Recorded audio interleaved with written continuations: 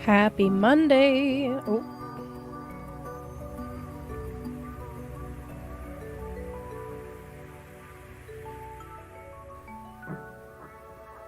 Side note, make sure your mic is plugged in. Okay. Hey, Gordy, how you doing?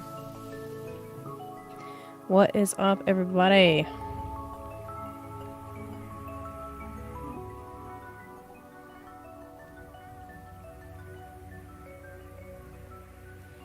Okay, happy Monday. Happy Moonday. Let's get going here. We be vibing. What's up? Hey, FRC. I saw Jess in the chat earlier, working in the rain. I feel like there's a song in there. Mess with my microphone 1 sec. Okay.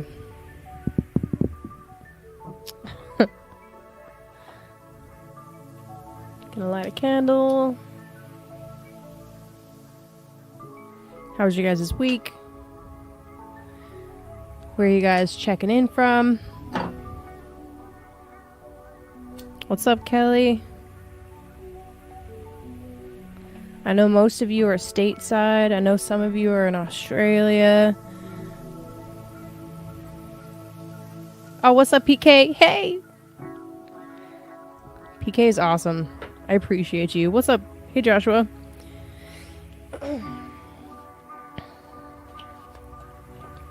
So I chose to start with the relaxing music because it has been quite an interesting, spicy couple of weeks.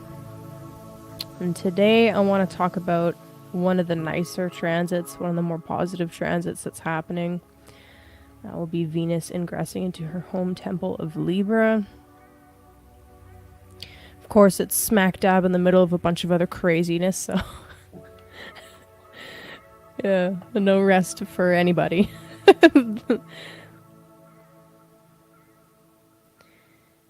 But figured we can at least start it on kind of a nice chill vibe. All right.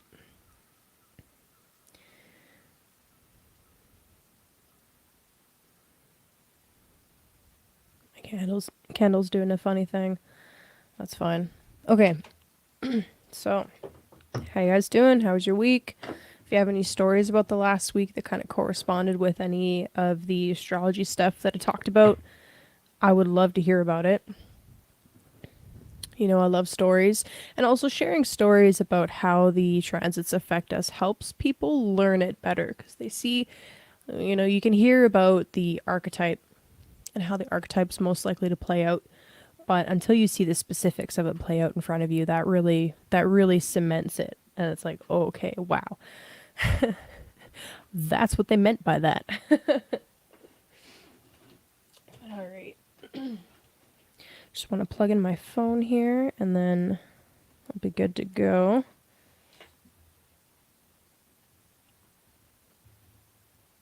Okay. Perfect. Alrighty, my friends.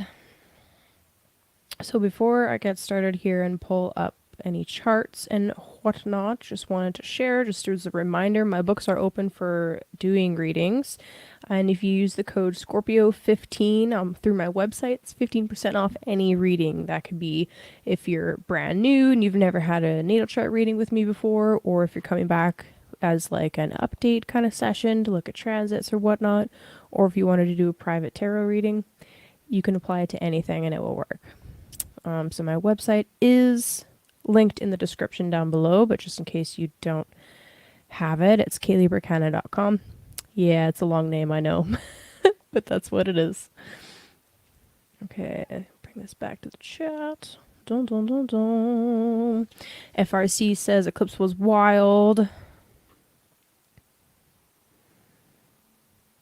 Oh, dang. That sounds actually pretty crazy.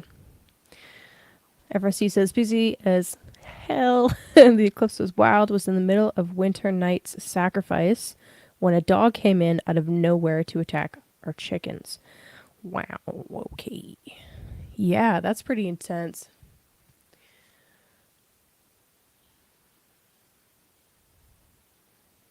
That's really interesting. That's there's some interesting symbolism with that. I believe I remember you telling us about this in one of the chats. It was like was it like a tourist's dog or a neighbor's dog or something like that? I mean, it doesn't really matter who the dog belonged to, just the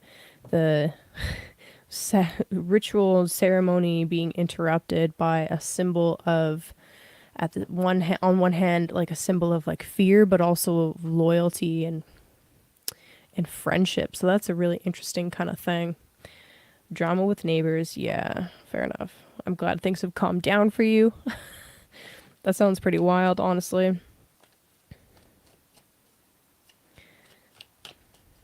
Neighbor's dog. Okay, yeah. Well, yeah. I mean, tourists would be kind of weird in the middle of winter. I mean, the beginning of winter, but still.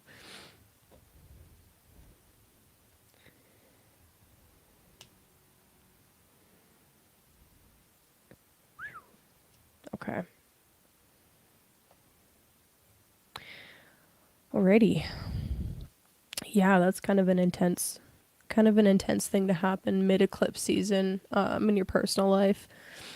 I don't really have any stories to share about anything in particular that happened here for me anyway, personally. And that's kind of the thing with transits is, unless it is aspecting something in your natal chart, you might not actually notice it play out in your personal life. And you could actually see it play out in somebody that's adjacent to you, like a neighbor, sister, mom, friend, partner, boss. Um, so and I mean, with that said, there's definitely no reason to freak out or have super high expectations about any one particular transit, because, things might not affect you, and then you could end up just causing a whole bunch of undue stress undue stress when it's just not necessary, and you could be focusing that energy somewhere else. So it's always a good lesson. PK, yes, I did move. So I'm hopeful that this is the right place for me to be. Where I was before in the city was good, and it definitely helped me make some excellent connections, and I strengthened some of my tarot reading skills, because I was able to find a place to do it in person, which was awesome. And I was able to connect with some people to help me get my website set up and a bunch of that stuff. But big city, not my vibe.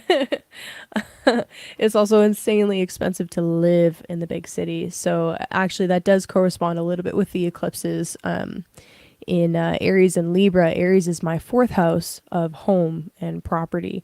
So the nodes moving into Aries and the eclipses beginning to happen on that axis are indicative of some major some major changes happening in regards to where I lay my head down, right? Where I call home. So anyway, made the move. So far, it's only been about a month, but so far this is a much more stable environment. So I'm really excited about that. And yeah, exactly. Keep on keeping on. Bad behaved dog indicates a lazy master 100%.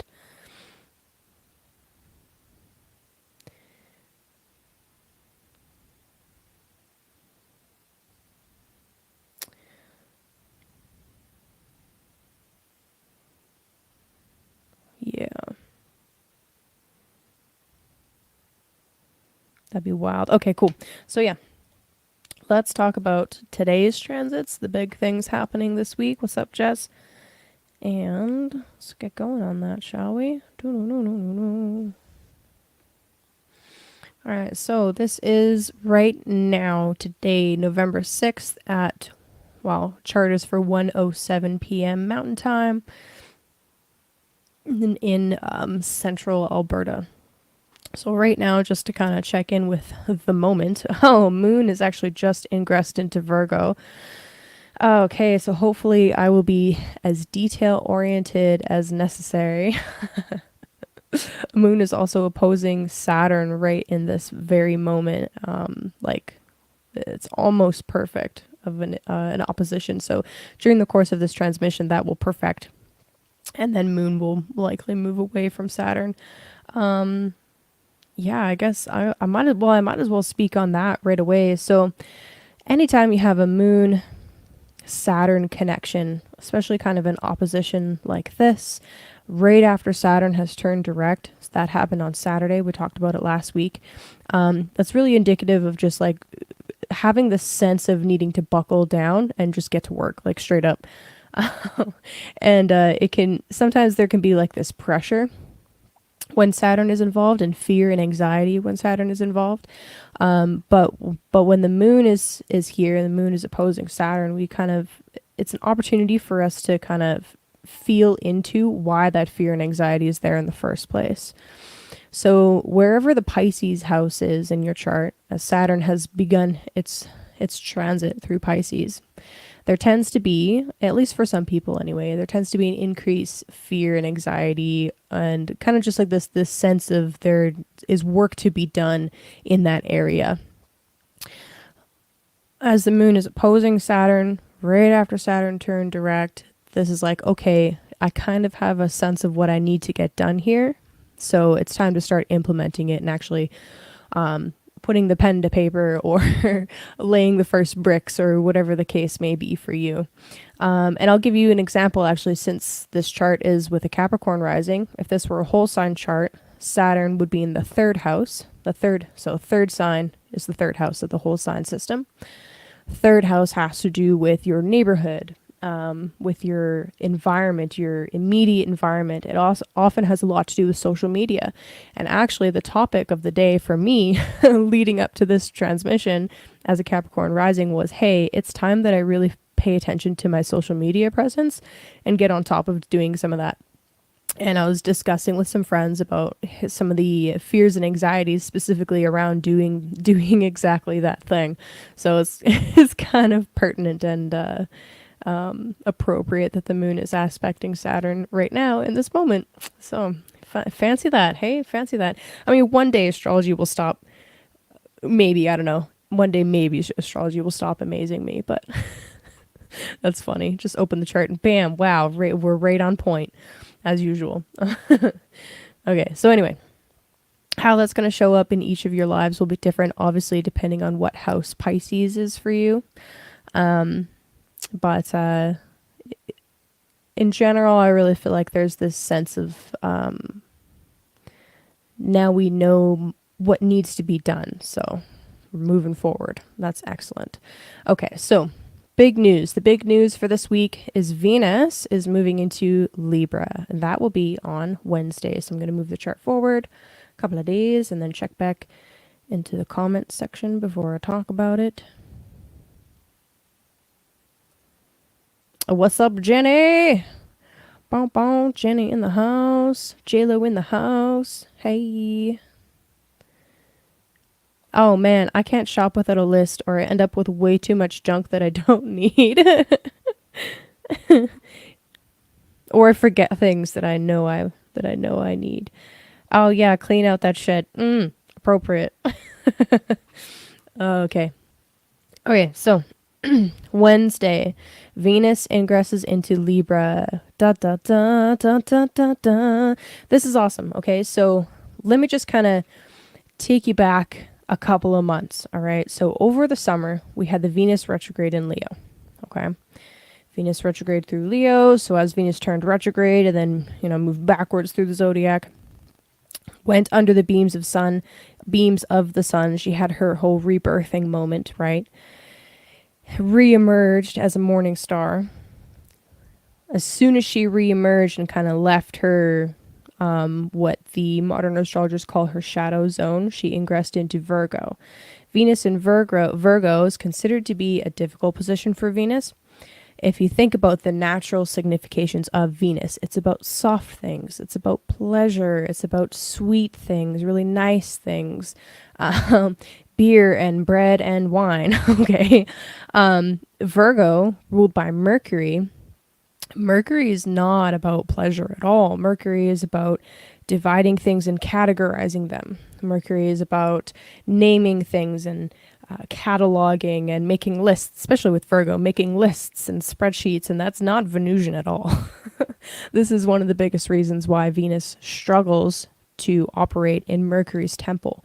She has to use Mercury's tools of this is the compass and the square, and she's like, I want to paint, man. So it's not like this is a quote unquote bad thing, Venus moving through Virgo, but it certainly has kind of put a hamper on us really feeling into the Venusian energy, okay? Now that Venus is moving into her own temple, into her home temple of Libra, this is the first moment since the retrograde ended and since she re-emerged as a morning star where Venus can really shine. And, well, I mean, she's literally shining quite brightly in the sky right now, obviously, but I mean archetypally, right, energetically. So as Venus moves into Libra, all of the Venus related topics of your life should come with more ease, okay?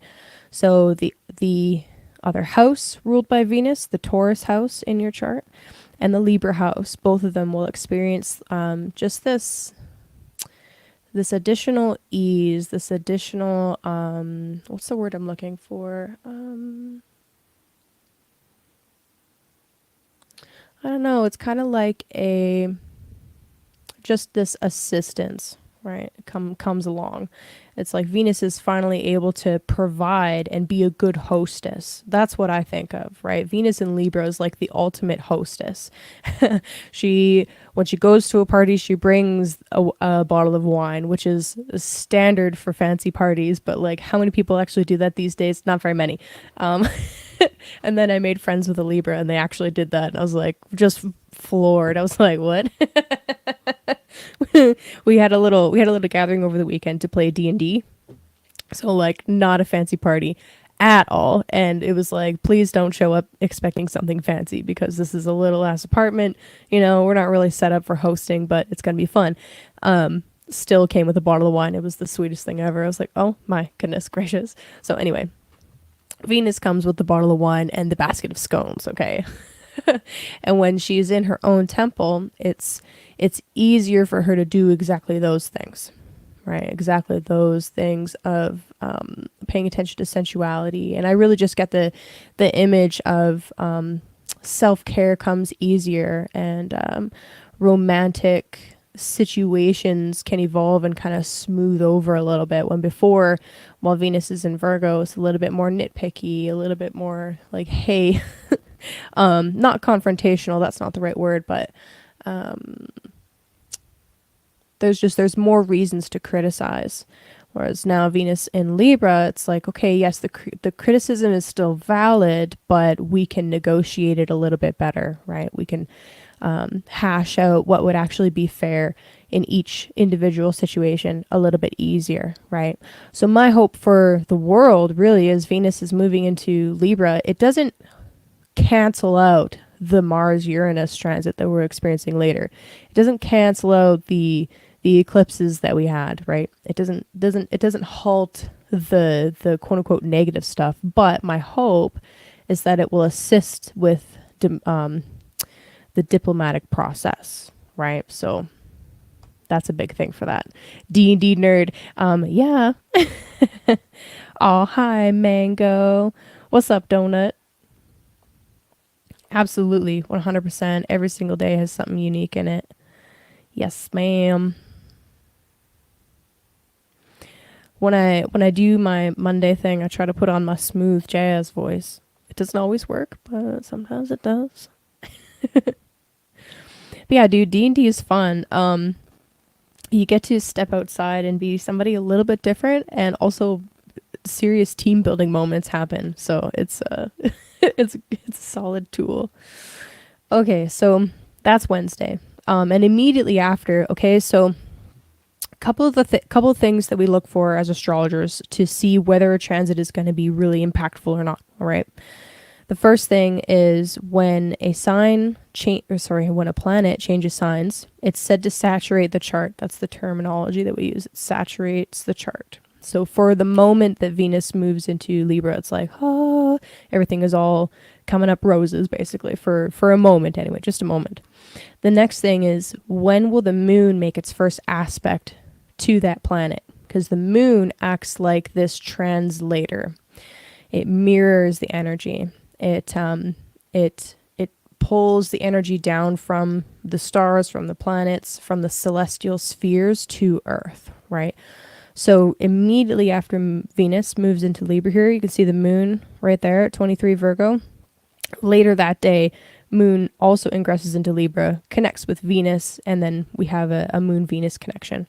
So not only are we having Venus move into Libra, immediately after that, moon is like confirming and helping cement that reality down on Earth that same day. So that's really beautiful. Oh, we saw it in Canada. Yeah, we did see a little bit of it in Canada. We just saw greens. Just saw some greens, but yeah, I'm curious about how far south people saw it. Okay. So smooth. Yep. All right. So that's really cool. Wednesday, nice day. Immediately after that, however, of course, there is always at least one good however. We will be preparing for Mars to oppose Uranus. Now, this is another loud transit. Okay. Anytime Mars and Uranus get together, whether it's a conjunction or an opposition, it can be kind of spicy and potentially dangerous. Like, I'm not going to lie to you guys, it is potentially a dangerous aspect. So hold on a moment. I just want to change my house system. This is annoying me a little bit.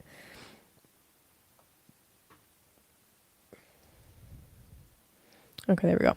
All right. So anyway, the Mars-Uranus transit. So I began this talk by saying, hey, not every transit is something that you experience in your personal life.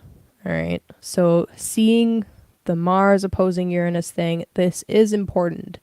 It is kind of a loud transit, but depending on where it falls in your own chart, you might not experience it directly. I'm going to tell you guys a little bit of a story.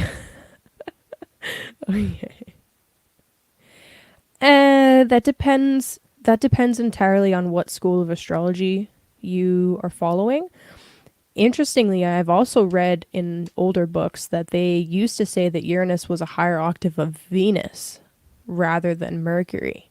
So it totally depends on who you're asking and where they learned. I don't like to think of Uranus as an octave of any of the inner planets. I like to think of it as its own unique being. But anyway.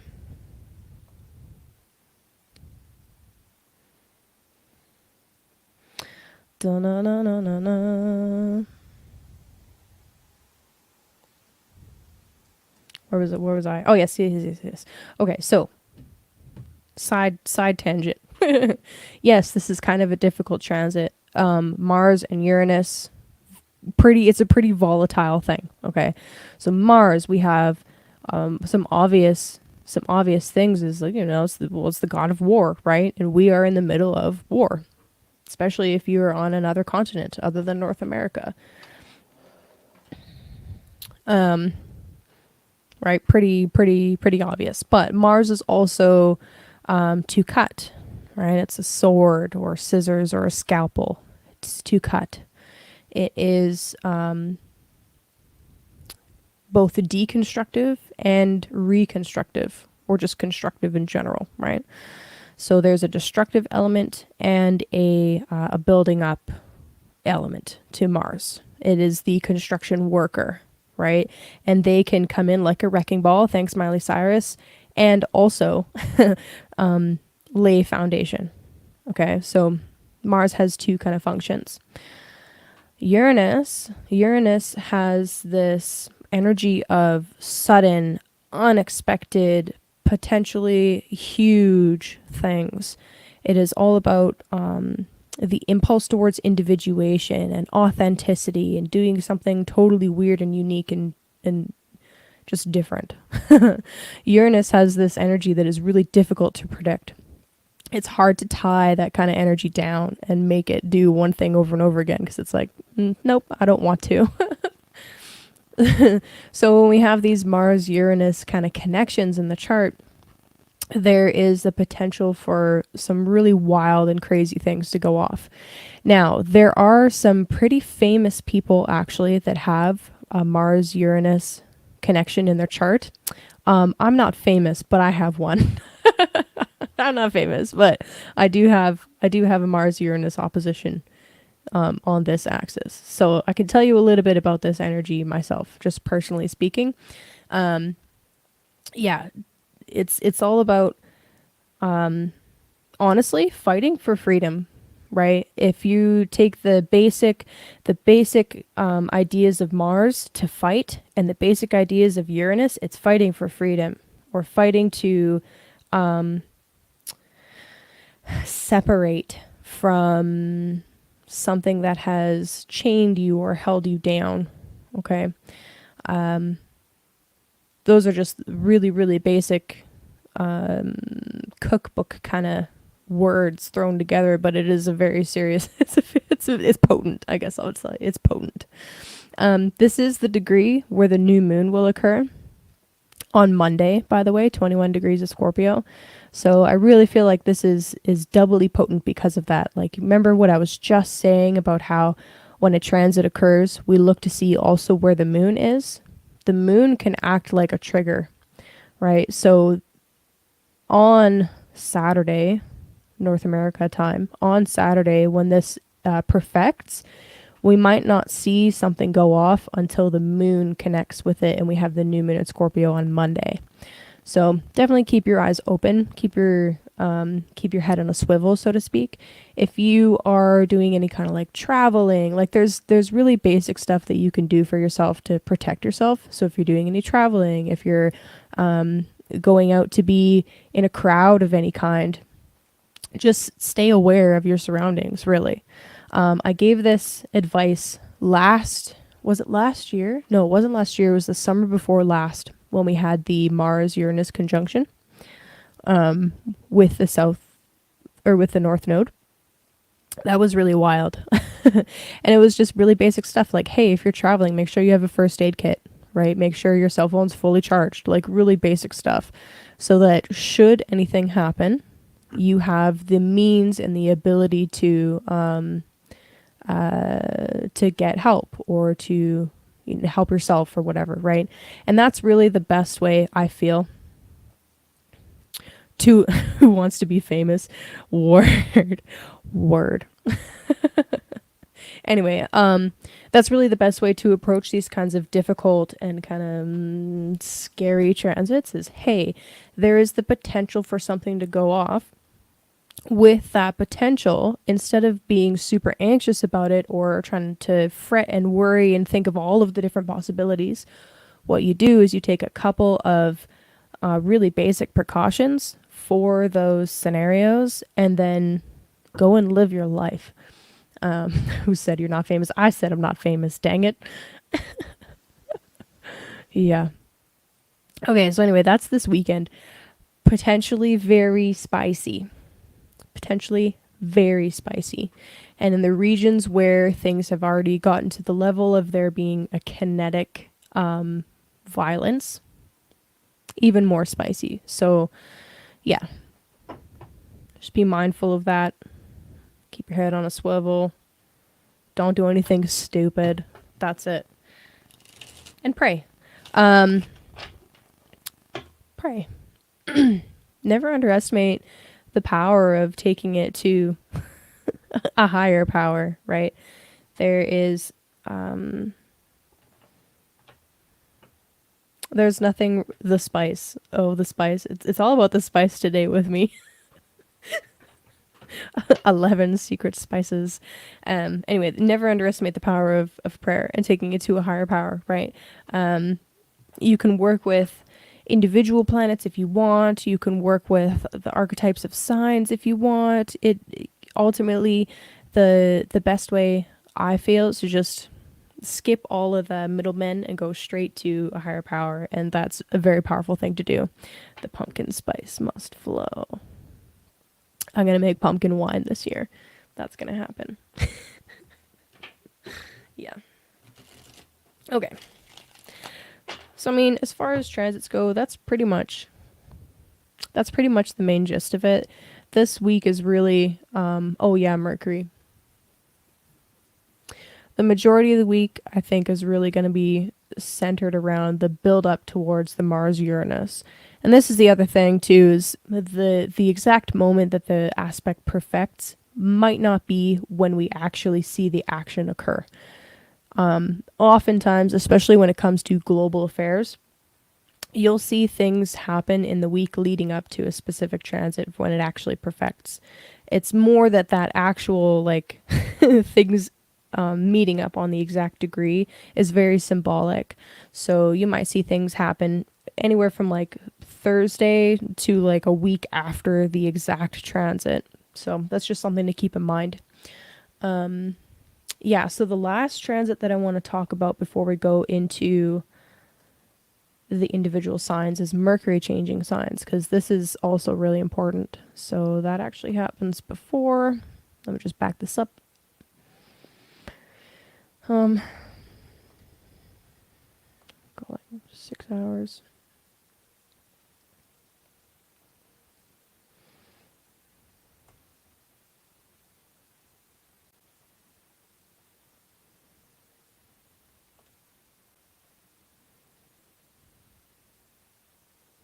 Ooh. It's like Thursday night.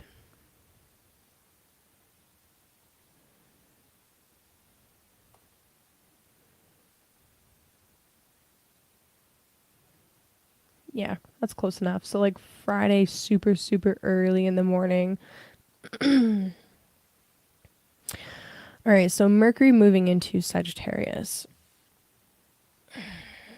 So this is okay. So first of all, as far as the tarot is concerned, this is the Eight of Wands, and quite literally, in a lot of decks, you'll see Mercury and Sagittarius on the Eight of Wands. That's quite literally this, because this first decan of Sag is actually ruled by Mercury. Other than this first 10 degrees here, Mercury struggles a little bit in Sagittarius, and the reason is this. So Sagittarius, ruled by Jupiter. Jupiter and Mercury are also kind of opposites. Jupiter is about the grand, big picture. It is about bringing it all together and synthesizing everything. It's about all of the things that we believe, but and the spirit of the law, but not necessarily the letter of the law. Mercury is about the details, the minute, the specific lettering of the law. Like, okay, that's the spirit, but like, how do we actually apply it? It is about getting into the nitty gritty and arguing the logic of something, not necessarily. And it's not that those two can't work together. They actually have to work together, but they are a little bit opposed in how they go about looking at information, Jupiter and Mercury. Okay. So Mercury moving into Jupiter sign, it's the same thing in Pisces. It just has a different flavor. Mercury in Sagittarius is very much about like what is the grand tale, and I'm going to tell you this whole grand tale, but there might not be a whole lot of consistency in that tale.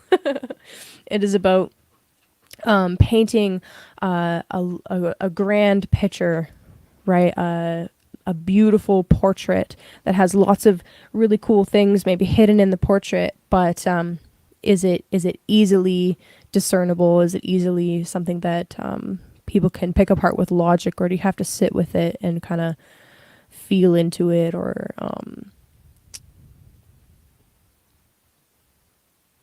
just kind of absorb the symbolism of it? Right? It's a little bit. It's not that it's impossible for us to understand things or communicate while Mercury's in Sagittarius, but it's very easy to get carried away with fanciful things, especially. So immediately upon entering Sagittarius, Mercury will make an exact square to Saturn in Pisces. So not only is Mercury doesn't really do so well in Sagittarius, there's this square right away to a pretty much stationary Saturn. Fun times. Hey, fun. The challenge with this, so I'll go over both, right? Because I like to look at it multiple different ways. The challenge with this is we might have some really serious miscommunication issues, especially if we're not paying so close attention to the details. So there could be some pretty serious miscommunication, or there's something that happens that kind of like halts communication, or there's a hurdle that you have to get over in order to convey a particular point, or speak about some issue that's coming up. Now here's the thing, both of these signs, since they're Jupiter ruled signs, both of them do have quite a bit to do with religion and our beliefs. Okay. A square like this with a Mercury that's debilitated, I am going to be so bold as to say that even though, yes, Venus is in Libra and there's the hope for better diplomacy, when it comes to settling differences or coming to any kind of agreement, when there's a very serious difference in values or difference in belief structures, I don't think that's going to happen. Saturn is the planet of oppositions. It's the planet of duality and polarity and being contrary. Being contrary. I don't think that grammar works, but that's fine. Doesn't matter. With Mercury squaring off with Saturn like this, I think that this is more likely to highlight differences than help people come together. Okay. I think that as a whole, it'll be very easy for us to kind of just fall into, no, I'm not right, and I don't need to listen to any of the details or your perspective or any of the facts of the matter, because I feel like this is correct, and it's the energy of digging your heels in. That's that. So it's like, yeah, we have like one day of like this really nice Venus energy, and then immediately like, good luck. Now that doesn't mean that we can't communicate, right? It doesn't mean that we can't convey our point. And I really feel like if you find yourself in discussions or even arguments and debates with people this week, especially leading into the weekend, a way that you can go about this is don't try to force feed them facts and details, but kind of appeal to people's value system and appeal to people's sense of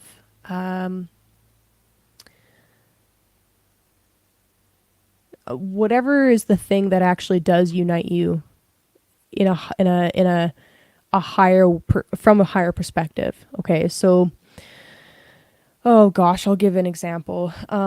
Okay, flat earthers and globe people. This is perfect. Oh gosh, this debate came up just in the last week. Okay, so two extremely different ways of looking at the world, right? Very, very different. Very large divide.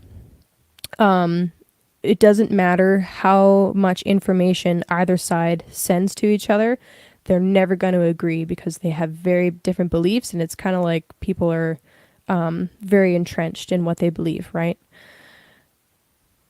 Instead of trying to prove who's wrong this week, especially with this aspect, try to find the commonality, right? The commonality between these groups, especially in particular communities like the truther community, is ultimately we want to know the truth, but ultimately we want to, I don't know, what would be a really good uniting thing?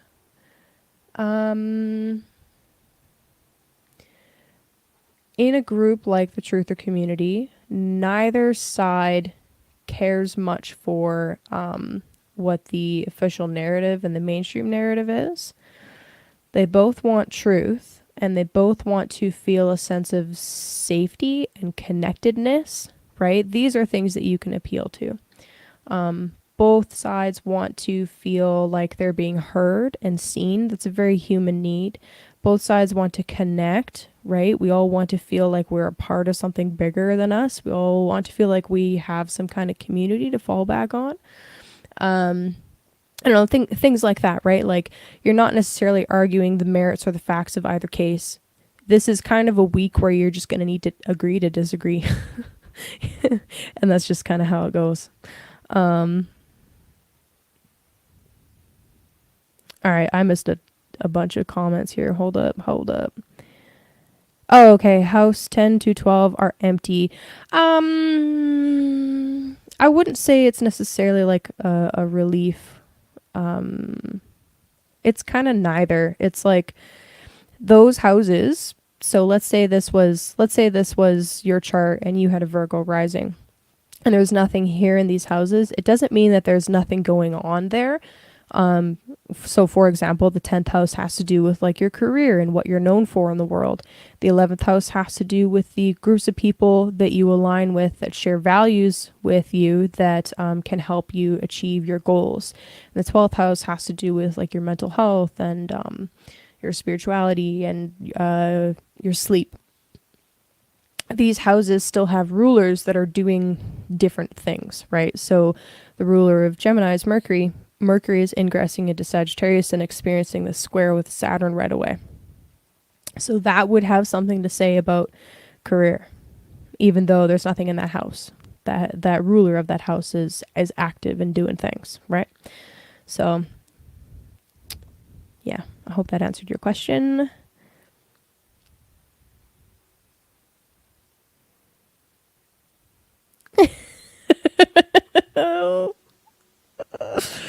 Oh gosh, PK, we're not here to debate that right now. What's up, Katsu? Okay.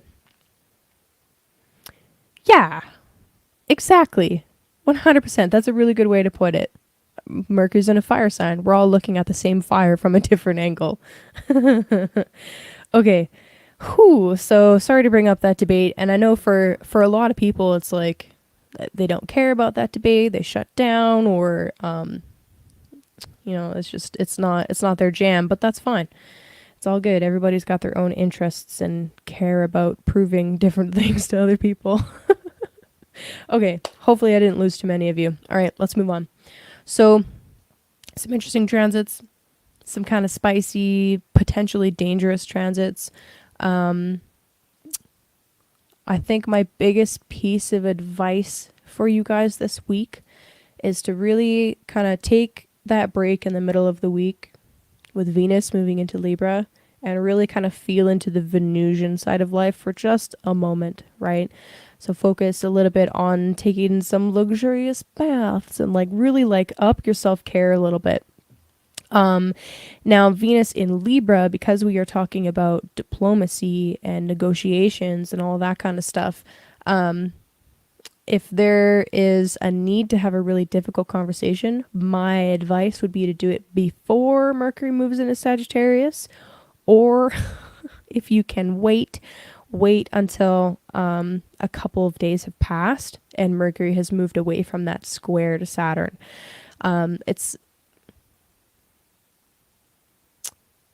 I don't know, but at the same time, like, if you can wait, that'd be great. If you need to do it this week and that square is active, it's not like it can't happen.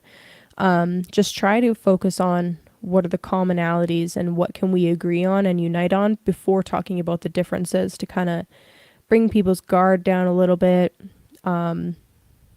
This is like how you do successful negotiation and how you give proper like constructive criticisms. Like, hey, you're doing this great, you're doing this great, we agree about this, and this can be improved. It's not a but, it's and. This can be improved. I think going at it from that kind of an approach will be really helpful. Yeah, that'll be helpful. Let's just leave it at that. Good. Okay. Yeah, anytime. I'm happy to answer questions live, especially about that kind of stuff. Like, hey, my first house is empty. What does that mean? Your first house is still a thing though because you were alive. So let's talk about it. Okay. All right. What else can we talk about? I think that is it for like the main kind of astrology of the week. Next week we have the new moon at Scorpio conjunct Mars on that same degree where the Mars Uranus opposition occurred. So that's going to be interesting. We also have the on the 17th we have the Mars Sun Cazimi. That'll be interesting. We'll definitely talk about that. Yeah, there's a lot of like Mars Scorpio things happening next week, so that's just kind of the theme. But for now, that's kind of like that's the main stuff. Okay, so I'm going to open it up. We're going to start talking about the individual signs, and I think what I would like to talk about is the Venus ingress into Libra and kind of focus on like the more positive transit of the week. But just keep in mind, like, I'm not trying to sugarcoat or whitewash anything. This is not going to be the easiest of weeks. Better clean my rifles. Word. They should be clean anyway. FRC, come on, you know better. But they shoot better when they're dirty. No, get out. Just like, oh gosh, that's so funny. Whew. Yep. Yeah, I'm going to focus on Venus, but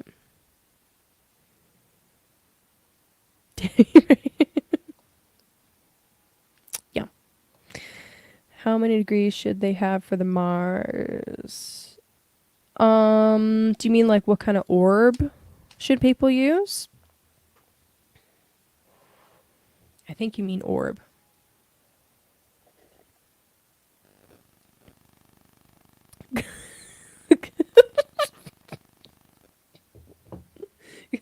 Clean your rifles. There's gonna be UFOs. And make some pastries like that.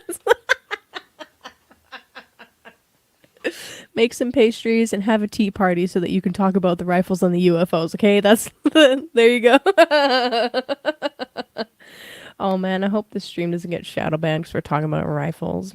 Man, yeah, 3 orb is in accordance. 3 degrees is what they used traditionally.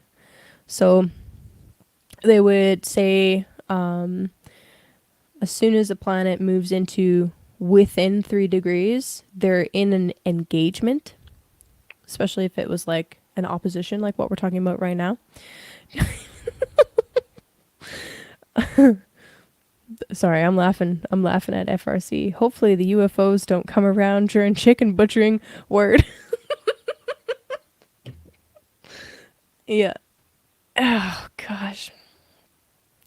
What a crazy stream. Oh man. I'm gonna laugh so hard. If there's UFO stuff in your state next week or this week, that'd be really funny. Please tag me. I need to know. But anyway, oh gosh, what was I saying? Fuck.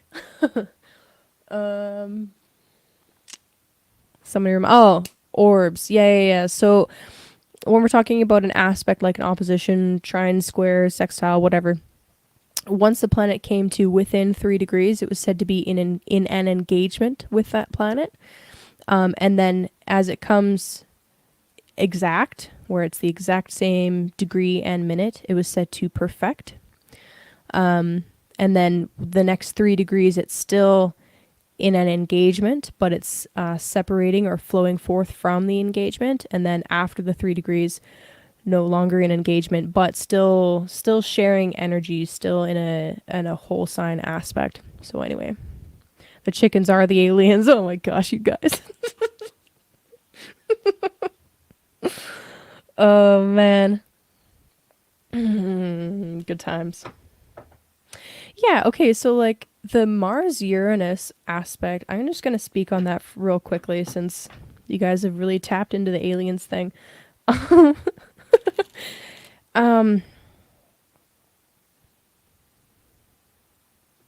I feel like Mars Uranus shows up when, especially in the charts of people that are likely to fight for what they think is right. And I kind of get the vibe of like esoteric surgery. And I wish that that was actually true for all of the people that have that kind of aspect in their chart, where it's like they're doing surgery Mars, but on another level, right? Good times.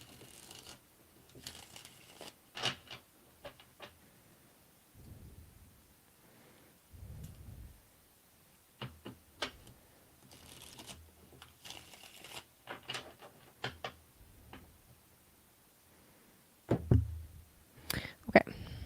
So let's change this to... Okay, so you guys know the deal. I am a tropical astrologer training in the Hellenistic style at the moment, so I focus more on the traditional way of doing things, but I still talk about the outer planets, obviously.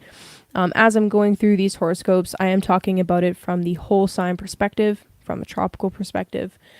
It will be most accurate for the astrology part anyway if you listen to your rising sign. But of course, if you don't have a time of birth, you don't know what your rising sign is, listening from for your sun or your moon is fine too. I like to go backwards just because I have Uranus in my first house. I have to do it differently. I go backwards to start in Pisces and go towards Aries. If you want me to pull a couple of cards for you, the information is down below. I am Canadian, so I can't do Cash App or Venmo, but we do have PayPal, and you can always do a super chat too. I'm pretty sure that that is enabled. It should be. Yeah, either of those two options work. And I think that's all for the preamble. I'm just gonna like stand up real quick and stretch my legs first. Wow, don't forget to hit the thumbs up. Subscribe if you have not subscribed. And take a little movement break with me. No Cash App or Venmo in Canada. Nope. We're not allowed to have it, I guess. I don't know. I could do crypto, though. Ooh.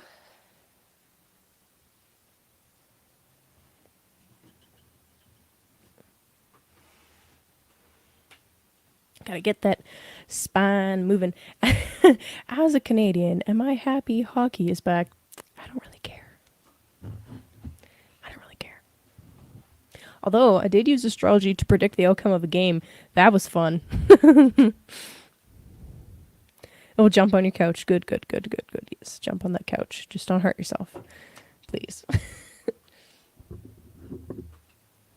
Yeah, I know it's scandalous as a Canadian. You don't like hockey? What kind of a Canadian are you? Yeah, I really just don't really care. Exactly, Gordy. You tell them hockey will never really be back. Don't get me started. I have a really difficult time supporting the bread and circus aspect of hockey and any professional sport. I have a really difficult time with that. However, every now and then I can be convinced to have fun. It does happen. It's rare, but it does happen. And if I'm ever like offered tickets to go down to the rink in person for a game for free, I would do that.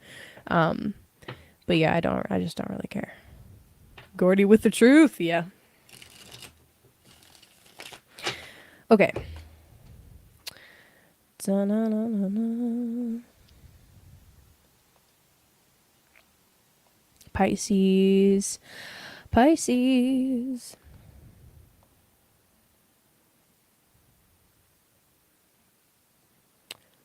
Sweet. I'm testing out this new thing that they added to StreamYard where I can make little markers for myself. Okay, cool. So Pisces, let's talk about this Venus transit, okay? So Venus is moving into your 8th house. Let's actually, I don't need to move back. Venus is moving into your 8th house. I don't know. I kind of feel like this is quite nice. I mean, the Venus transit through your seventh house, but definitely wasn't a bad thing, right? Venus moving through the seventh can definitely be helpful anytime you're trying to smooth things over with any kind of a partnership. I mean, really, the seventh house is more than just marriage, and I know we've talked about this quite a bit, but this is important because it leads into the eighth. Okay, seventh house is more than just marriage. It's really about all of our social engagements. It is, speaking of like going to hockey games and stuff, it is the house that we look to when we're doing something that is social in nature and pleasurable. Fifth house is much more private. Okay, it's under the horizon. It's much more private. This is the house of pleasure and all that stuff, and artistry and children. But when you're doing it with other people in a social setting, that is the seventh house, right? That's, you're done work for the day. You've taken your boots off, so to speak, and you're doing something with other people that is for fun.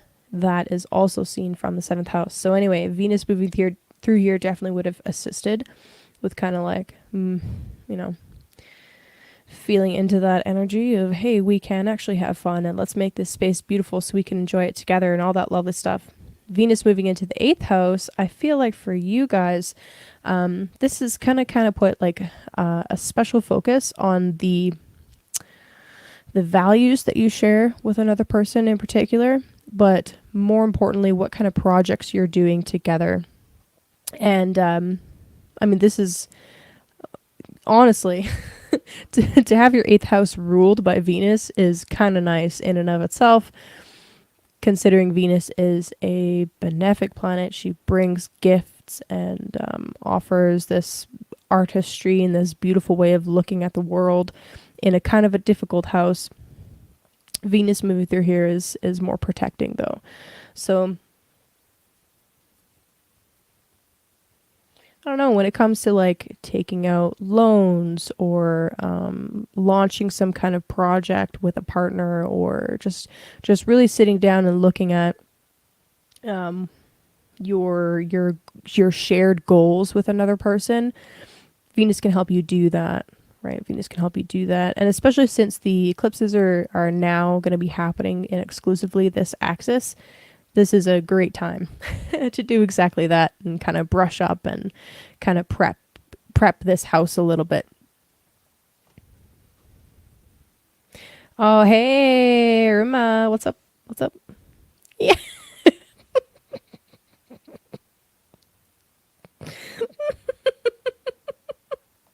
Yep. That about sums it up.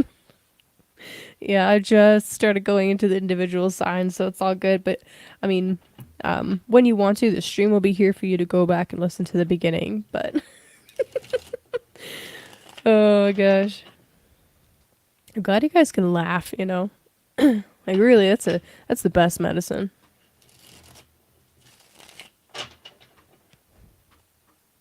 That is the episode summary. Well, the chickens are getting abducted and hockey sucks. There we go. That's it. And don't forget to keep things clean. Woo. So funny. I'm going to get, let's see. Ansion. I'm going to get Ansion to write my, my video descriptions from now on.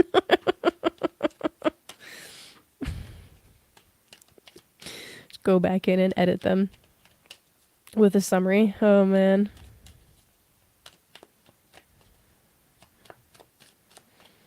All right, Pisces. So shared values, shared resources, that's kind of the theme of Venus in Libra is how can we make this nicer for everybody involved? And also if you're looking to get like any kind of loan or any kind of credit, anything like that, Venus should help. I mean, obviously that's going to be dependent on your own like credit score and all that stuff, but Venus can assist with that.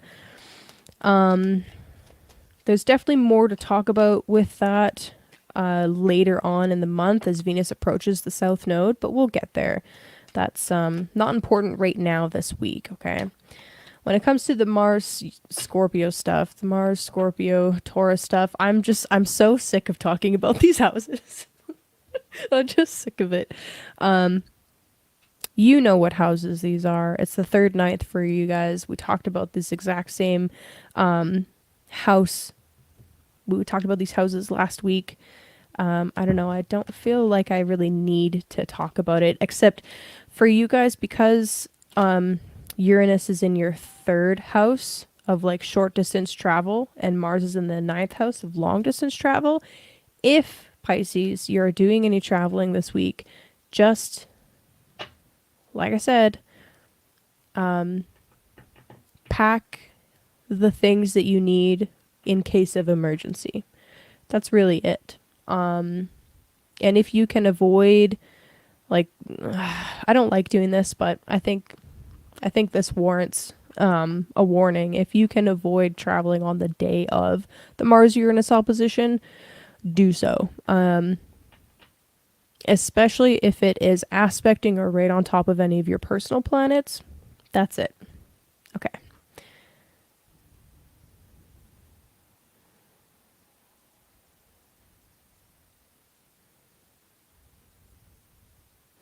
Hey, I like that. Yeah, yeah, yeah. That's awesome.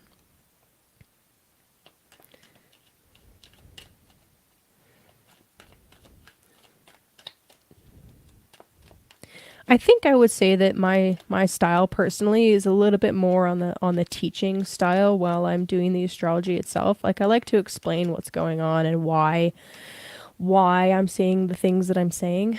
And Gordy, good question. So it the aspect perfects on Saturday. So Saturday for North America. But like Friday, Saturday, Sunday, if you could just not travel this weekend, it would be best. If you're Pisces rising, specifically Pisces and Virgo especially. I only say that because that aspect is happening in the travel houses. So, okay. So anyway, Pisces. Sometimes I think that starting with Pisces is a mistake because we kind of go fucking way off way off track every time. But I'm too stubborn to change it now.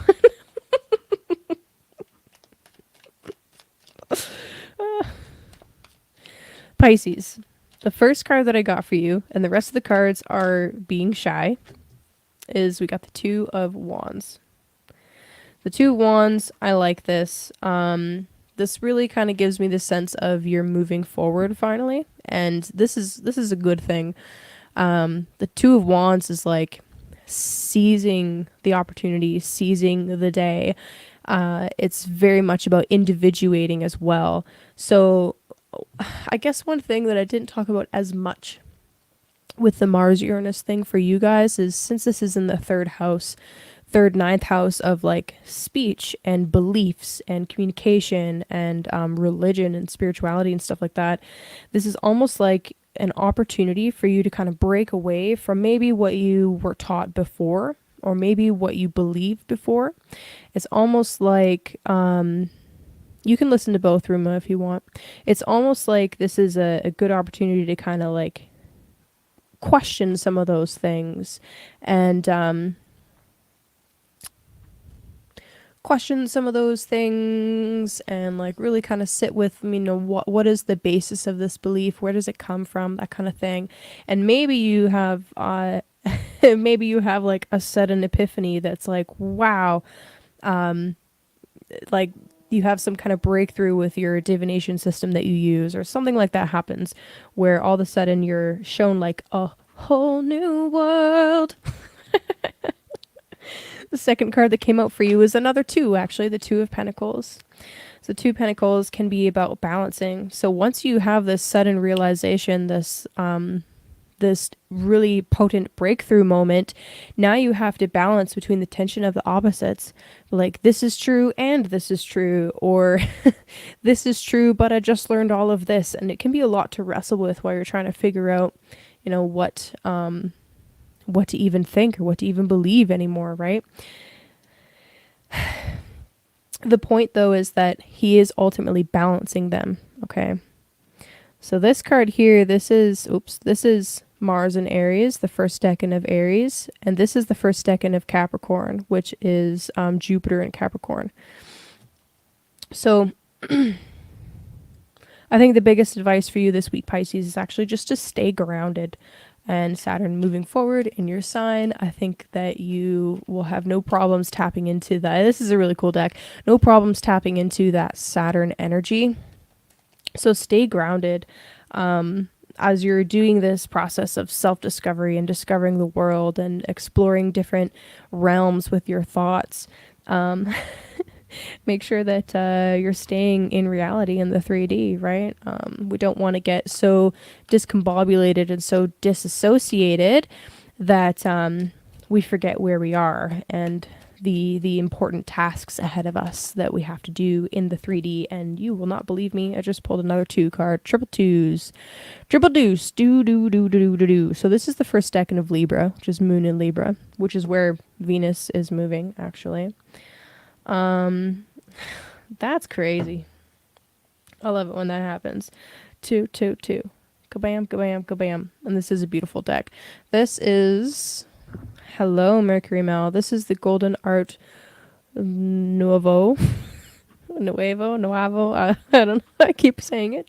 Keep saying it's Spanish. Anyway, by Julia F. Mazzaglia. I really hope I didn't butcher her name, but yeah. There's the name of the artist there. Julia. Anyway, beautiful deck. Easily one of my favorites for streaming with. Okay, so anyway, Pisces. 222. You might quite literally see the number 2 a lot this week. 2 is a feminine number. It's a feminine archetype.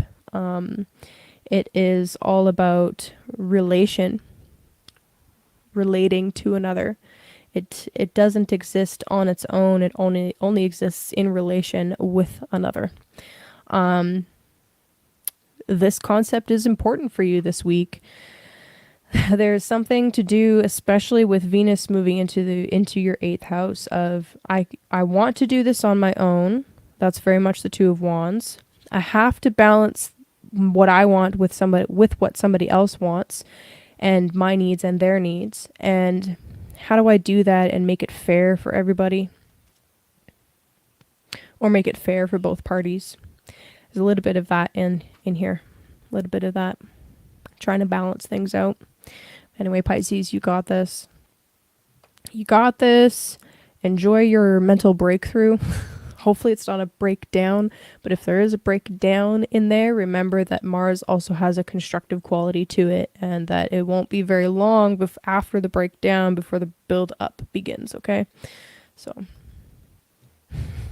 always with the balancing. Oh, yep. Okay, Aqua. Get that balance right.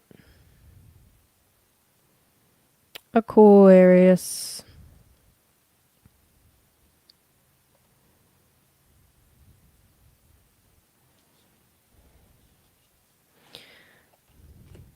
Aqua. All right, so for you guys, Venus is moving into the 9th house. Da-na-na-na-na. So Venus in her home temple in the house of God. So in Hellenistic astrology, they call the 9th house the house of God. It's the joy of the sun. It's an interesting house. But anyway, so what one of my teachers, Gemini Brett, said about the 9th house is that it's the temple or the university that you study in. So Venus in her home temple, this is the temple that Aquarius studies in, is the temple of not necessarily equality, but balance, social graces, justice and injustice, and understanding that both are actually necessary. So Venus moving into the 9th house for you guys. If there is any kind of like publications that you want to get out, if you're doing any courses, if you're doing anything to teach other people, Venus in the 9th house is a great time to do it. A great time to kind of put that work out. Because Venus is going to help you, right? This also could be symbolic of quite literally just meeting a teacher or, you know, having a new teacher or somebody that you really respect, maybe spiritually or in an academic sense, come across your path, right? Come across your path, they say, what's up? They teach you a thing or two. And it's knowledge that you can use to help others, right? There's, I don't know, I think that's a really nice kind of transit for you guys, especially if it kind of helps you develop some of your own internal belief structures, right? The Mars-Uranus opposition, this is happening for Aquarius rising. This is in angular houses, right? So the 4th and 10th axis.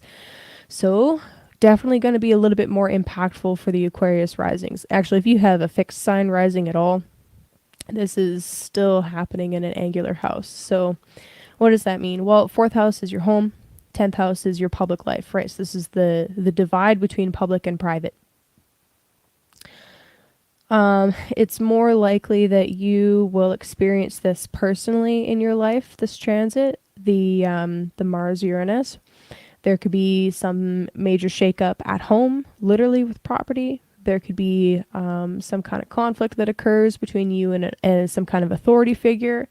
So definitely some things to kind of keep an eye open for. Now, again, just want to remind you, should anything crazy go down, Mars has a destructive and a reconstructive property to it, and Jupiter is here to help you out. So if something needs to come down because it's essentially rotten, right? You know, the termites have eaten away the base, or the sandstone is deteriorated to the point that it needs to be replaced or whatever, then it needs to come down, right? There's no sense in trying to, what's that phrase, put lipstick on a pig or something like that.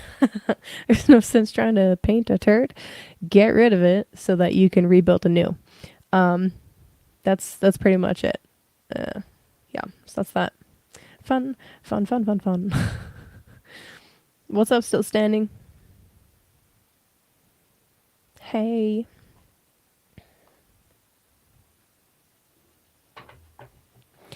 But maybe as the kind of chaos is going on around you, Aquarius, perhaps there is somebody that you can seek guidance from, right? That's Venus in the 9th house for you. It's like, okay, things are going a little crazy. You might even experience a pretty intense tower moment. I wouldn't be surprised if I pulled that card for you guys. But it's like there is somebody there that is on your team, so to speak. Somebody there that's on your team that's willing to assist you, that's willing to help you out.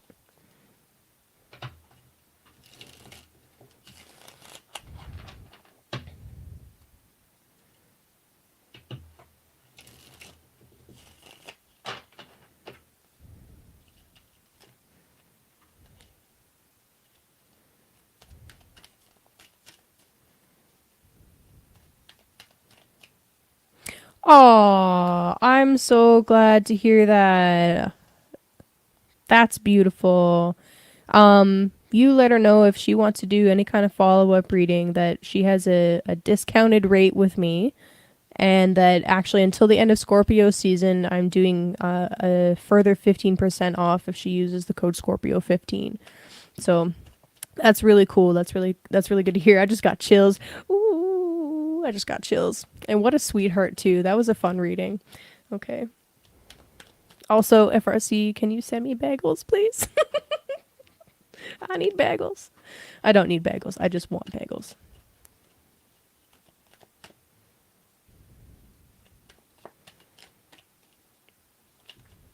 Dude, how does it always devolve into food in the chat? Like every week. I don't get it. Every week without fail. Oh my gosh, that's so funny. Okay, seriously though, Aquarius. No, you need these. Okay, fair enough. Well, I don't know if they'll stay good shipping to Canada, but I just need to come visit you guys.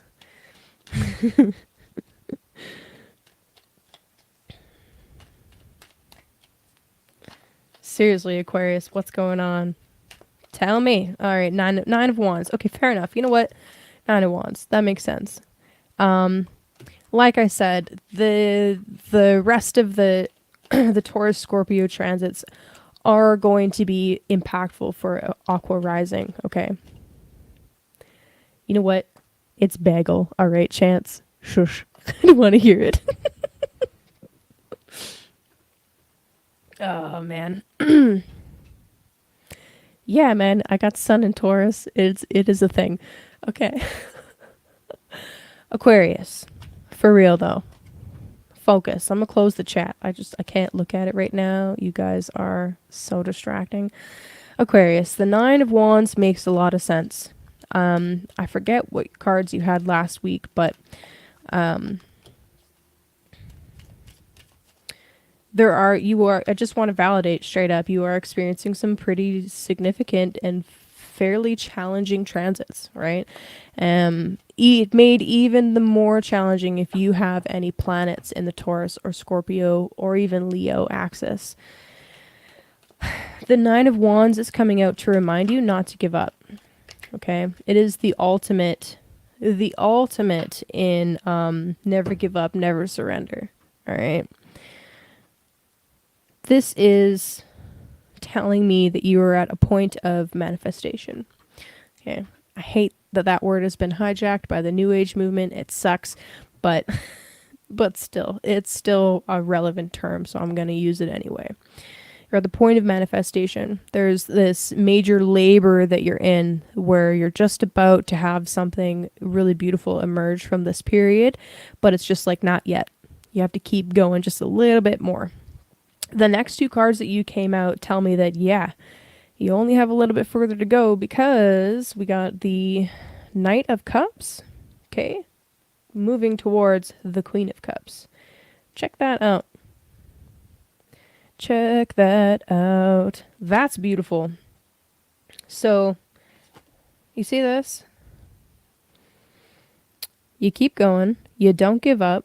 And then once you've kind of like mastered this, you've made it through the difficult situation, you hop on the horse, bam, and you go find the love of your life. All the way around, there we go. For real though, on a more serious note, the Knight of Cups is about seeking pleasure. I really do encourage you to take a little time out moment this week. As Venus is moving into Libra, really kind of feel into that Venusian energy. Maybe eat some bagels. Maybe, I don't know, whatever floats your boat. Do whatever. But it's pertinent to the chat right now. So, maybe you roast some chicken and make some bagels or whatever. I don't know.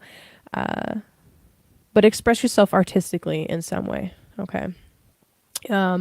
Perhaps this could actually be you taking an offer. So this is kind of interesting symbolism, all right? This could be you taking an offer to a wise lady. All right, the wise lady would be Venus in Libra. So you're taking an offering to a wise lady to receive some kind of wisdom or advice. And she has definitely some really serious wisdom to share with you, right? She knows something. You see that face? She knows something. She knows something, and she's going to protect whatever it is that she's got to offer. She's not just giving it out willy-nilly. Maybe this is something that you need to learn, Aquarius. But I don't know, regardless, there's this energy of ease that kind of comes in partway through the week. And for me, I really feel like that is just you consciously taking a moment out from the chaos to just sit back and relax for just a second. Just a second, right? There's still more work to be done. We're not finished with this whole chaos on in your 4th and 10th axis. There's still more work to be done. But I want you to take a couple moments, especially on Wednesday when that moon connects with Venus, and to just enjoy the physical reality for like 2 friggin' seconds. Maybe a practice of gratitude would be very helpful for you right now in this time. What are you grateful for? And who do you have around you that is a positive support for you, right?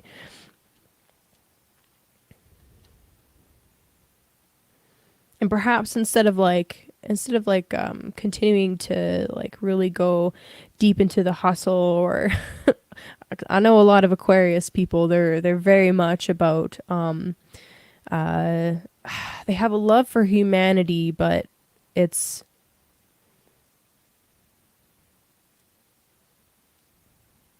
I don't want to say anything like that. Hold on. I want to rephrase what I was about to say.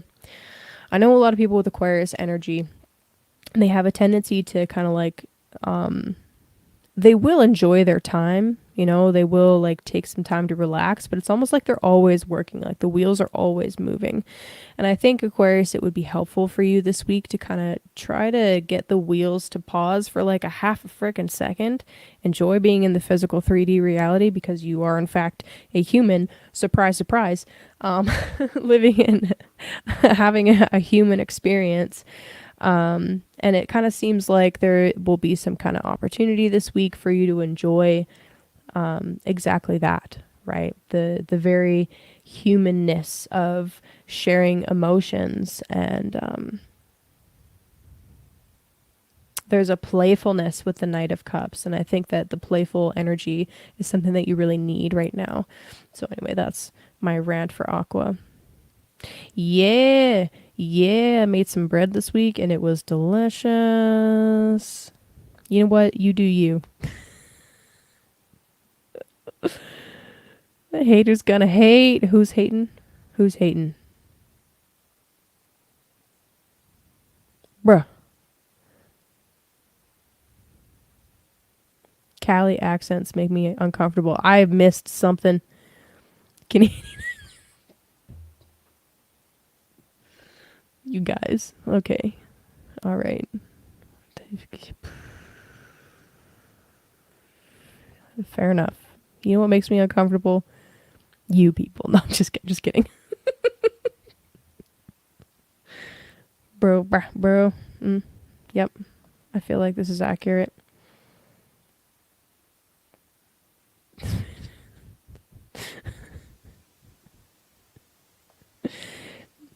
Yeah, Akko could definitely handle taking that advice every now and again.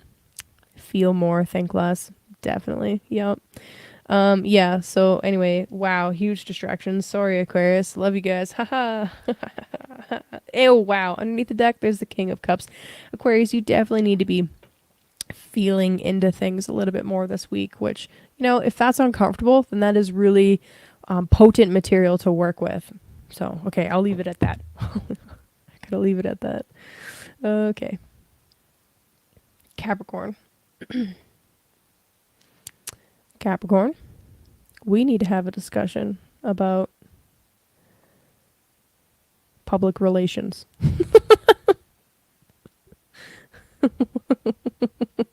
Yeah, we need to have a discussion about public relations. Okay. So,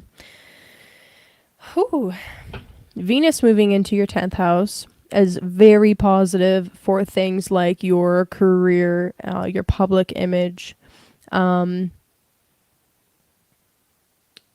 responsibilities that you want to take on in the public sphere, especially.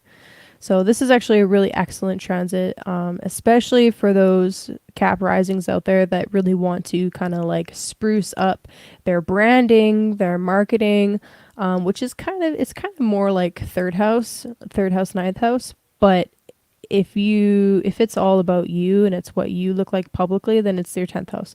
So anyway, kind of want to spruce up branding, or like really get on top of kind of refining your public image.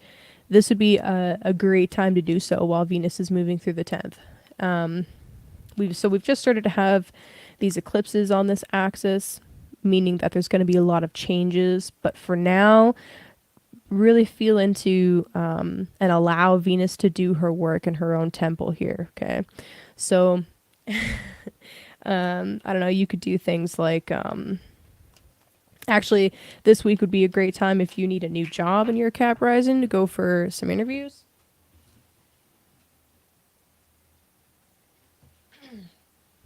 Or if you're in a position like myself where you've got your own kind of company going, your own kind of business going, that maybe now would be a really good time to really market and brand yourself. And of course, as I was shuffling, the Ace of Pentacles came out, so 100% do that.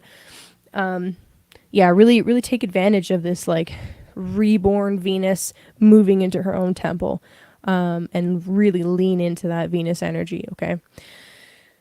Now the Uranus Mars opposition that we're kind of leading up to, you already know what's happening with these houses.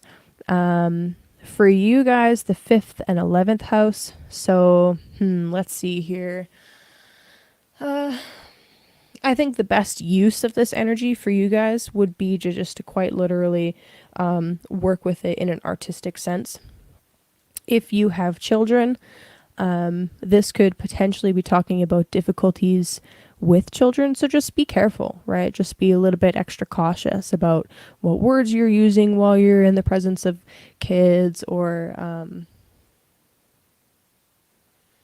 just give them a little bit of extra love and just be a little bit extra sensitive to how little nervous systems, Uranus, receive different energy from people, right? From yourself or from friends or family or whatever. That's kind of like the biggest warning I would say with that. The other thing here is just, I think that's pretty much it. Is Cap gonna have an intervention?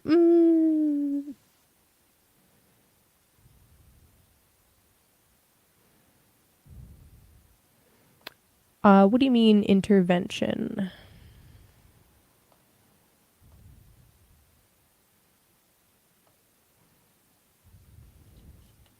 Cap is gonna go make that money. That's what Cap's gonna do.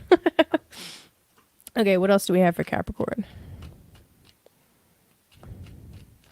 So yeah, I don't know. Use that kind of breakthrough type Mars Uranus energy for some artistic endeavors this week, and especially if you use it towards the other Venus house,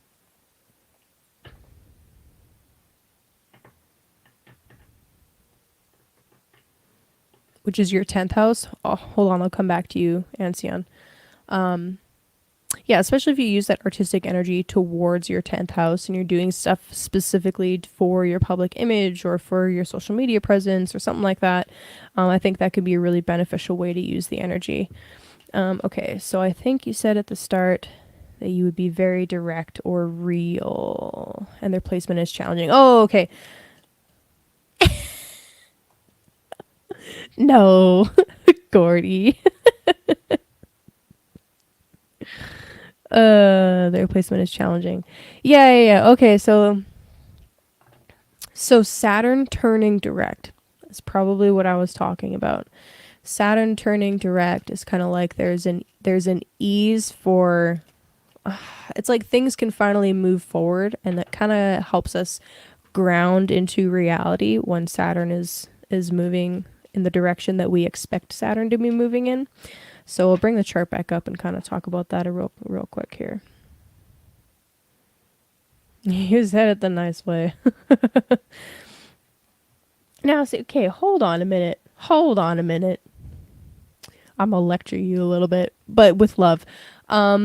It's not that it's all about the money. It is important. It's about taking care of the 3D physical reality. It's about grounding down into your physical body. There's this idea, especially in New Age circles or in different spirituality talks or different kind of schools of thought that have been influenced by the New Age movement, that there is this need to escape the body or to escape Earth, which I think is really insidious because it actually keeps you trapped in the end, that thought process.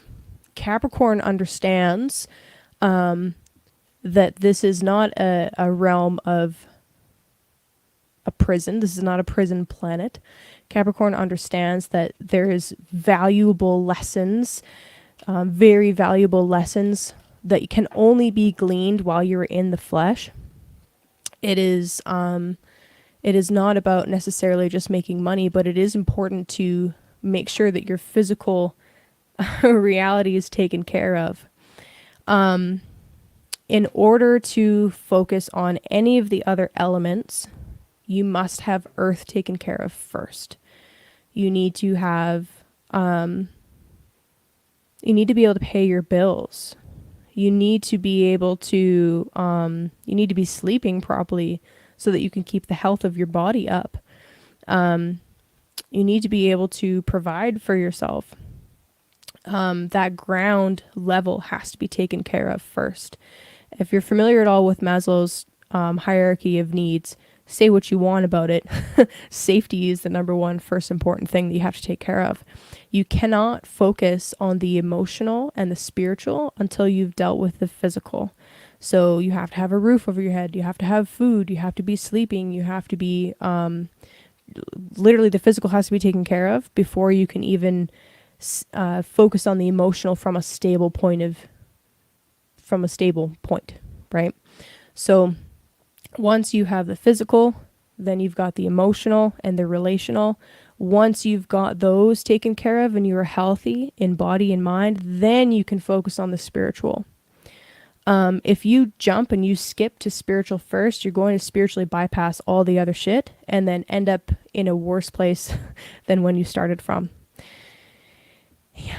Can't just be air or water. You got to be ground. The water needs a vessel. The water needs a vessel, right? Okay. Yes, 100%. The way to heal trauma is not to disassociate, which is what those practices of forsaking the body and ascending to the 5D are actually about. They're about ignoring the body and disassociating. It's an incredibly unhealthy way to be, and it actually leads you to react from a place of just not being grounded. When you're not grounded and you're not in your body, you're reactive and you're reacting out of trauma rather than responding to situations. So it's not just about chasing the money. It is about understanding the importance of taking care of the body and taking care of the 3D, and how taking care of the 3D and making money is not unspiritual. There's a popular Zen koan that is one of my favorites, and it reminds us to be humble because it says, before enlightenment, chop wood, carry water. After enlightenment, chop wood, carry motherfucking water. That word isn't in there. That's my emphasis. But yeah, that's my Capricorn rant for the day. Thank you for coming to my TED Talk. I'm going to pull more cards now. But that's pretty much it. So I very strongly reject any practices or any kind of religions or ideals that tell me to escape the body or that my body is sinful or wrong or shameful in any way, because this teaches you that you are bad and you are shameful and you need an external savior in order to be good or be okay or make it into heaven or something like that. It's really wrong. Anyway, that's how I feel about that. Yeah.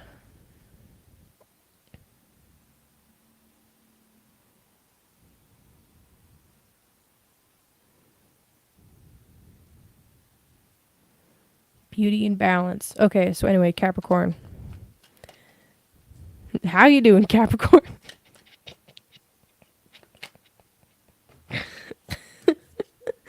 Feels a little heavy, doesn't it? Huh, very fair enough. Fair enough.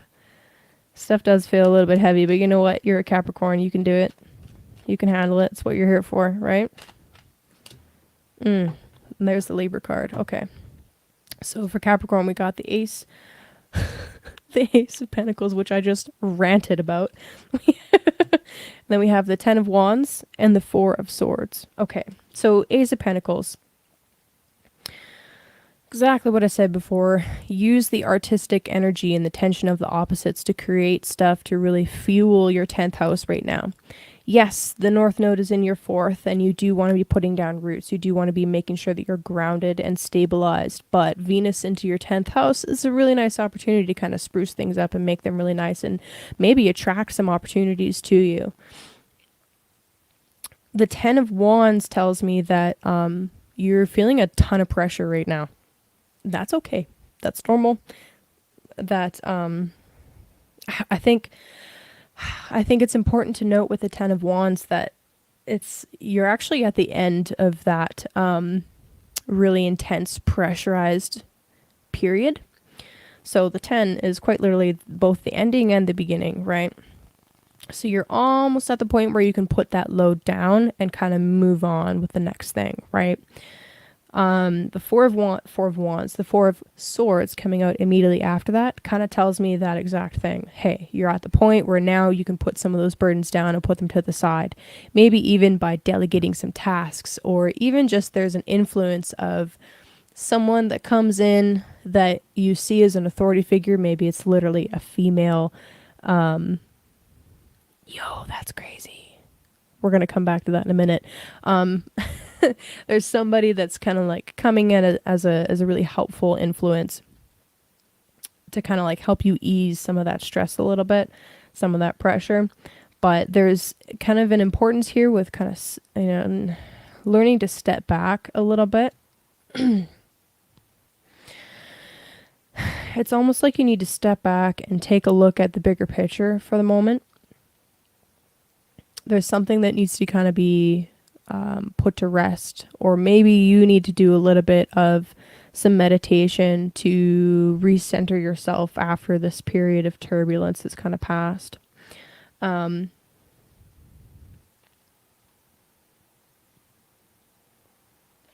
Four of Swords to me is also kind of talking about like really realizing, speaking of the tension of opposites earlier, that there is Capricorn and Aquarius know very intimately the nature of duality and polarity, and how if one exists, the other exists just by the nature of it. Just by the nature of the first thing being in existence, the opposite is also true and is there. There's something really beautiful about the Four of Swords in particular, where we come to this realization that if we tilt the scale in any particular direction, there's not just one reaction that occurs, but a whole host of other reactions. And the Four of Swords is us taking a step back to find our center. Once we find that center, it's like, okay, we've got this. After careful consideration and thinking about all of the possibilities and all of the different consequences, then we act.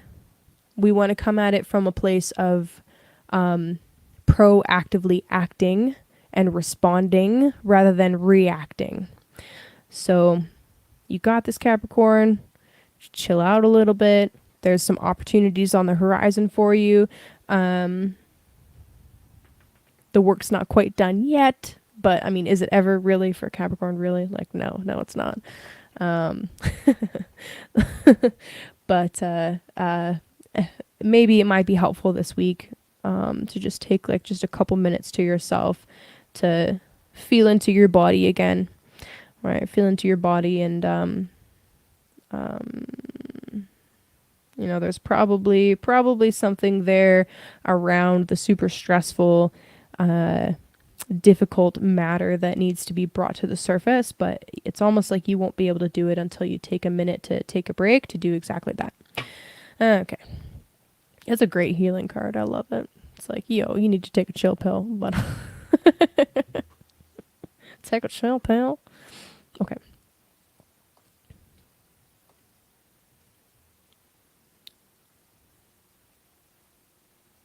All right. Sag. Water break. How's that for a mug, eh? It's fucking sweet. Okay. Sagittarius. Lay it on me, girl. You know what, FRC, every time I come to Sag, I can't help but think of you. I just want you to know that. All right. You and my man. Okay, Sag. Okay. Let's get comfy here. All right. So Venus moving into Libra. This is your 11th house. Okay, 11th house. Venus into her own temple, the temple of good spirit, actually. That's what the 11th house is. No, good fortune. Sorry, good fortune. Good spirit is the... No, that's fortune, that's spirit. My apologies. This is the temple of good spirit. Okay, so anyway, Venus moving into your 11th. This is the house of the groups that you align with that help you to achieve something. All right, this is the house of your wishes, your hopes, and your dreams, your long-term dreams. Venus moving back home to this beautiful temple right here, her home, her native home, is similar to, I would say, you kind of like plugging into the right kind of group that can help you achieve some major, probably career goals that you've got, okay? So you could be, let's say you're getting involved in like the local politics of an area or something like that. This is you making the right connection to get your foot into the door to make some really cool changes, right? You're, or maybe like finding the right, this might be a silly example, but FRC will know what I'm talking about. Finding the right kind of way to hack the algorithm to finally get your stuff seen to help you achieve those career goals, to help you get the visibility that you deserve. Chicken tenders. Anyway, yeah.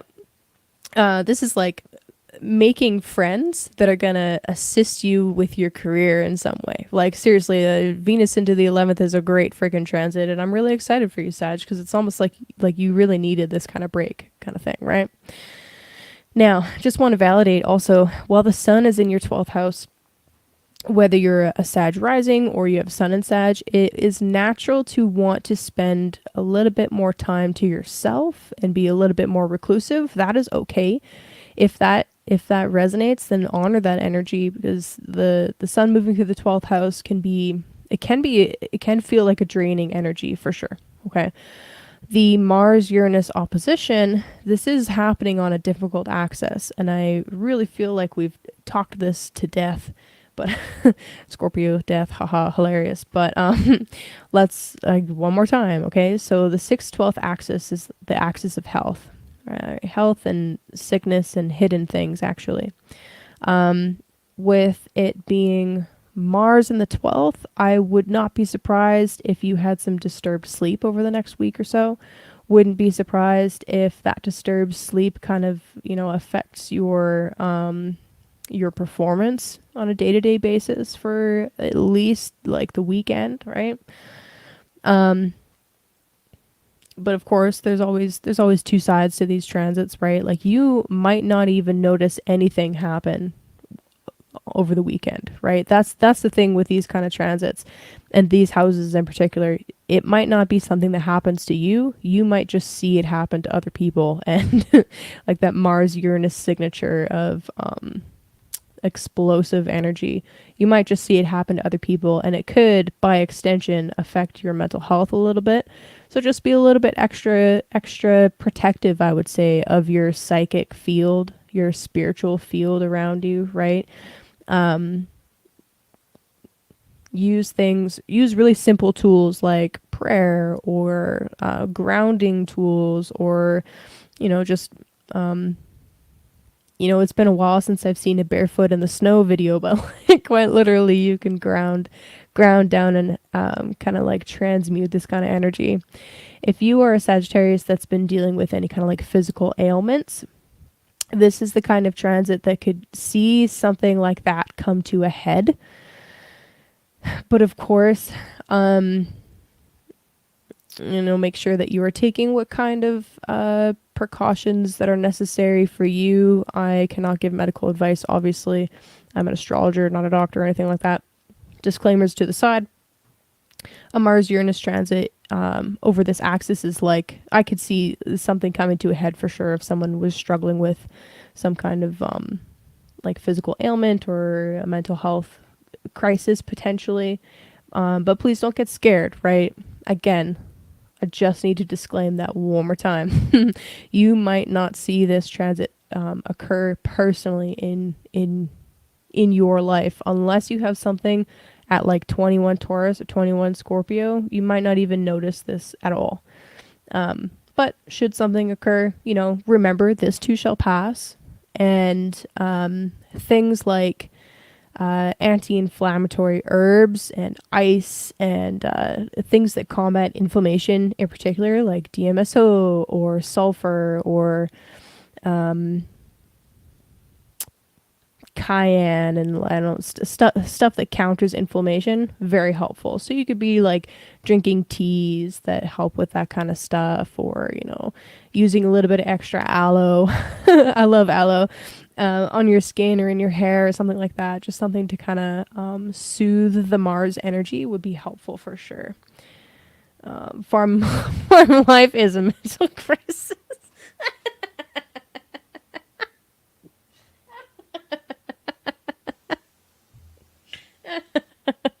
Fair enough. Actually, you know what, FRC? So the 6th and 12th house, straight up, the 6th and 12th house. So I'm glad you mentioned farm life. Livestock is seen in this axis here. Animals smaller than sheep is the 6th house. Cattle and things larger than sheep is the 12th house. Since you're dealing with chickens, 6th house. So I would actually, like, going into this weekend, if this, first of all, if it's butcher weekend, perfect, great, keep doing exactly that. That's a great use of the Mars energy. But I wouldn't be surprised if you needed to do something to protect your existing livestock, right? I mean, you just mentioned eclipse energy. Eclipse was in Scorpio, and you had to deal with something attacking your livestock. That is very much this axis. So, yeah, I mean, like, you know, make sure your fences are good, you know, you've got cameras up, or, you know, whatever you have to do preventative wise to protect your livestock, definitely do that. Or pets. If you're a Sagittarius rising and you're not a farmer, 6th house is pets. So, you know, keep your cats in this weekend or whatever. Stuff like that. Farm life. Oh my gosh, I'm just laughing at that. Okay. The mug winked at me.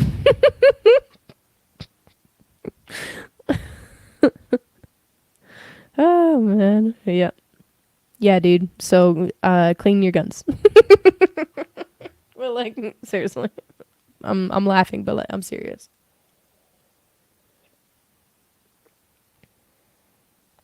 Yeah, 100%. Yes, yes, yes, yes, yes. That is a great an excellent way to use that Venus in the 11th energy. Plug into that network, girl. Bring your business cards. Yes. Okay.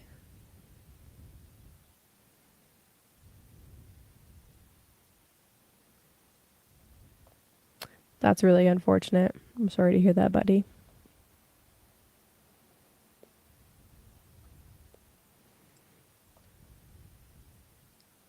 Get him. Okay. Cards. Cards, cards, cards. I get distracted with the comments, and then I'm like, sorry, guys. Okay. Cards for Sag.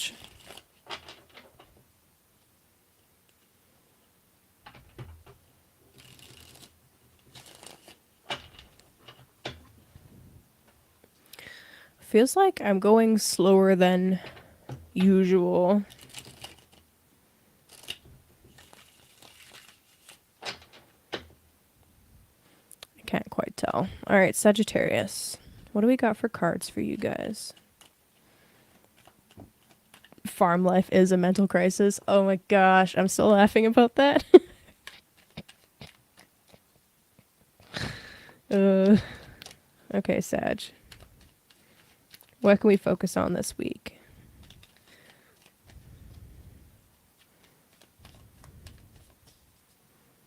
I'm in retrograde. Yeah, just me.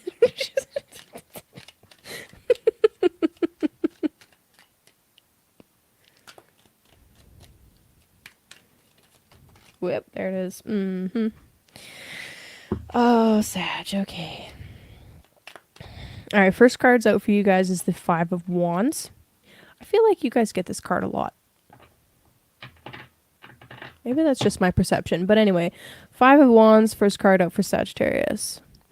Five of Wands often has to do with competition or sometimes it's like friendly competition. Sometimes it can be a little bit less than friendly. And I mean, considering the Mars-Uranus aspect this week, it's probably a little less than friendly. You might actually be dealing with, well, maybe actually something about an enemy that is hidden comes out to face you and is up front finally for once. Or you discover them or something like that. The Seven of Pentacles is next. Okay, so I like this. All right, so a little bit of competition. All right, could be friendly, might not be. And then the Seven of Pentacles.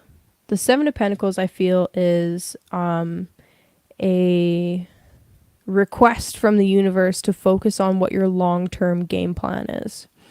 So yes, you might very well need to defend yourself or your livestock or pets or something like that from a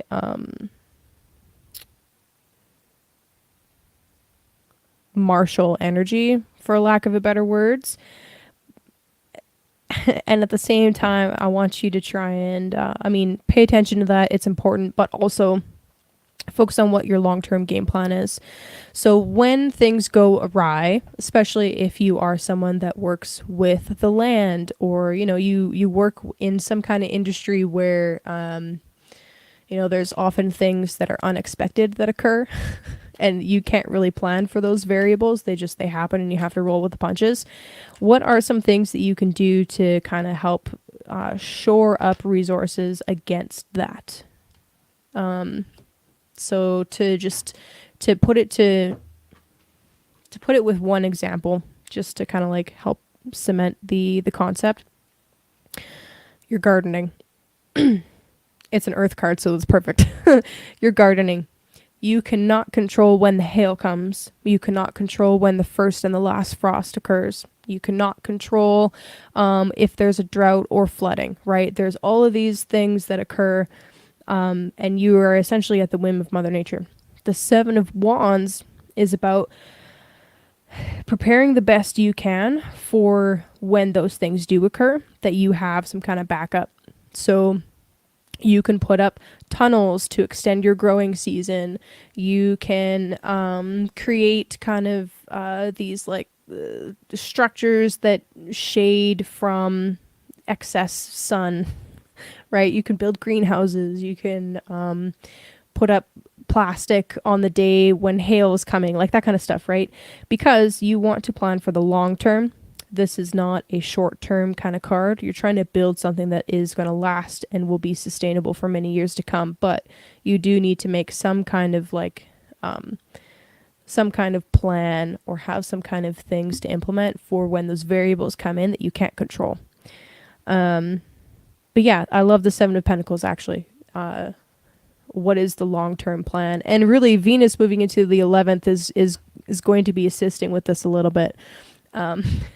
Who can you plug into? What kind of networks can you establish locally or otherwise that can assist you with some of those long-term plans and the goals and the wishes that you want to achieve? The last card that came out for you, Sagittarius, is actually the Moon.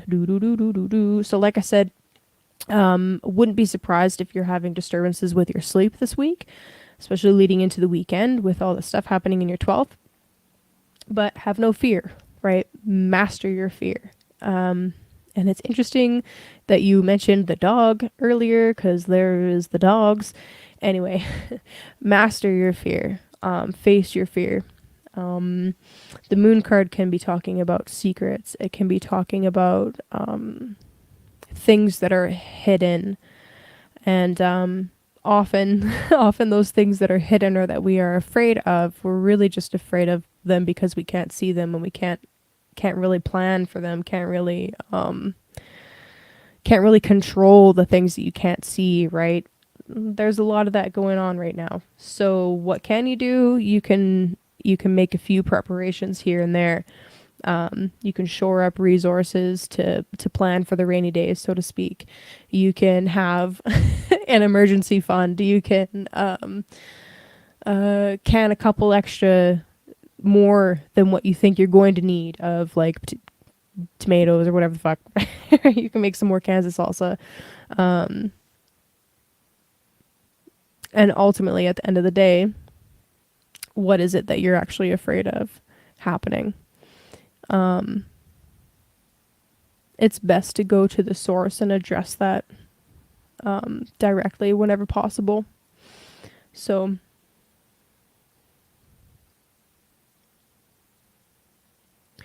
I would say, Sagittarius, feel into your dream space this week.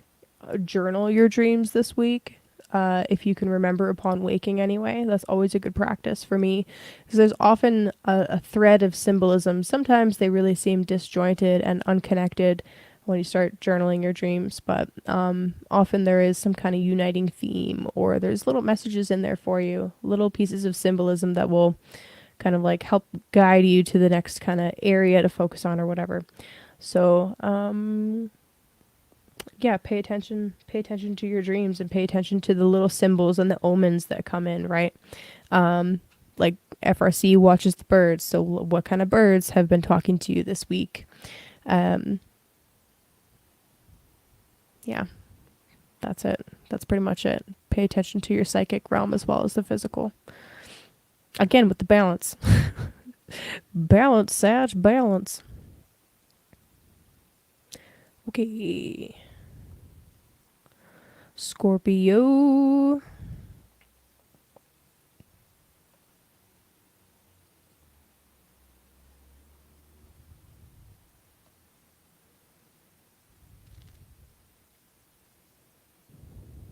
Got this. Okay, Scorpio.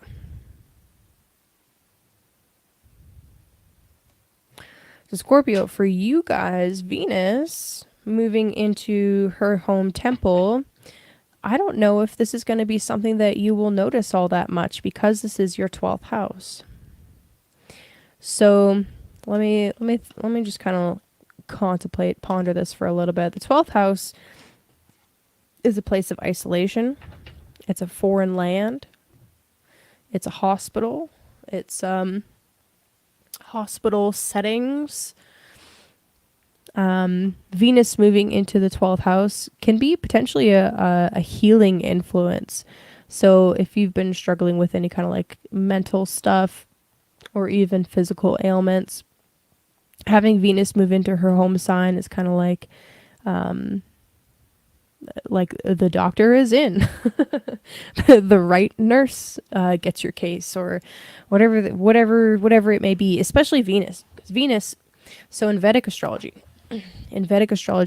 Venus was or is seen as the counsel to the demons, or a counselor, whereas Jupiter is seen as a counsel to the I always mix up these two names, the Devas and the Asuras. I believe Asura is the positive tribe. I don't remember. Either way, point is Venus. Venus is seen as a counselor, right? So this could be indicative of sitting down with somebody that can really help you dive into your own psyche, that can help you heal something, or even doing it yourself. But most likely it's somebody else. It could be a partner. Since Venus rules the 7th house, it could be like a partner, or just somebody that you sit with in a one-on-one kind of setting.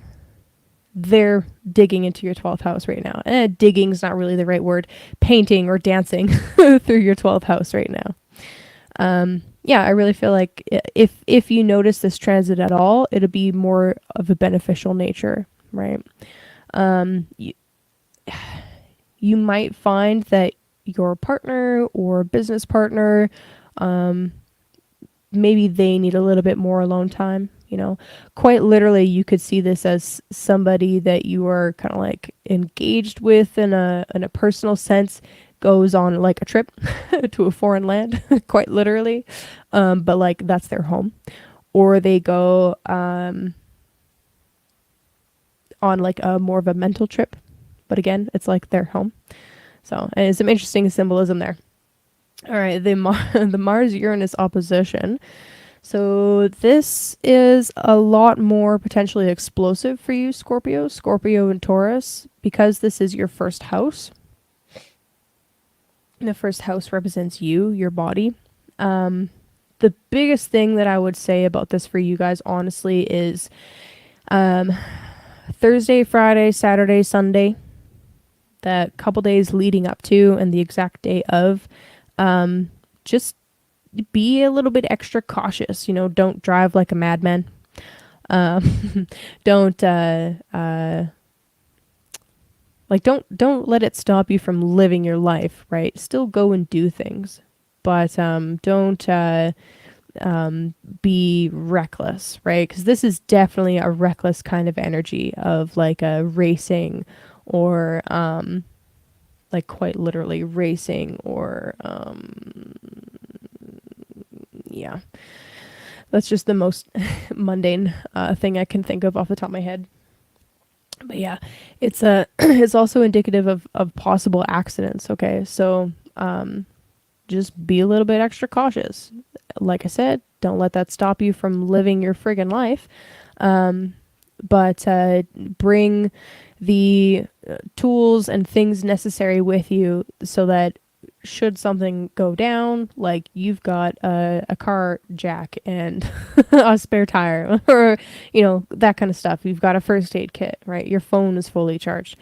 Really basic stuff can go a long way. And since it's pretty much, well, depending on where you are in the world, it's winter right now, basically. Where I'm at, have a winter blanket in your trunk just in case, right? Yeah, that's pretty much it. No.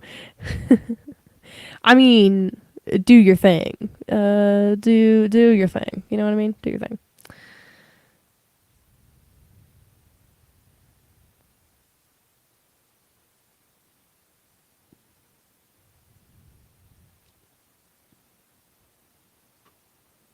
But personally, I wouldn't go on any UFO flights willingly. So, you know, that's me.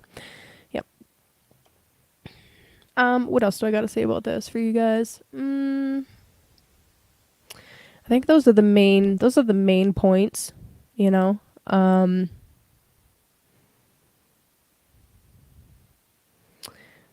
If this opposition turns into something kind of ugly for you guys, what I would suggest is to seek, I guess succor is not quite the right word, but seek assistance, or go off and like meditate, or go into an isolated space. So meditation, or for some people that's like research, or you know, you can go into a 12th house kind of state doing a lot of different things, like reading a lot of fantasy novels, like getting really lost in a fantasy novel, or painting in a studio by yourself. That can be accessing the 12th house to do something that's kind of like solitary, that kind of helps you bring yourself back to yourself in some way. It doesn't have to be like formal meditation. Like I said, it could be lots of different things. It could be even dancing by yourself. We are talking about Venus after all. To kind of like bring yourself back, right? And that'll be kind of like the relief this week, is really focusing on the Venus and Libra. Yeah.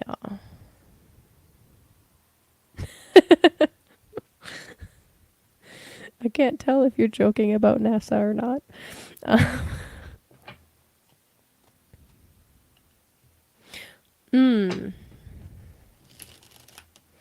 What degree is your Mars again?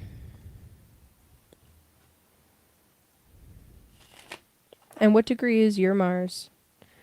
What degree is your Mars? Also, happy Mars return, I guess.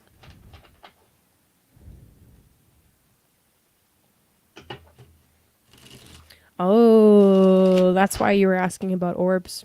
Word.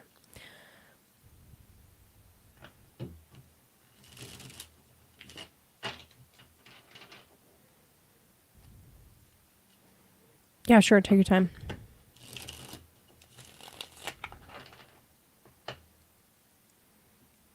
Don't forget to hydrate.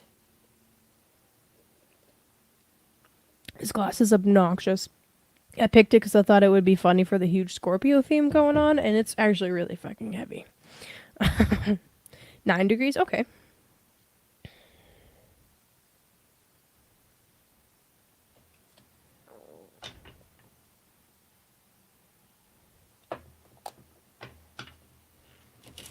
Nine and 25. Okay, so for you, Katsu, the Scorpio Taurus stuff is still is it winking? The Taurus Scorpio stuff is still sharing energy with your natal Mars, and Jupiter, since you have Jupiter there as well. Yeah, I think it's meant to be filled with beer, but it's water. Yeah, anyway, so it's still sharing energy, it's still sharing a sign with those planets. But it won't be anywhere near it when that Uranus Mars opposition perfects. So it's like you're like out of the danger zone, so to speak. 25 is a lot closer, but still outside of the 3-degree engagement rule. It's 4 degrees away, right? So it's still like potent, but less so, if that makes sense. Like it's not as intense as it could be. I think you will notice the Mars more and more as it gets a little closer to your 25 and meets up right there, but I would just say it could be more intense than it is. So you'll still feel it, but it won't be like so crazy that it's world shattering or anything like that. Oh yeah. Bankruptcy.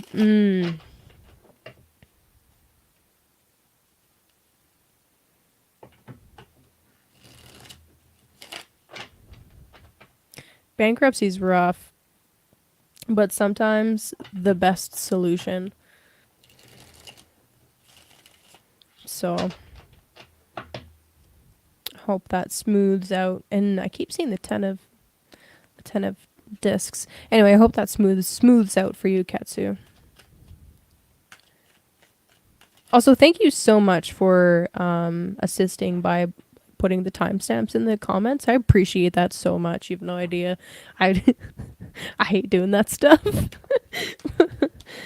Okay, Scorpio. What do we got for you guys?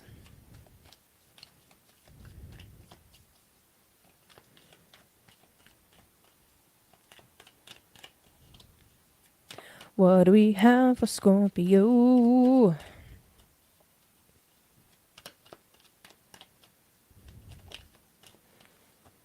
Oh, I love to see that. Hello. So this is alchemy. This is temperance or art. 3 different names for the same card. Beautiful. Scorpio, you're doing some really important inner work this week. You're transmuting and having a spiritual breakthrough. That's what the Mars Uranus is most likely to be for you. Whatever possibilities it ends up bringing up in the physical, there is equal actions happening in the spiritual. So as much as I ranted a bit earlier on Capricorn about the physical being just as important, I think that the alchemy card or temperance really reminds us that all of the actions that you take in the physical are mirrored in the spiritual. And if you find yourself stuck in either, work on the opposite and it will have consequences. There will be like a feedback that occurs in the other.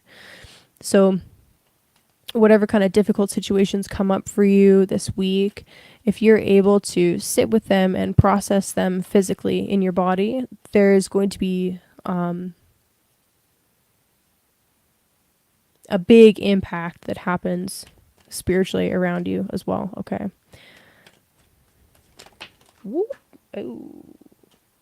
I think I just saw the Hierophant. Yes, I did. So this is the archetype of Taurus.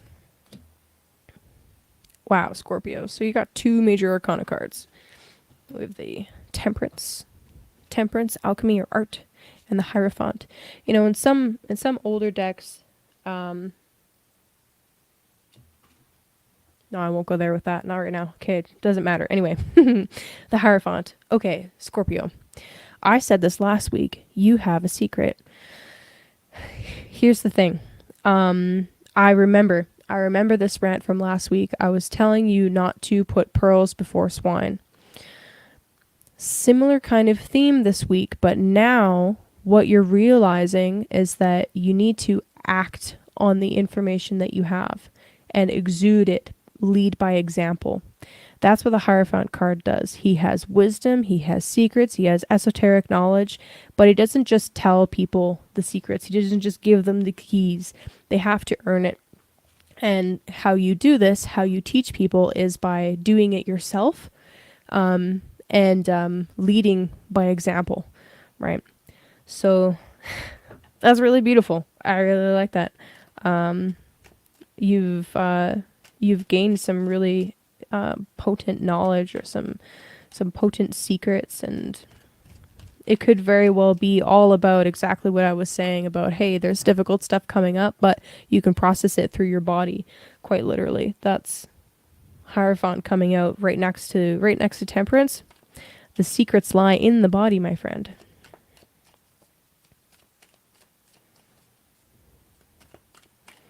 I think that if you're up before the sun, go and say hi to Venus.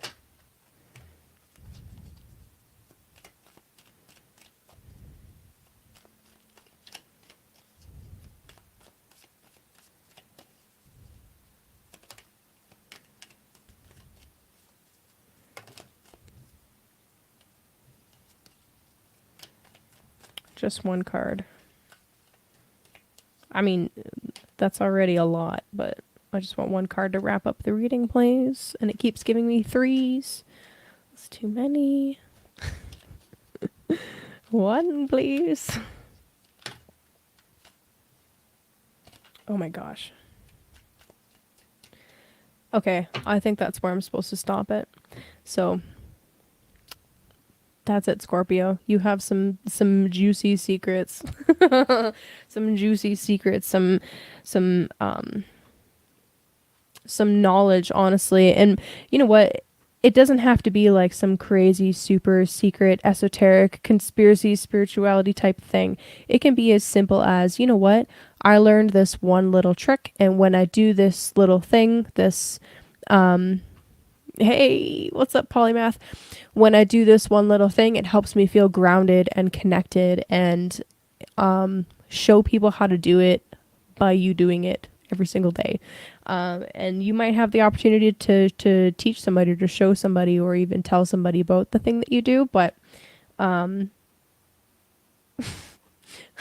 sorry, I'm remembering a conversation that I had the other week. You can try to show people how to do it, but really I feel like this week is more about continuing to practice it yourself. And you might very well have a really interesting, potentially very exciting and sudden kind of breakthrough with this Mars-Uranus opposition happening in your 1st and 7th house. So enjoy your secrets, Scorpio. They're not meant for everybody. Oh, Scorpio. Okay, so I like this question. I would say no. An evolutionary astrologer would say yes. How do I want to approach this?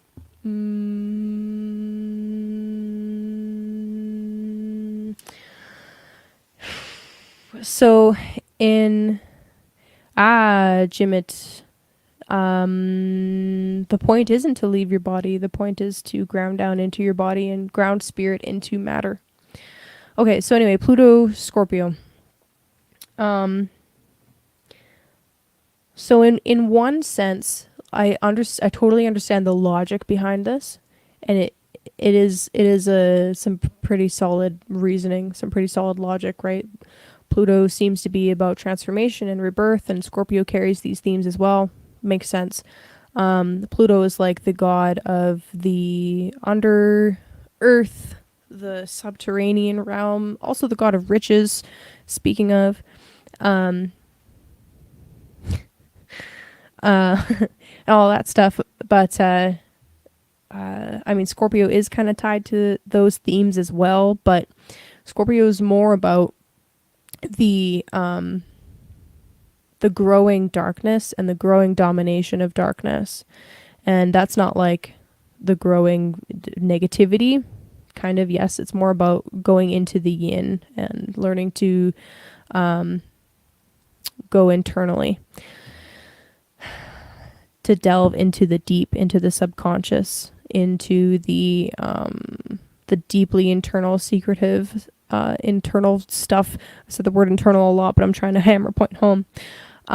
So from the Hellenistic perspective, signs were and are associated with a planetary ruler, and you would say that the sign carries a lot of the significations of the planet and vice versa. But from the Hellenistic perspective, Scorpio is Mars, not Pluto. And I think that there is a really beautiful balance and poetry and artistry for each planet to have a masculine and a feminine sign that it rules. And I encourage you to look up different talks about the Thema Mundi. I'll type that into the chat, the Thema Mundi. It is an ancient teaching tool handed down to us from, well, they say it was handed down from Hermes Trismegistus, but who knows if that was even a real person or not, or if that's just a name that people wrote under to give themselves credit. I don't know, or to make them seem more credible. But anyway, it's a really beautiful teaching tool that kind of illustrates a lot of concepts with one image. And rulerships and planetary joys and aspect theory are all within this one image. So it's really potent, and there's a lot to meditate on just looking at the Thema Mundi. But anyway, I love this question. I have Pluto in Scorpio. It's actually right on my MC. Woo! Yay.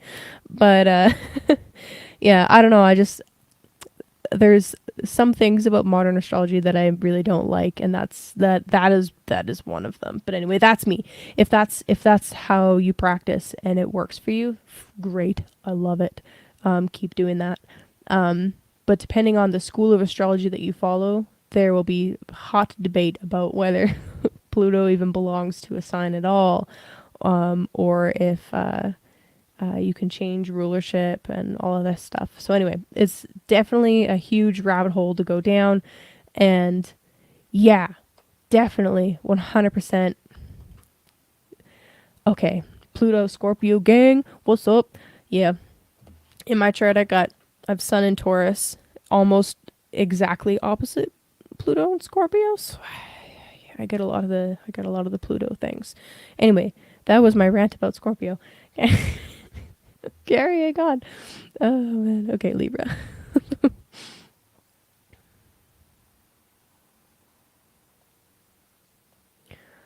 And I just want to say, like, I'm not so purist that I'm like, no, it has to be the old ancient way only, and we can never have any innovation or change in astrology.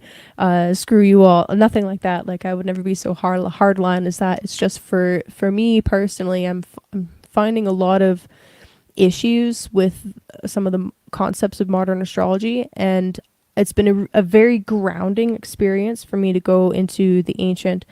Now that we have access to a lot of the texts that previously were not translated, or were translated but not by astrologers. Because we have access to this now, I really want to know more about that, especially because it's been untouched by the New Age movement.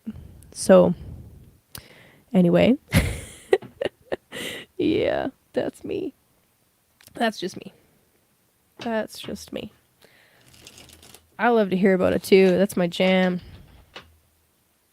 Hey, gang, what's up?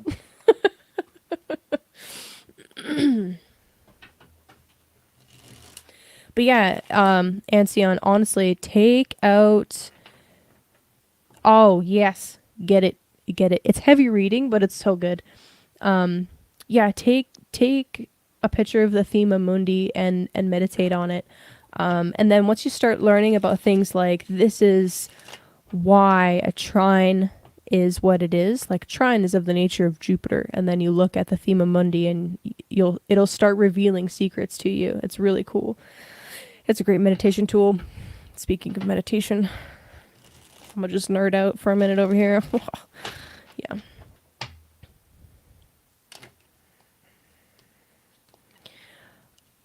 Yeah, so I have actually been studying for the last 6 months or so. I think 6 is the right number. Might be a little bit more than that. With Adam Ellenbass at Nightlight Astrology.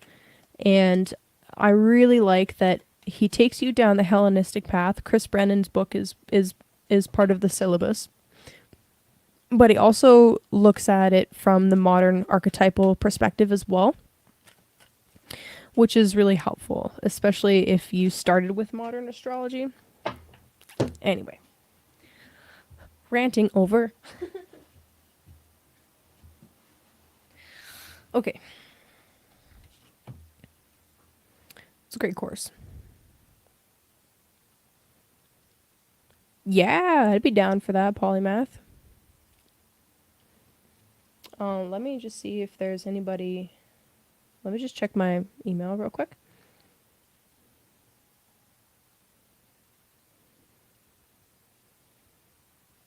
Yeah, definitely, 100%. So I've got a super chat from Jenny, or not a super chat, a PayPal from Jenny. I'll do a card for you, my love. 100%. Thank you for your support. And then after that, I can do your chart for sure. I can pull up, like, what do you want me to look at? The Mars Uranus stuff. I mean, I can look at anything, honestly, but okay.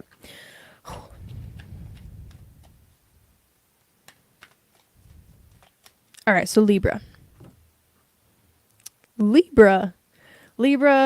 rejoice. Venus is home this week.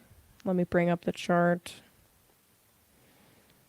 I am excited for you, honestly. So, beginning of the eclipses happening in your sign definitely can be a little bit of a shock to the system, right? But now, and then of course Venus retrogrades. If you are a Libra rising, Venus retrograde always has a big impact on your life. But now Venus is home, right? This week, Wednesday, Venus comes home. Out of all of the signs, you will probably feel this the most potently. So celebrate, yay! Venus in her own home sign, for you guys especially as a Libra rising, is going to be, I mean, really, it'll be a really nice time for you to really hone in and refine some of your self-care, perhaps, you know, all of the stereotypical things that you associate with Venus. Doing hair and makeup and spa treatments and sprucing up some of the decor in your house. All of that stuff applies, okay? Venus in the first house can help you do some of that and kind of get things moving in that direction towards a more pleasurable environment and presenting yourself in a more Venusian way, a more refined way. So yeah, it's really stereotypical, but it's true. It's true. This is kind of like, I mean, I would compare this to, okay, so Venus went through her retrograde in the summer, okay, so she went through her whole little loop-de-loo in Leo, right? went through her rebirth, reemerged as a morning sun, and then even though she had reemerged from behind the beams of the sun and we saw her in the sky and she got super, super high, she was still in your 12th house and debilitated. So it's like, or not debilitated, sorry, in fall. So it's like, yeah, okay, great. Venus is visible, but there's still, it still doesn't feel nice. Why doesn't it feel nice, Kaylee? Well, it should this week, okay? Bam, Venus moves into the first house. Moon comes through, connects with Venus.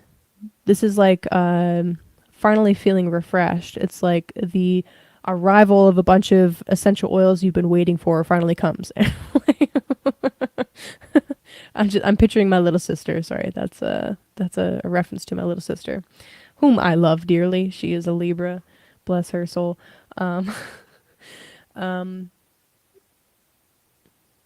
Yeah, so I mean, just enjoy feeling into your own aesthetic, you know. Um, if you've never been that kind of a person that really even cares about how you come across to people, or you don't really care about your appearance, that's fine. You don't have to be that kind of a person to enjoy Venus moving through your first house. Even just like being clean, okay. And actually, Libra is a fascinating archetype. It's so crazy to me because in Libra, Saturn is exalted. So it's like this super Venusian sign, but it's the masculine temple of Venus, and Saturn is exalted there. So, and the sun is in fall in Libra. So it's like there's this heart of like darkness that Libra has, but it's in order to see and do justice, or to stand for true justice. You can't just see things with surface light. You have to dig into the underbelly of the matter. You can't just go off of appearances. You have to go deeper down. You have to dig down. So Libra carries this interesting weight because of this, where on one hand they're very much about the aesthetic and presenting themselves with a nice aesthetic, but it's almost because there's this worship of beauty, because the beauty reflects the inner. And Libra kind of recognizes this, that there is justice, or beauty is justice, and justice is beautiful, and that kind of stuff. So anyway, it's actually a really nuanced archetype that I think that a lot of people kind of just glaze over. It's like, oh yeah, Libra is indecisive and they only care about looking good, but it's so much deeper than that. Anyway, Libra, appreciate you. Shout out to Libras. Love you guys. Yeah. Oh, thank you, Jenny. Appreciate you.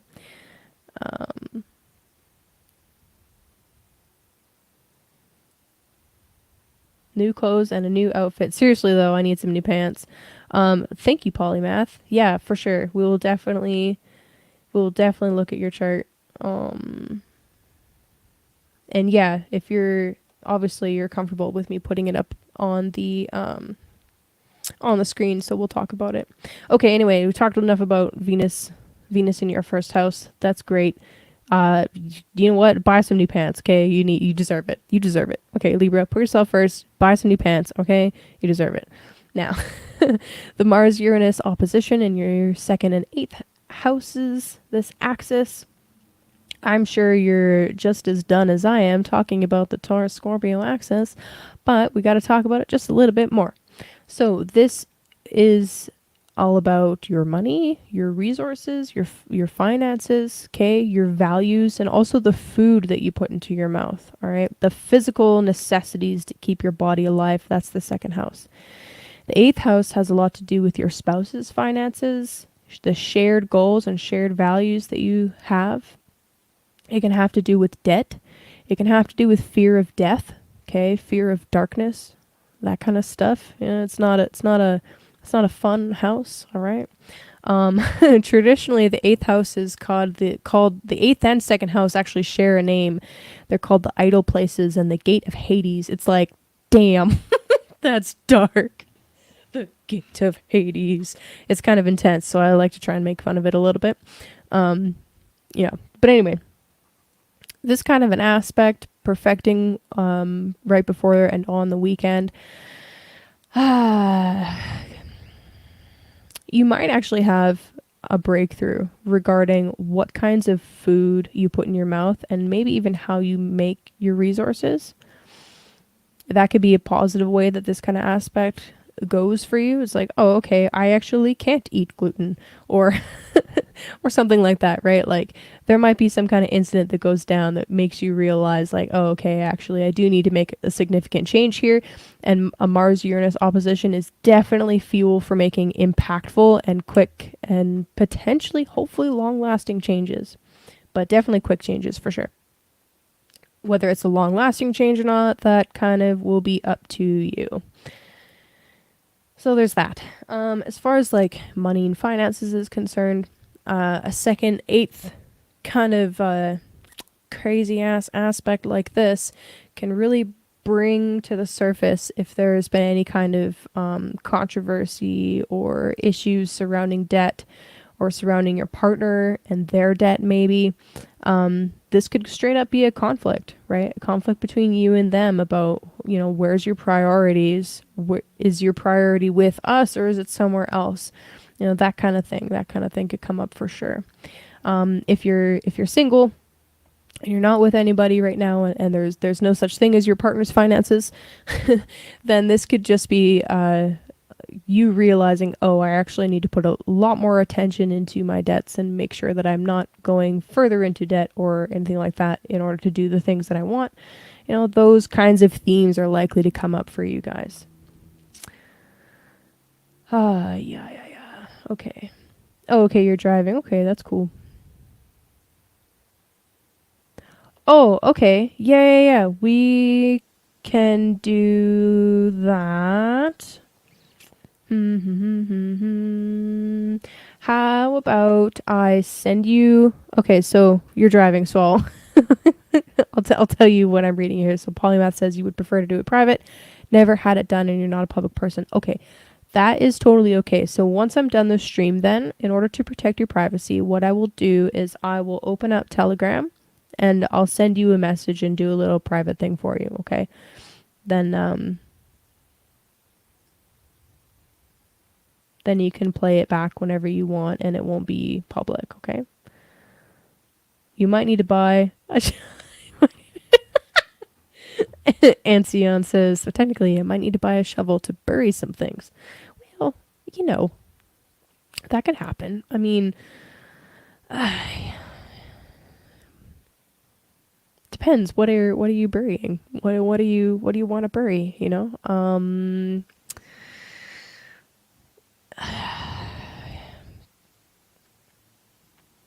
I don't know. Is this a YouTube appropriate conversation? I'm not sure. Oh my gosh.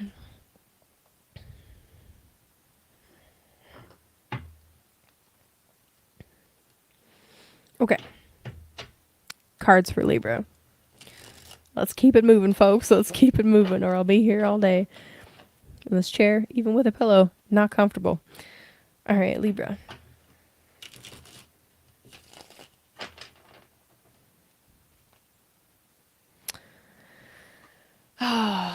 That's fun.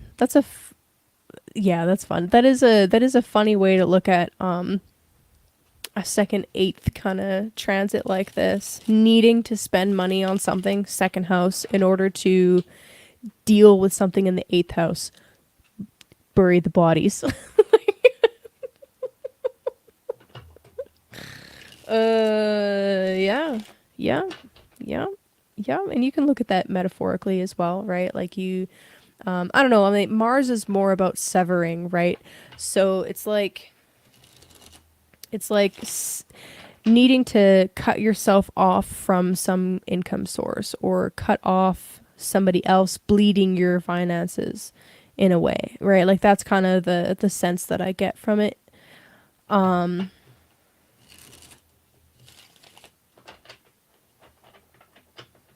Yeah, it's almost more like cutting somebody off or cutting something off or halting some kind of negative habit. Because eighth house can be like drugs. Okay. You know what?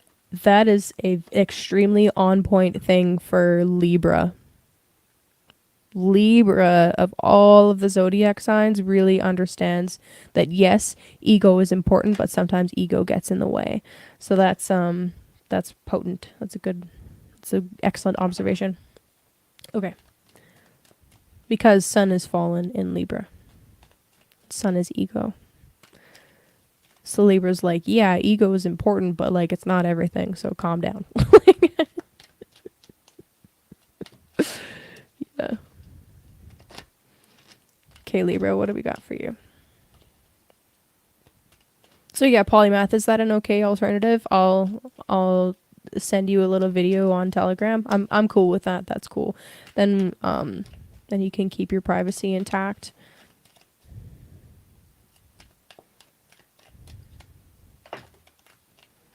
Libra, what do we got for you, Libra? Do do do do, don't be shy. There it is. Kabam, kabam. Whoop.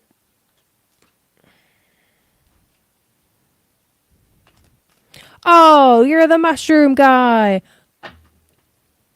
Rishi is amazing. Just saying.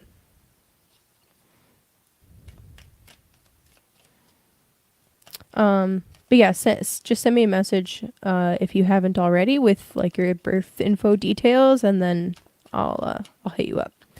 Okay. So for whatever reason, the third card is just like it doesn't want to come out for you, Libra. So you get two, and maybe I'll shuffle in a second, and it might come out. But anyway, so you got the Seven of Cups. All right, Seven of Cups. This is actually a Scorpio card, incidentally. And the Eight of Wands. So, interesting combo. So, Seven of Cups. How hungry are you? We are talking about the second house. How hungry are you? Yeah, you're not distracting, polymath. You're fine. How hungry are you? Speaking of mushrooms. And a Taurus sun streaming. Talk about food all the time. But seriously, how hungry are you? The Seven of Cups speaks about desire and hunger. And the fact that no matter how much we eat to satiate a particular desire, no matter how much we consume to satiate a particular desire, that desire will always be there again. You'll always get hungry again. You'll always want more. Mars in Scorpio in the second house, Libra is very intimate with this. They know if I eat sweets all day, I'm just going to keep eating friggin' sweets. That's a thing. With the Seven of Cups, so 7 is really important. I know I don't always talk about the numbers, but I will for this one. 7 is a really potent kind of magical number. Okay. There's an important test that you are presented when you get to the 7. It's an initiation, actually. I really feel like for you guys, Libra rising in particular, that you might be faced with something this week that usually you really want to consume. Like, let's just stick with the sweets example because it's a good one. So donuts or whatever. I don't know. Bagels. We were talking about bagels earlier. There's something that you really want to consume, and normally you do. However, you're noticing that there is something about it that is either doing harm or it's getting in the way of something else that you want to experience. The 7 of Cups is you realizing this. It's like, hey, this thing that I usually go for, whatever it may be, and food is a great example, whatever it may be, it's not actually satiating that drive. It's good for a moment, you get a nice little dopamine, a little whoop with the dopamine, but it's ultimately unsatisfying. So there's always a crash afterwards. You always get hungry later. You're realizing that the real prize, and it's funny, this is actually a lady in a veil, but it totally looks like a mushroom. There's something that is actually more satisfying, that's actually better for you. And it might not literally be food, right? But just stick with me for the metaphor, okay? You're realizing that you might need to sacrifice the one thing, at least temporarily, in order to kind of break the habit or break the addiction or break the reliance even on it, in order to kind of like move forward and launch yourself forward in some way. And then we got the 8, breaking an illusion without withdrawal effects. I mean, that'd be really nice, but there's likely going to be some withdrawal. Uh, anyway, then we got the 8 of Wands coming in. The 8 of Wands is like realizing which direction you need to go in. Maybe you weren't certain before. Maybe it was a little bit foggy before.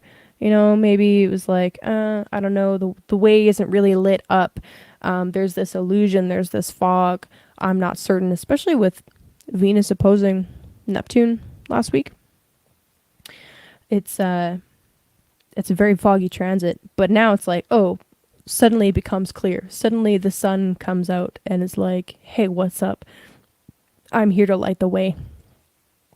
Don't be afraid of the sun, Libra. It's okay. It won't hurt you, I promise. I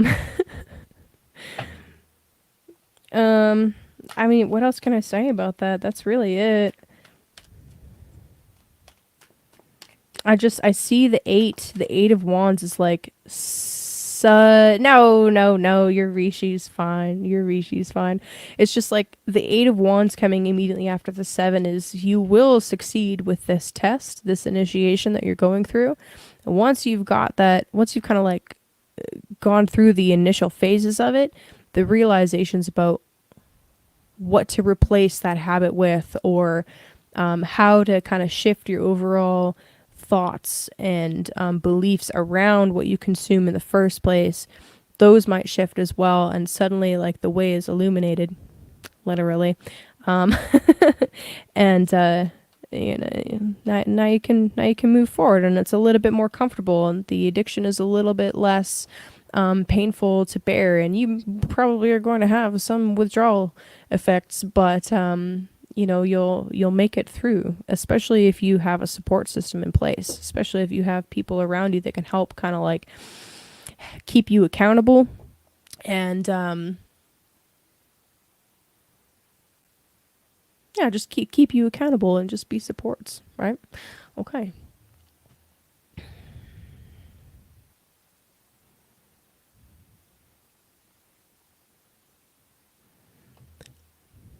That's hilarious.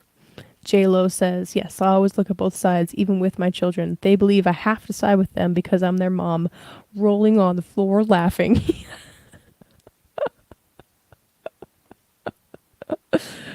You don't have to give up your broccoli addiction. You eat what you need. Yeah, seriously though, Rishi is awesome. I had not tried it before, and then was dealing with some really weird inflammation related things, and picked some up from a local company that was based. They're based. They're really awesome, and uh, I got like smaller chunks of it so it would make tea easier, and made like hour-long decoctions basically with this stuff, and essentially halted and even reversed some of the inflammation stuff that I was experiencing that was freaking me out. It's pretty cool. I actually was using like a Rishi cat's claw combo because I was dealing with really bad allergies at the same time. So anyway, shout out to Rishi and for the person that initially suggested Rishi, because that was a really good suggestion. Okay.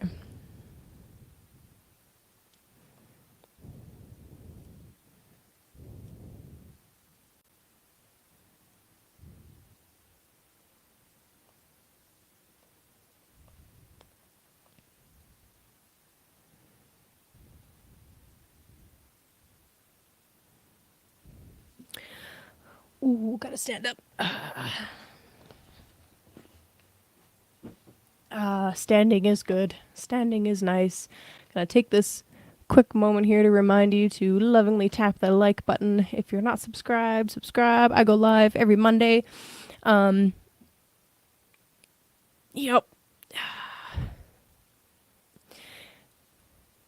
Yeah. Well, you know what the beauty of like dried mushroom is that it's not slimy or gross or anything like that. It's been dried. And yeah, the flavor was interesting. It's a super earthy flavor, so I started experimenting with flavors, other flavors. So like I put like a cinnamon stick in it, cinnamon and honey, and like that was great. Cinnamon, honey, reishi, beautiful. Made the mistake of putting lemon in there one time. Terrible. I drank it still because it was like, oh, it's medicine. I gotta drink it, but it was awful. Don't recommend that. Yeah. Okay. Okay. Yeah. Lemon and reishi, they don't taste good together. But reishi and cinnamon, yes. Reishi cat's claw cinnamon, yes. Ooh. Yes. Dude, absolutely. Ask away. Now is a great time when I'm like in between signs and I haven't settled into the next sign. It's a perfect, please do. Ask away. Yeah, Jimit, I hope that you can find I hope that you can find some solutions that help you be in your body. I know for some people that it doesn't feel safe to be in their body because of traumas that you've experienced.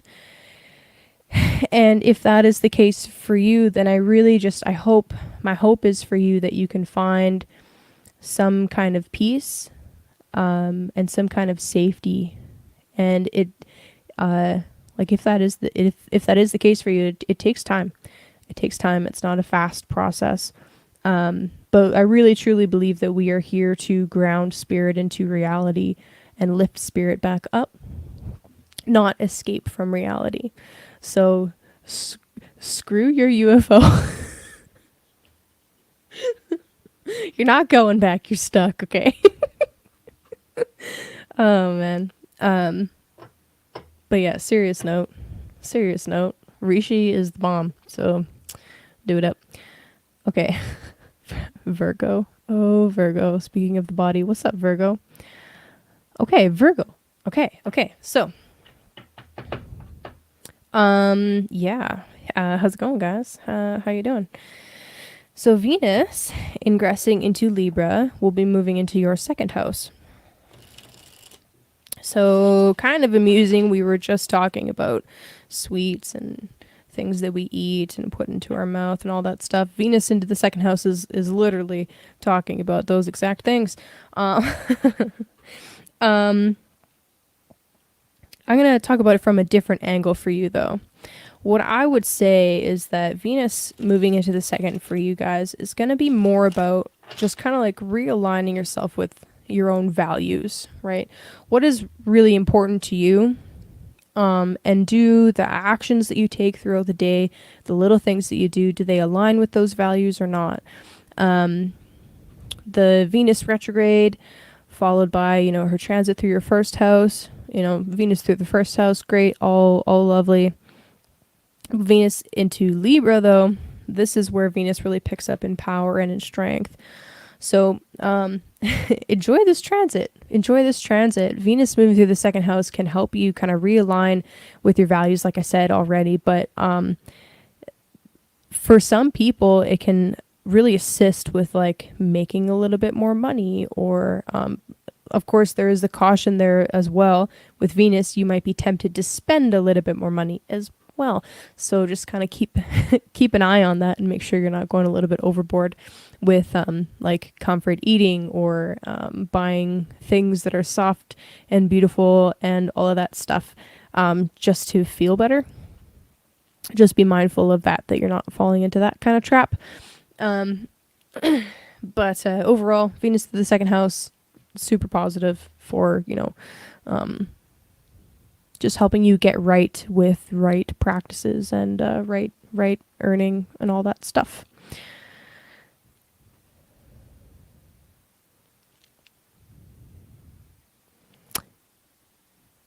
See ya. Thanks for hanging out.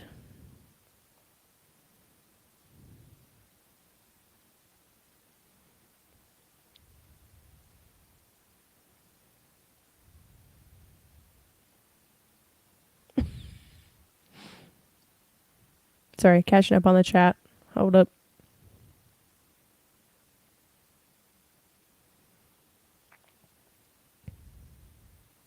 Yeah, the progress chart is super interesting. I mean, I'll always go back to the natal chart and then also look at the progress chart personally, because your natal chart will always be your natal chart.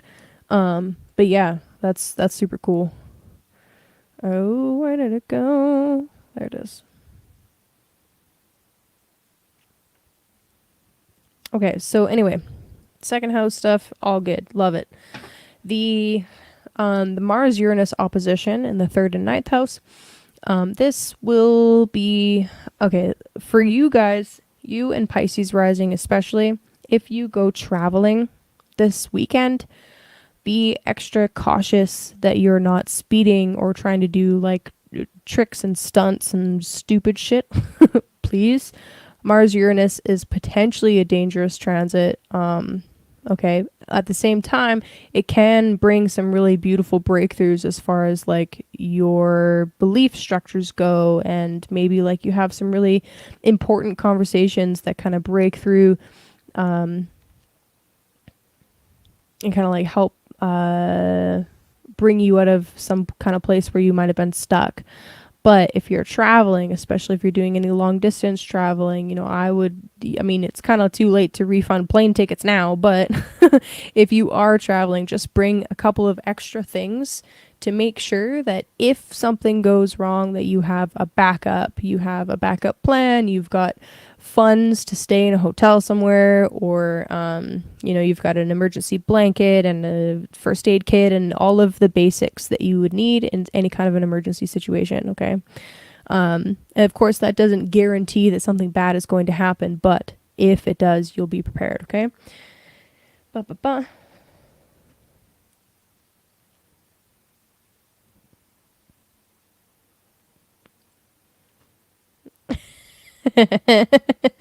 Yeah, just don't go stunting people. Oh my gosh.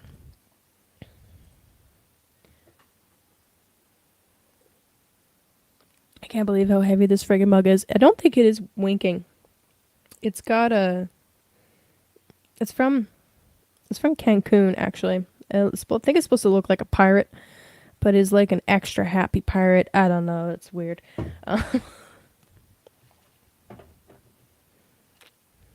Okay.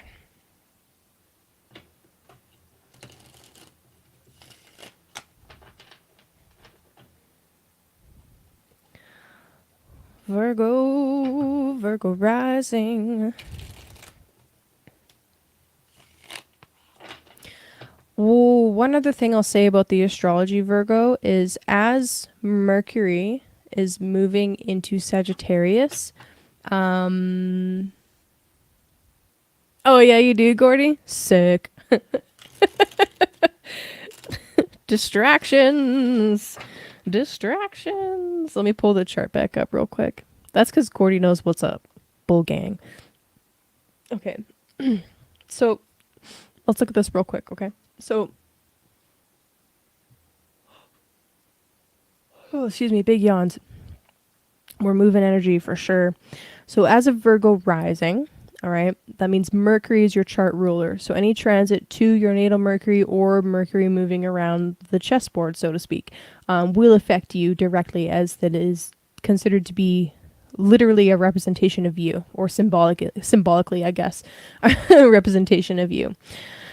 So Mercury moving into Sagittarius, you might feel like a stranger in your own home, perhaps, or it might feel like, so Mercury's home is here and here, right? But here he's opposite from his home, okay? So this is kind of like being in exile, or being like an outcast or somebody that is considered to be like counterculture. So if you have Mercury natally in Sagittarius, it's like you're very counterculture. That's one way to look at it. Different from the norm, basically, or a foreigner. So anyway, Mercury moving through Sagittarius. Okay, just be kind of mindful that for the next little bit. So Mercury will go through, actually do a retrograde, move back into Sagittarius one more time, and then go forward. Yeah, it might just feel like you're in a bit of an outcast space, or like, you're trying to speak one language and nobody's kind of understanding you, or everybody's trying to speak a totally different language. That could be an interesting experience this week. So, I think the symbolism here with Mercury being in the fourth house in particular is kind of like if you're feeling ungrounded or like you're in a strange land or a strange space, just kind of focus on the things that keep you anchored. All right, that's the fourth house. Maybe connect with family members. If you have a good relationship with them anyway. If you don't have a good relationship with them, disregard that. You can connect with your ancestry in other ways, right? But use that time to kind of explore the internal landscape rather than trying to convey or interrogate or interview or any of that kind of stuff, okay? Go internal rather than external. Okay. All right, that's all I got to say about that.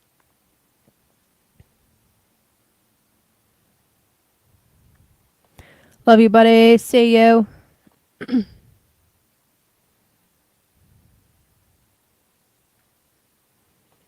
Ooh. What was I saying when your ear rang? That's an important message for you. Okay, so that's the astrology for Virgo. Let's go to the cards now. I love synchronicities. They're fun. Jupiter going through Pisces was freaking wild for synchronicities. Like, that was insane. And I really don't know if that was just my personal experience or if like that was everybody, but that was a wild transit. Oh, okay, lots of energy moving. Okay. Oh, Virgo. I just got a really nice card for you. I think I got this for you last week. I forget who I got it for. But anyway, so first card out for you, Virgo, is actually the Ace of Cups. Speaking of energy moving, how much do you love yourself? How much do you love yourself? To me, the Ace of Cups for Virgo right now is speaking about, what are the practices that you do for yourself to show yourself love? What are the things that you buy or consume or surround yourself with that are supportive and loving of yourself? You just had Venus move through your first house. Now she's at home in her own temple in the second. This is really indicative of like just going through this process of coming back home to yourself in a way. Second card that came out was the Prince of Cups, and no other cards are coming out. It's just that one right now. So the Ace of Cups and the Prince of Cups. That's kind of cute. That's kind of cute. I honestly don't think that this is about anybody else other than you and your relationship with self. I think that the Prince of Cups is asking you to kind of lighten up a little bit, treat yourself really nice, play with your artistic side a little bit. What did I say earlier? Coming back home to yourself. That's the feeling. That's the sense that I get. There's the third card. All right. And yeah, Hermit underneath. Okay, fair enough. What's up, Virgo? Hey, you showed up to your own reading. That's always positive. I like that. Okay, so the other card that you got is the Six of Pentacles.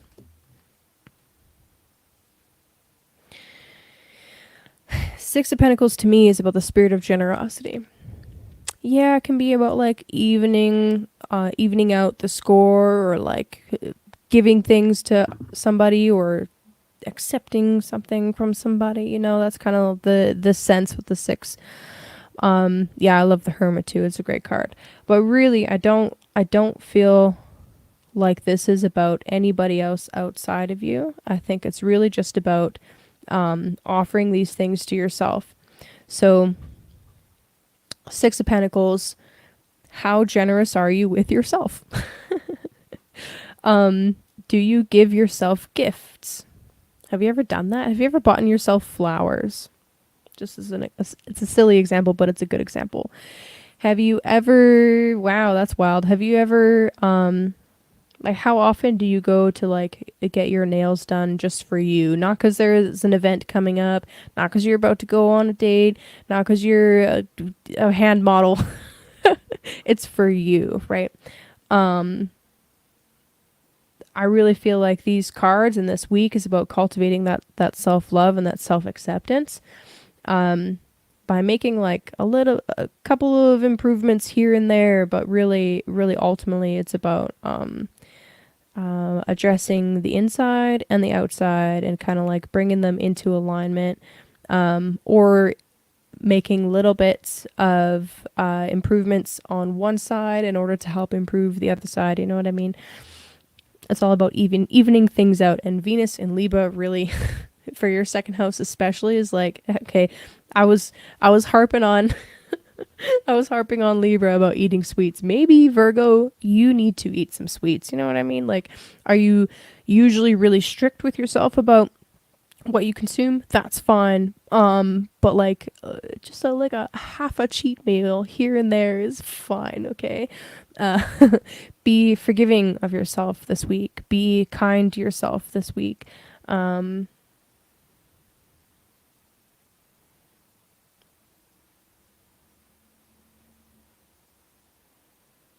Yeah, I think that's it. I think that is all that I gotta say to Virgo right now. It's just like chill out a little bit. You guys got this. Um,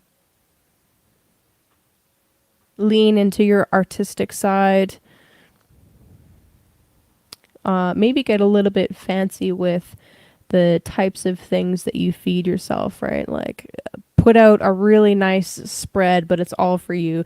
Maybe you could bring a couple friends over if you really want, but ultimately I think that this is about doing things for yourself that helps you to feel good because you deserve it. That's it. That is that's all for that's what I got. Freeze dried mangoes, those are delicious. Those are delicious.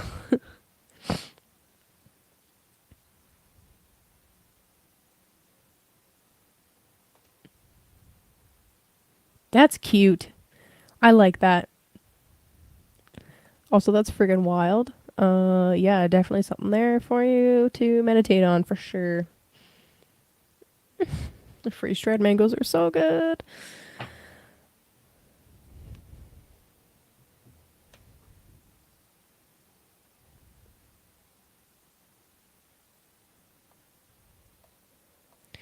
Delicious and addictive. I'll eat the whole bag. Don't care.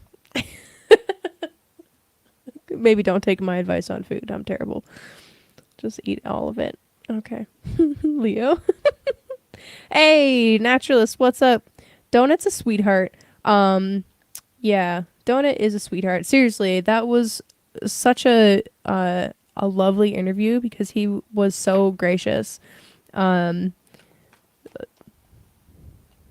and so organized. Like, wow, I'm so incredibly disorganized. Donut is very well organized, and that is definitely a thing that I did eat the whole way. Definitely something that I strive towards. That's funny. Yep, fair enough. I mean, there's worse addictions, you know what I mean? Ooh, that's good. Okay. Yeah. Okay, Leo. That's good. All right. I just realized that this could have been like this whole time. Okay. Leo. So for you guys, Venus has moved into her home sign this week on Wednesday into your third house. So the third house, also known as the house of the goddess, because it is the joy of the moon. And as soon as Venus moves into Libra, Moon will join her there. So that's kind of nice. That's actually a kind of a nice omen in the middle of the chaos of your angular houses being bombarded metaphorically. Okay, so Leo.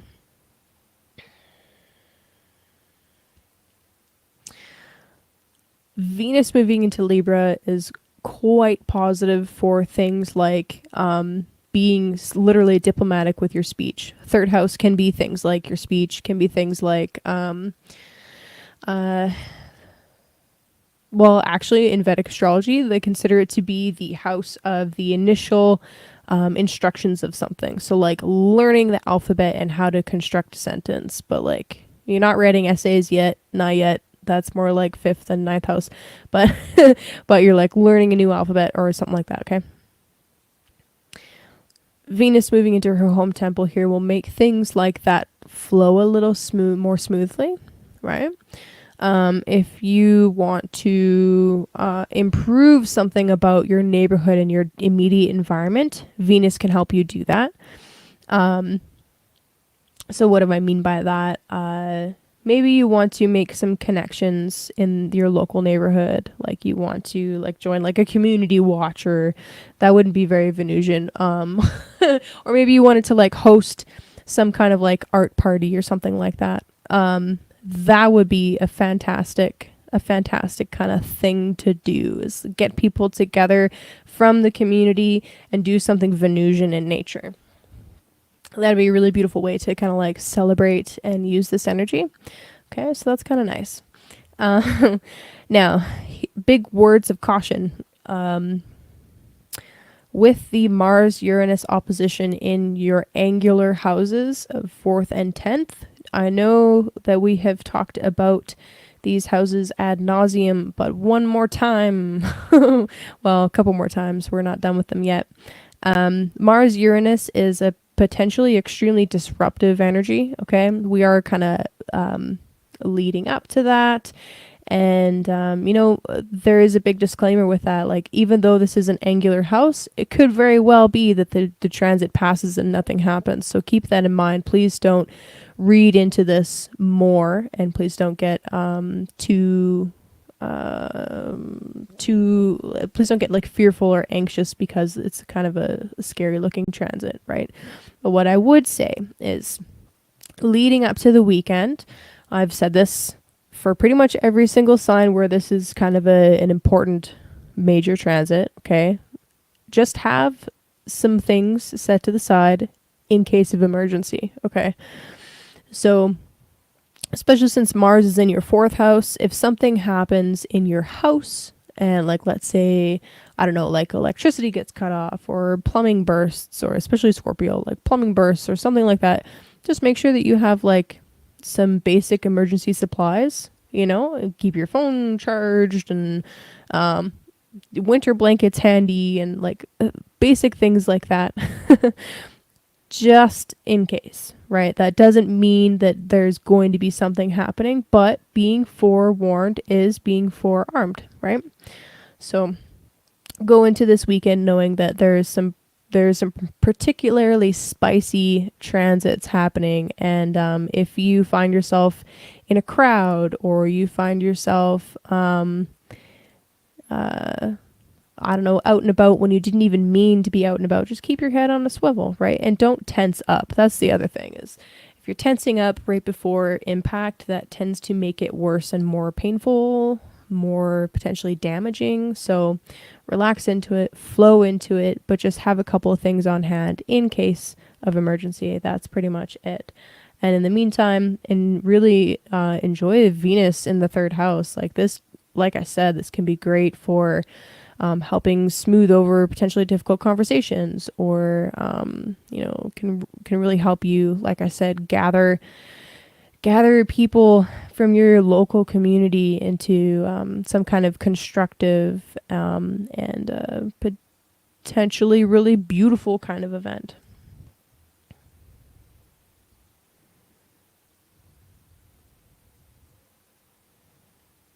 See you, Gordy.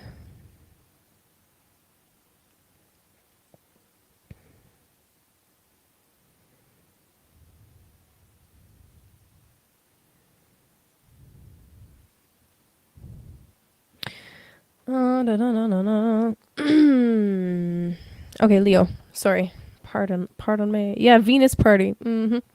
Yeah, like a little private karaoke gathering.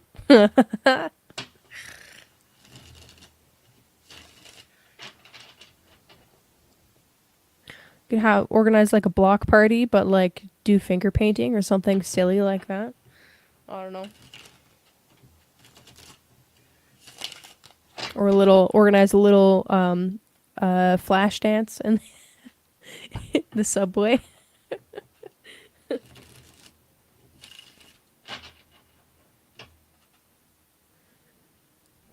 I want to see videos of flash dances. Okay, Leo, that's your job. Let's go. Let's do it.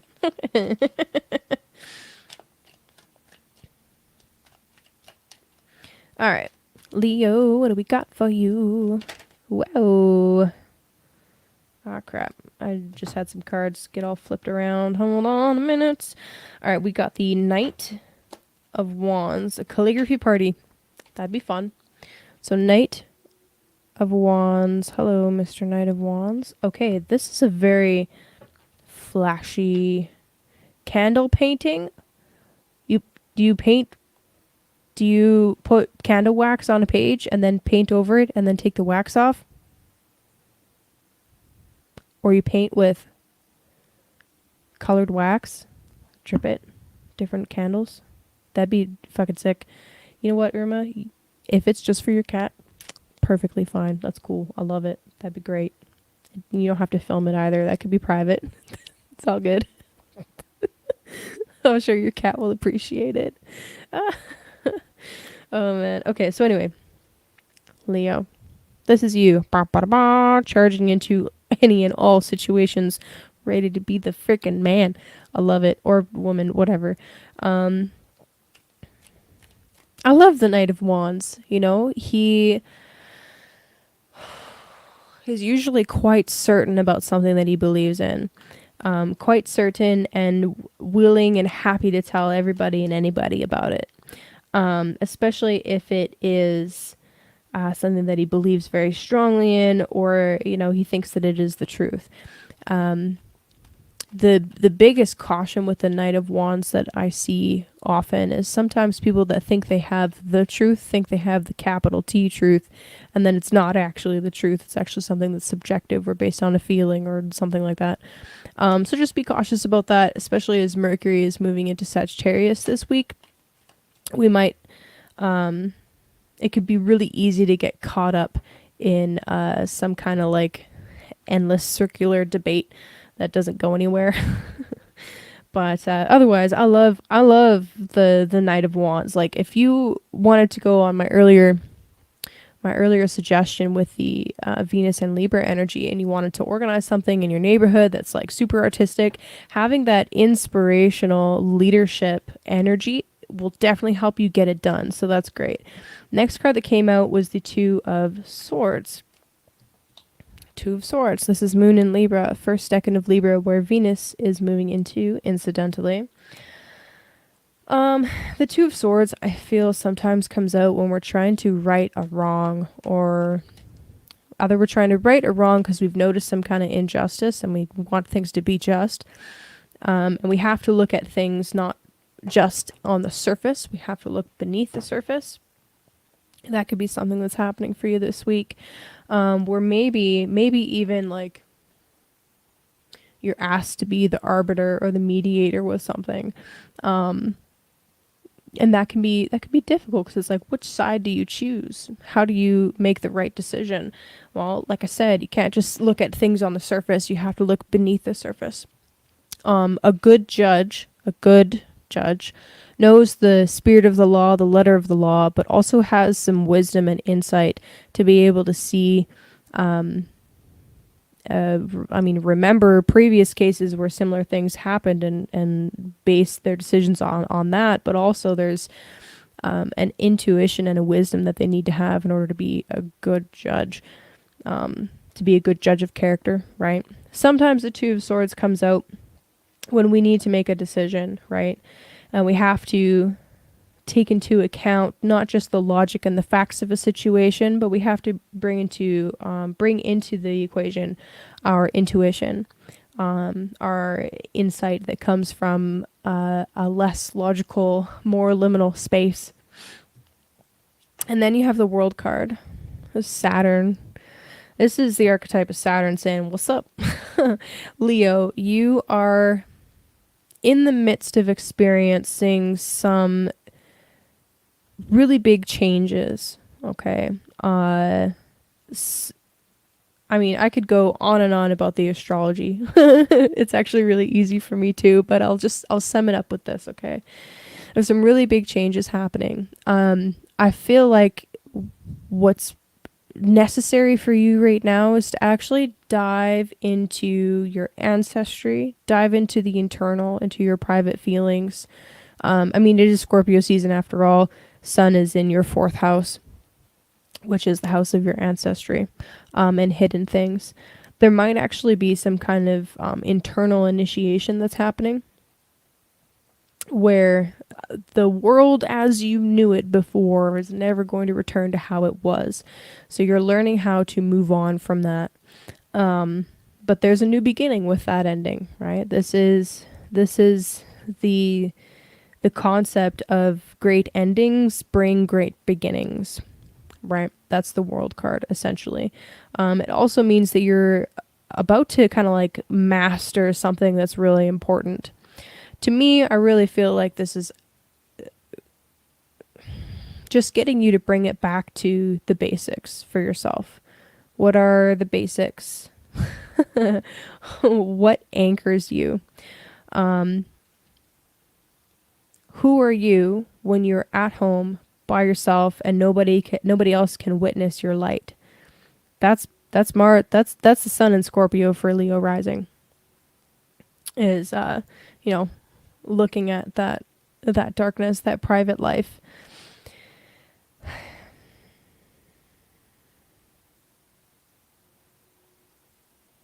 So yeah, whatever this decision is that you have facing you, whether it's like, I don't know, maybe it's something to do with, needing to either, do I pay attention to what's happening out here in the public sphere, or do I pay attention to what's happening at home in private?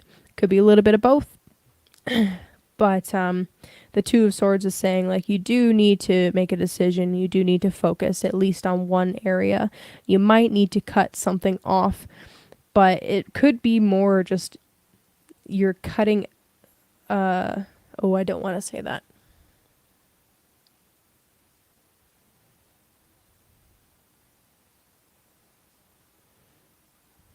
I almost want to say, like, whatever it is that you're cutting off could actually be temporary, because at the end of the day, when it comes to the internal work that we have to do, this is the 4th house stuff, we actually want to integrate rather than cut off and deny, because cutting off and denying is how you create massive shadow aspects that come and bite you in the butt later. So don't do that.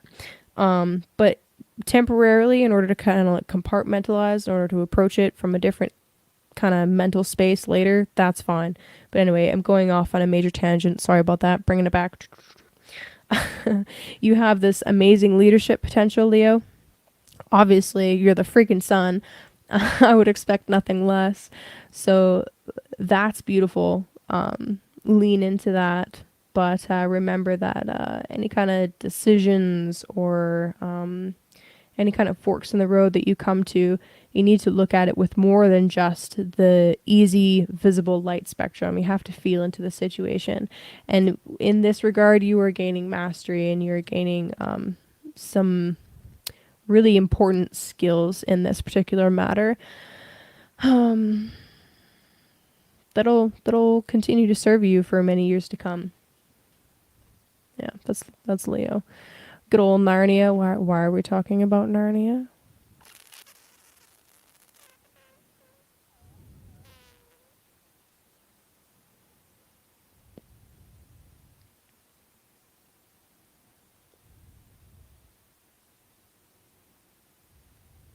You paint with colored wax onto pillar candles. Oh, I pictured something totally different. That sounds sick, actually.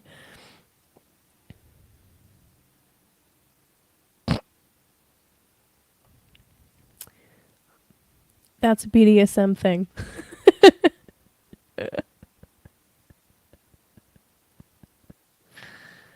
Ah, oh my gosh.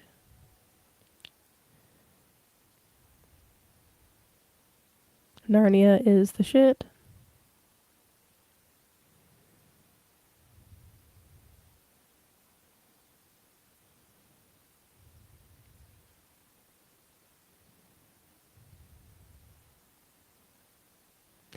That's super cool. What flowers and crystals are you using? I didn't start shit. I don't know what you're talking about. The Lion, the Witch, and the Wardrobe, mother bitches. Like one day I'll stop swearing on my channel. Today is not that day. Yeah, Leo, the Leo archetype, I always picture Aslan as well. You're not wrong there. Okay, C.S. Lewis, super Christian, also very into the esoteric. Okay, don't even get me started. Don't even get me started. Cancer. Okay, moving on. Um,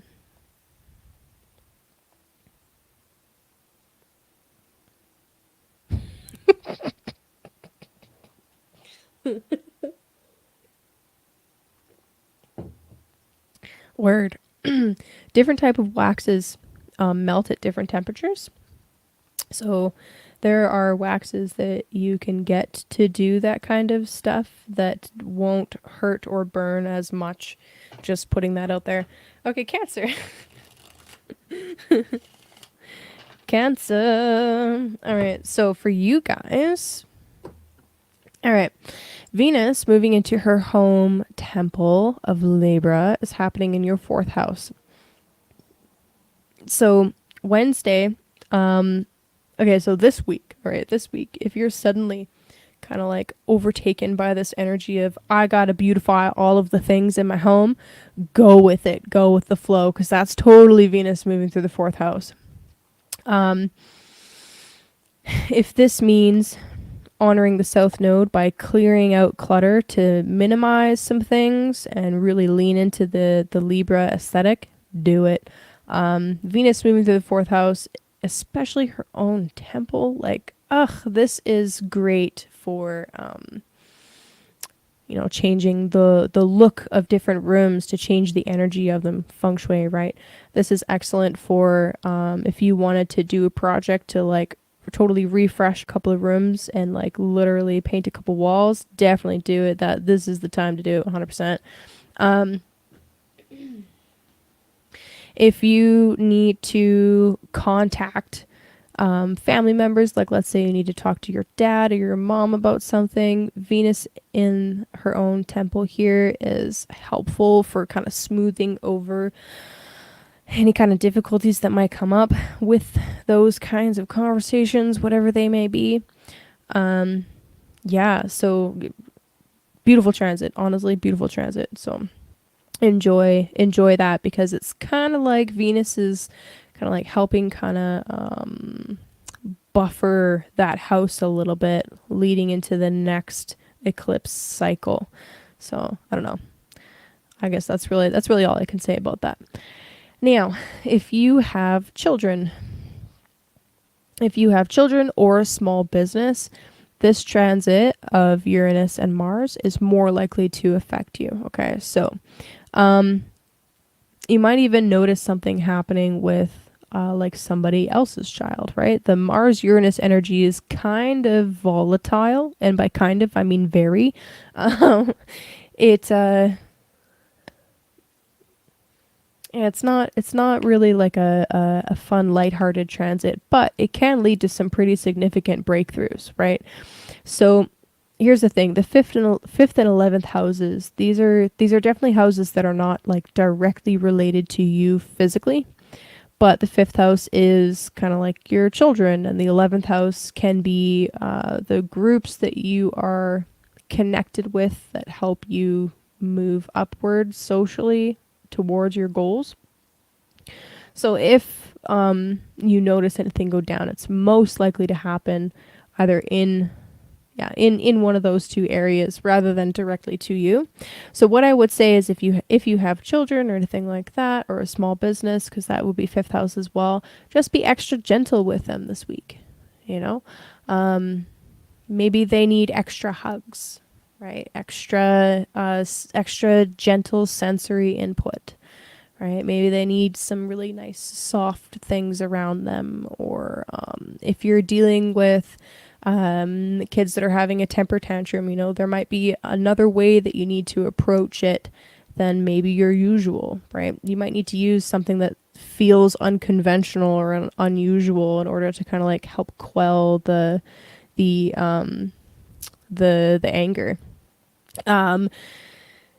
Yeah, just little things like that.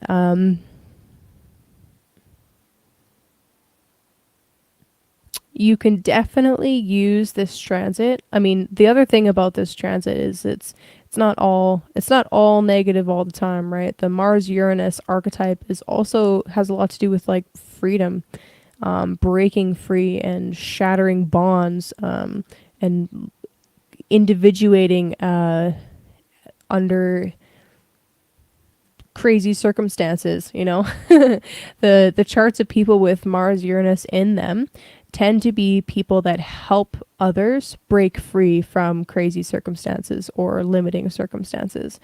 So it can definitely carry that kind of a flavor to it as well. It's not necessarily like you're dealing with explosive rage, but you definitely could be. Okay, that's 100% a possibility. But you know, if it's not that, then you could be, you know, actually helping a child or your child go through some potentially really difficult stuff. But being that you are Cancer, right? You're nurturing at the end of the day. Just being there and being a support is huge and goes a really long way. So again, huge disclaimer.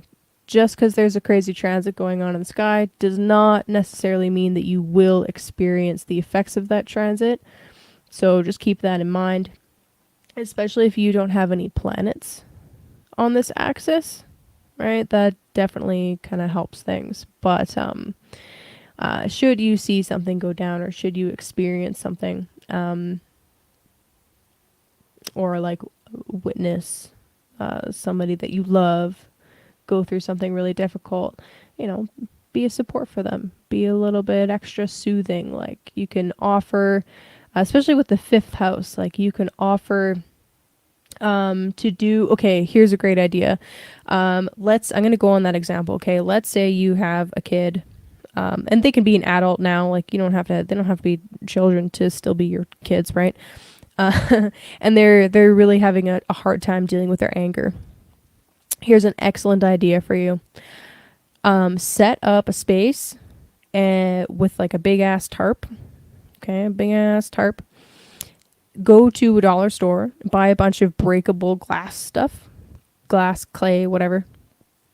Take it home, set it up, and then have a smashing party, and and then take those pieces and like make a mosaic or something with them, right? Like take that anger, make it into a physical action that you're doing that's in a safe space that's not going to hurt anybody, and then create something beautiful with it. Like utilize that fifth house, or like help them to write a song about it, or express it creatively in some way.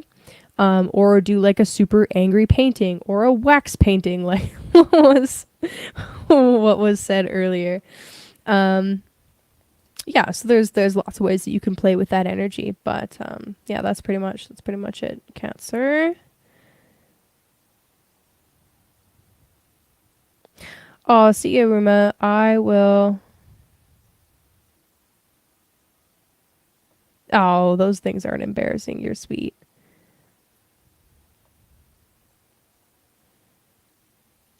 Gotta go back a little bit. Lots of different stuff. Dun dun dun dun. Flower and crystal blackberry flower, garlic. Oh, garlic flower. Fascinating. Fascinating. Okay.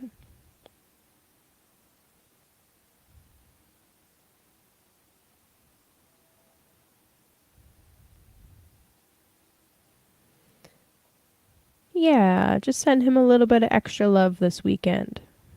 You know?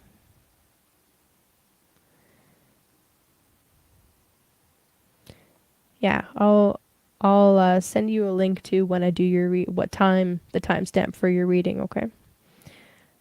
Dun, dun, dun, dun, dun. Okay, we caught up. Um,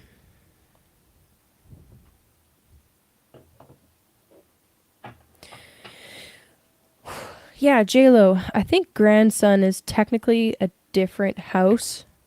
It might be a different house in the chart than the fifth. That would actually be a really good question for the study group that we're in together. That'd be a really good question because it's weird because like the fifth house is only considered children because it is stuff that belongs to the family. So hold on before I pull cards while I'm on this. This is why we take so long, by the way, because I get excited about these questions. So the fourth house is the family and the property of the family, right? And definitely parents as well, but usually fathers specifically, in ancient astrology anyway. The fifth house is considered children because it's the second to the fourth. So the second house, just to bring it back real quick, the second house is your property, your values, valuables, the things that you eat, your money, but it's your property, it's your possessions. So it's the second from the first. So if this is the family and the household, it's kind of weird to think of children as the property of the household, but they are. They're the property of the family. That's why the fifth is actually considered children. So I'm really curious about that now. As a grandma, would it be your children's children? So fifth from the fifth. So that would be 1, 2, 3, 4, 5. So would it be the ninth house actually? Or would it still be considered the fifth because it's more generally the property's children? I'm not sure. Anyway, yeah, they say ninth because it's the fifth from the fifth. So anyway, definitely would be, I don't know, I think there's a little bit of a debate there, but yeah, I think ninth would be grandchildren.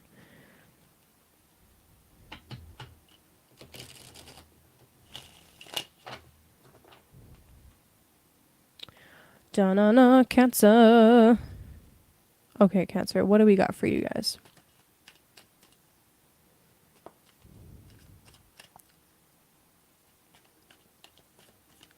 JLo goes down some mad rabbit holes. But yeah, like maybe just as a positive support for your grandson, and especially since he's been kind of reaching out to you a little bit, just continue being a good support system for him, especially if he starts going through some really difficult stuff this week. Because you have knowledge of the stars and you can see it coming, you can be of assistance in that way. It's like, I know, honey, this is difficult, but this too shall pass, and then kind of like help him move that Mars energy. Okay, so first card out for Cancer, we have the Six of Wands. I like this. This is motherfucking victory. We got this for somebody last week. I forget who we got it for. Doesn't really matter, but yeah, Six of Wands is like a major victory point, all right? You have come through something potentially very challenging, and now you're being celebrated for that victory, right? That's a beautiful place to be. This is like the hero card. Immediately after that, we have the Eight of Pentacles coming out. So the Eight of Pentacles is reminding us to keep doing our due diligence and to keep doing the perfection, keep doing the work to perfection that we've been doing up until this point. So it's kind of like, yeah, major moment of victory, awesome, 100%, let's celebrate. But don't rest on your laurels. That's kind of the phrasing that comes to mind with that. Because with the Eight of Pentacles, this is a card of Virgo actually, and it is quite literally just about making sure that you, even though something might be tedious, even though something might require a lot of mental and maybe even physical energy, you're still doing it to perfection every single time, so that you don't want to practice doing it sloppily. You want to practice doing it really well. So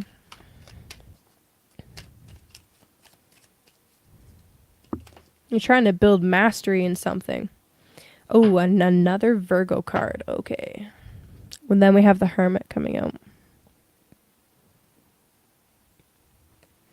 Hello, Mr. Hermit. So Six of Wands, Eight of Pentacles, Hermit. Huh. These feel very opposite in energy. Okay.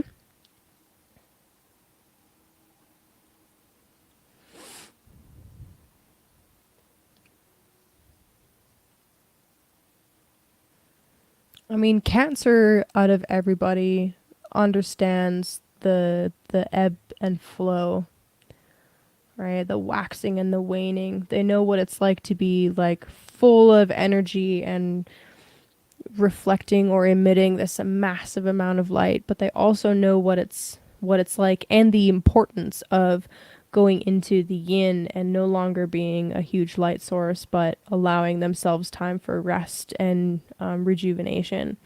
So I kind of feel like you're just going through this waxing and waning, ebbing and flowing, where like it's almost like you've tasted victory before. You know what that's like. 7 on the stream right now. That's cool. This is a 6 though, but regardless, you know what that's like. You've experienced it before, and you know that there will be a time when you reach that height again. But right now, in the present, you're focusing on the little things. You're focusing on dotting the I's and crossing the T's and making sure that the little things are taken care of. The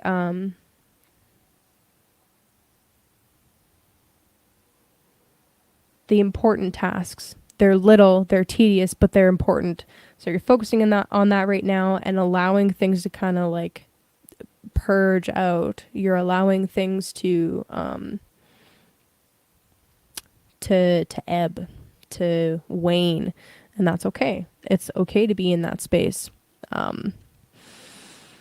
It's almost like you are saving your energy. And honestly, this makes a lot of sense considering, especially for you, Cancer rising, considering we're heading into a new moon. The moon is quite literally emptying out of her energy right now.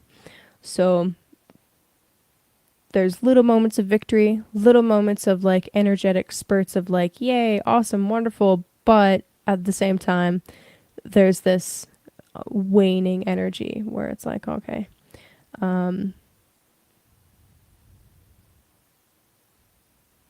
it's like you're saving it. You're saving it for later. Right? Packing it up, saving it for later. Because you know you're going to need it, but you need to allow it to grow. So I think the biggest thing that I could say to Cancer rising especially is allow yourself to flow with the energy of the moon. Like, trying to operate in a super solar way all of the time definitely does not work for you guys. It doesn't work for a lot of people. And honor the cycles of the moon, because you are inherently tied to the moon as a Cancer. So, and also, by the way, just side note, Queen of Cups underneath the deck, that is the Cancer court card. So that's quite nice. Anyway, allow yourself to ebb and flow with the energy of the moment, okay? It's okay if you're not operating in a solar consciousness all of the time. You don't need to be. You're not supposed to be. So allow yourself to rest. Allow yourself to rejuvenate. Make sure that you're still kind of like taking care of the little things and really paying attention to the body. Ultimately, at the end of the day, to me, the Hermit card is about. To me, the Hermit card is really about: are you taking care of the body? Are you, speaking of purging, J-Lo, are you being discerning about what you take in, both on a mental and a emotional and a spiritual basis, but also on a physical basis? And if you need to purge anything out, if you need to purge anything out, then, doing like a fast, or, just taking a couple nights off from whatever it was you were doing that is like bombarding you energetically, so to speak. All right, that's Cancer.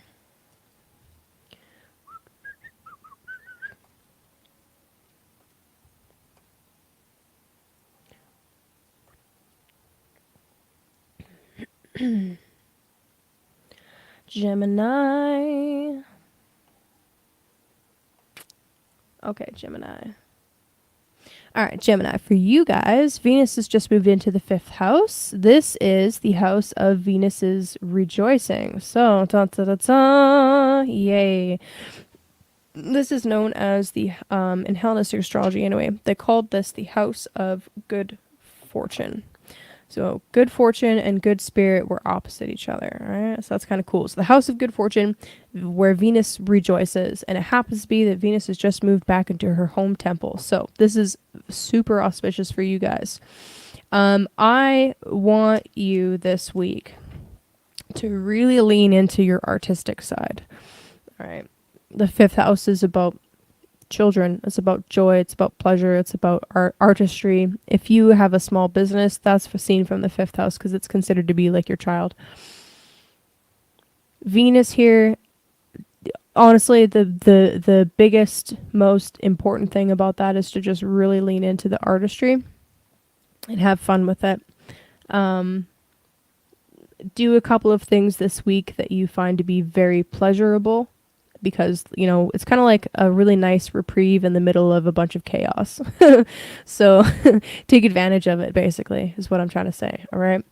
So later on in the week, Saturday is when the aspect perfects, but we have this Mars-Uranus opposition. So a couple of things about this. First of all, because this is happening in not angular houses, it's quite possible that that this could pass and you won't even notice anything happening. Now, if you have planets here, or, if you have already been dealing with some kind of health-related things, either mental or physical, then this could very well be descriptive of something coming to a head, so to speak. If you, I talked about this a lot with Sagittarius, but if you happen to have like pets or livestock, this could be something potentially going down with your pets and livestock. So what I would say about that is, don't let your cats out this weekend, that kind of thing. Just be a little bit extra protective as a precautionary measure. That's it. Otherwise, it's not an angular house, so unless you have a planet here, I wouldn't worry about this transit that much. Yeah, so that's kind of that. The other thing that's happening that's really kind of important for you guys to take note of is right before this perfects, Mercury will be moving into Sagittarius. This is important because Mercury is your chart ruler. If you're a Gemini rising, Mercury is symbolic of your body. So Mercury moving into Sag is similar to kind of feeling like a fish out of water, or like a stranger in a strange land. Like if you have Mercury in Sag natally, really, I've seen it a lot in people that are a little bit more counterculture. They're a little bit against the grain or different from the norm in some way. So there's definitely nothing necessarily bad about this transit, but immediately upon entering Sag, it will be squaring off with Saturn. So there could potentially be some conflict here, some tension arising between, you know, a partner and an authority figure, or like your mom and your partner, or maybe even you and your mom or something like that. Like there's definitely a potential for some like tension between whose idea is right, you know, whose idea is right and who's on the side of truth, or whatever the case may be. So with that in mind, really the best piece of advice I'd say for that is to just, you know, try to find some kind of unifying and overarching thing that you both can agree on value wise. Both of these planets are in Jupiter ruled signs, so kind of focus on like, okay, what is the spirit of the spirit of the debate here? What is the thing that we can agree on? What is our common ground? Is there any common ground? I mean, at the end of the day, you're both human, right? I hope one of you might be an alien. I don't know, but find a commonality and maybe just try to agree to disagree. Worst case scenario, right? That's kind of that. Oh, Katsu, you're in Mountain Time? What's up? Mountain Time. I'm losing my voice, guys. I got fuck.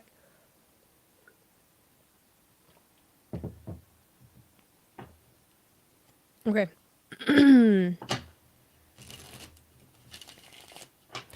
Gemini, what do we got for you?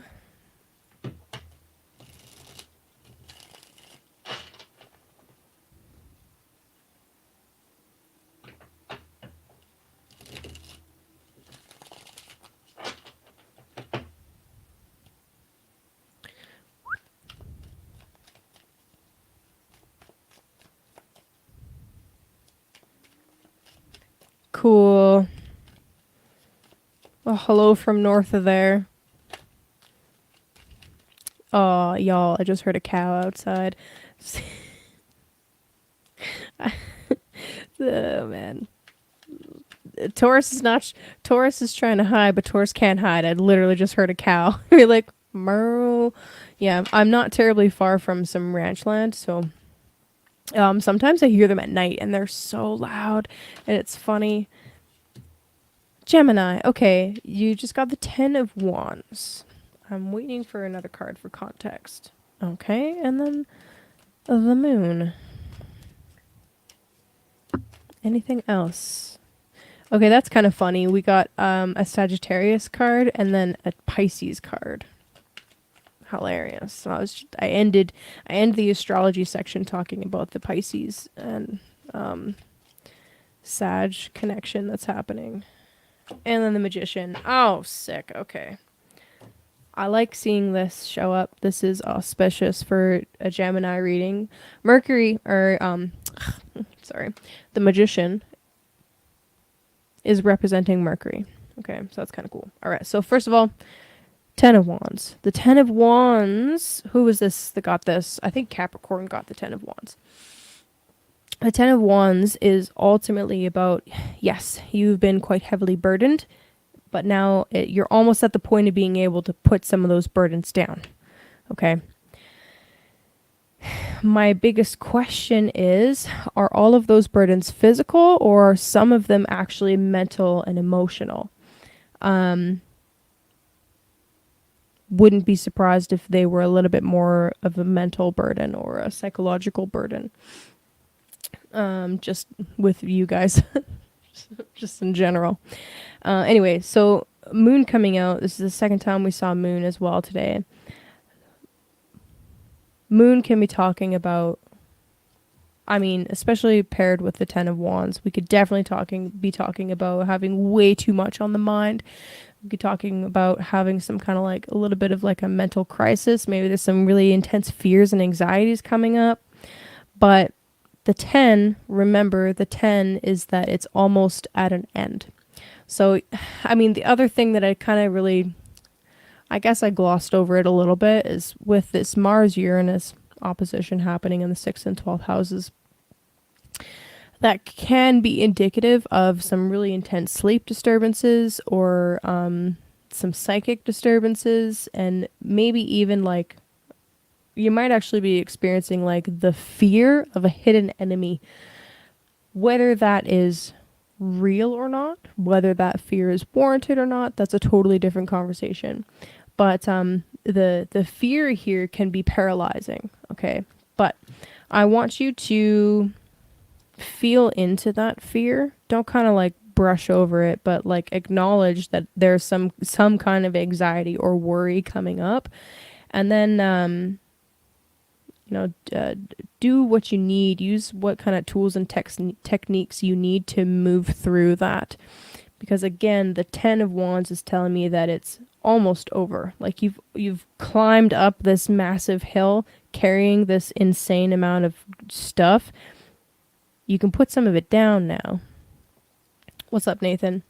The other thing is that I love that the Magician came out for you guys, because, the Magician being Mercury is talking about really gaining some solid skills, mastering each of the elements.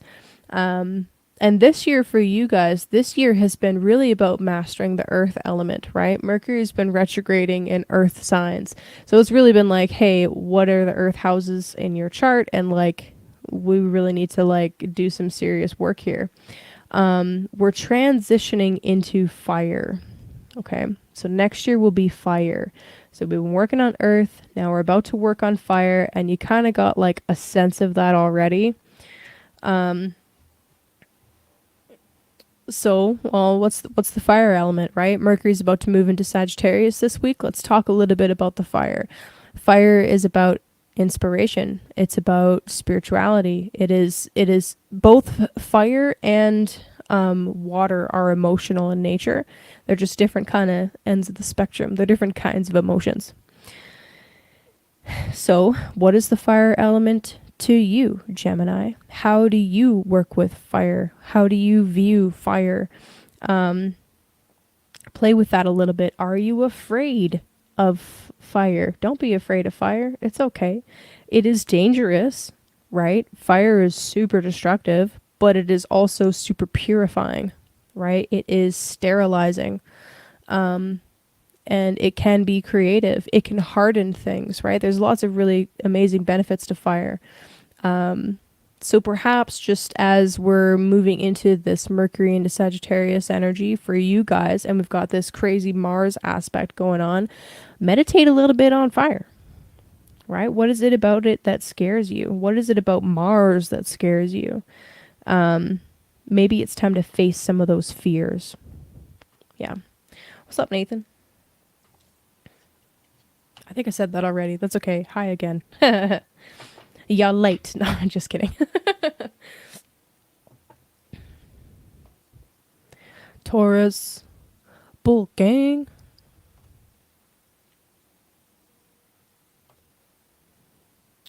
Da-na-na-na-na. Taurus.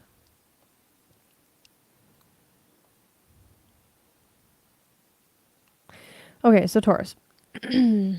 So your chart ruler, Venus, especially if you're a Taurus rising, has just moved into her home sign, well, will on Wednesday anyway, of Libra. This is excellent. This is great news. For anybody that's a Taurus rising especially, this is indicative of, while the the areas of life ruled by Venus, which would be literally you. So your body, health, vitality, personality, all of the things basically. Kind of coming a little bit more with ease, right?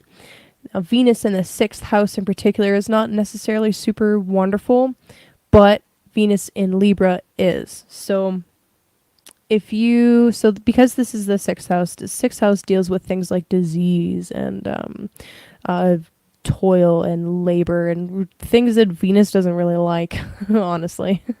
But still, she's at home, right? So it's like you're able to take responsibility for the work that you put out into the world, right? So 6th house has a lot to do with our like daily labors. 10th house is what we're known for. 6th house is the day-to-day toil, right? The things that we do, the services that we provide that we will bleed for, essentially. So again, it's not a fun house, but there's no way to make the 6th house fun. It just is. So anyway, if you have been dealing with any kind of like major health hiccups or anything like that, Venus moving into the 6th house for you can indicate like finally landing the correct kind of practitioner to really help you. That could be a Venus in the 6th house kind of transit, or it could be like finding the right combination of mushrooms and herbs or whatever that really help you or whatever. That's what we were talking about in the chat earlier, so it was pertinent in my mind. Yeah, so that's a nice summary of Venus in the 6th. It can also be like, I mean, the 6th house can be like pets and stuff like that, so it could be like really bonding in a really sweet way with your cat. Like, it's really nice things, basically. Now, the other thing that's kind of major happening this week in your sign especially is we have this Uranus-Mars opposition. Now, this is not an easy opposition, and this is happening in angular houses, so this will be more pertinent for you, Taurus rising, especially, okay? Doubly so if you have any planets here, okay? And also if your ascendant is like within 3 degrees of this, so it would be like 18 to 23, 24 degrees.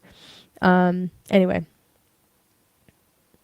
it's not a fun transit, right? There's definitely some positive that can come from it, but let's talk about the other side first, all right? So Mars Uranus can be pretty explosive. Straight up, that's what it is.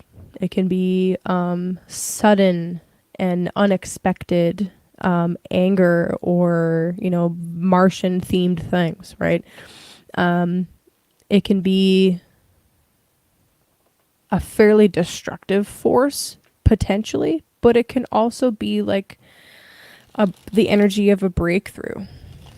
Right. The other thing about Uranus that I have been mentioning to other signs, but I'll say again to you guys, the other thing about Uranus is that it's about the impulse towards individuation and breaking free from things that have tried to chain you or hold you back, right?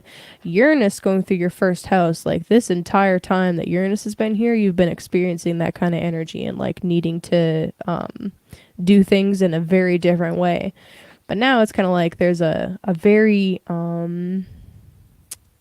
I feel like I've used the word potent a bajillion times, but but I guess one more time, there's a like a potent kind of opportunity to break free a little bit more or experience some kind of event where you put your foot down and be like, no, enough's enough. I've had it with this particular pattern, and we're totally breaking and shifting away from that pattern, especially to do with relationships. Okay. So there's, like I kind of touched on a little bit, there are some positive ways that this can play out for sure. But usually it comes with a little bit of a crisis considering it's Mars, okay? Now, with that said, the big disclaimer there is that even though, yes, this is in an angular house, it could very well pass without you even noticing anything particular happening. So just keep that in mind. But if you plan on going anywhere this weekend, even just driving around your neighborhood, bring with you some supplies in case of emergency, okay? So it's just some basics, like if it's cold where you are or you think it might get cold, have a winter blanket in your trunk. Like I live in Canada, so I have a blanket that doesn't leave my trunk. It just stays there all year round. Just in case, right? Then I don't have to remember to put it back there. It's just there. Have like a first aid kit. Have a couple of basic tools in case you need to swap a tire. Really, really basic stuff like that can go a really long way to ease anxiety. And then if anything does happen, you've got some supplies. You've got Tylenol and some Band-Aids or whatever, like that kind of stuff.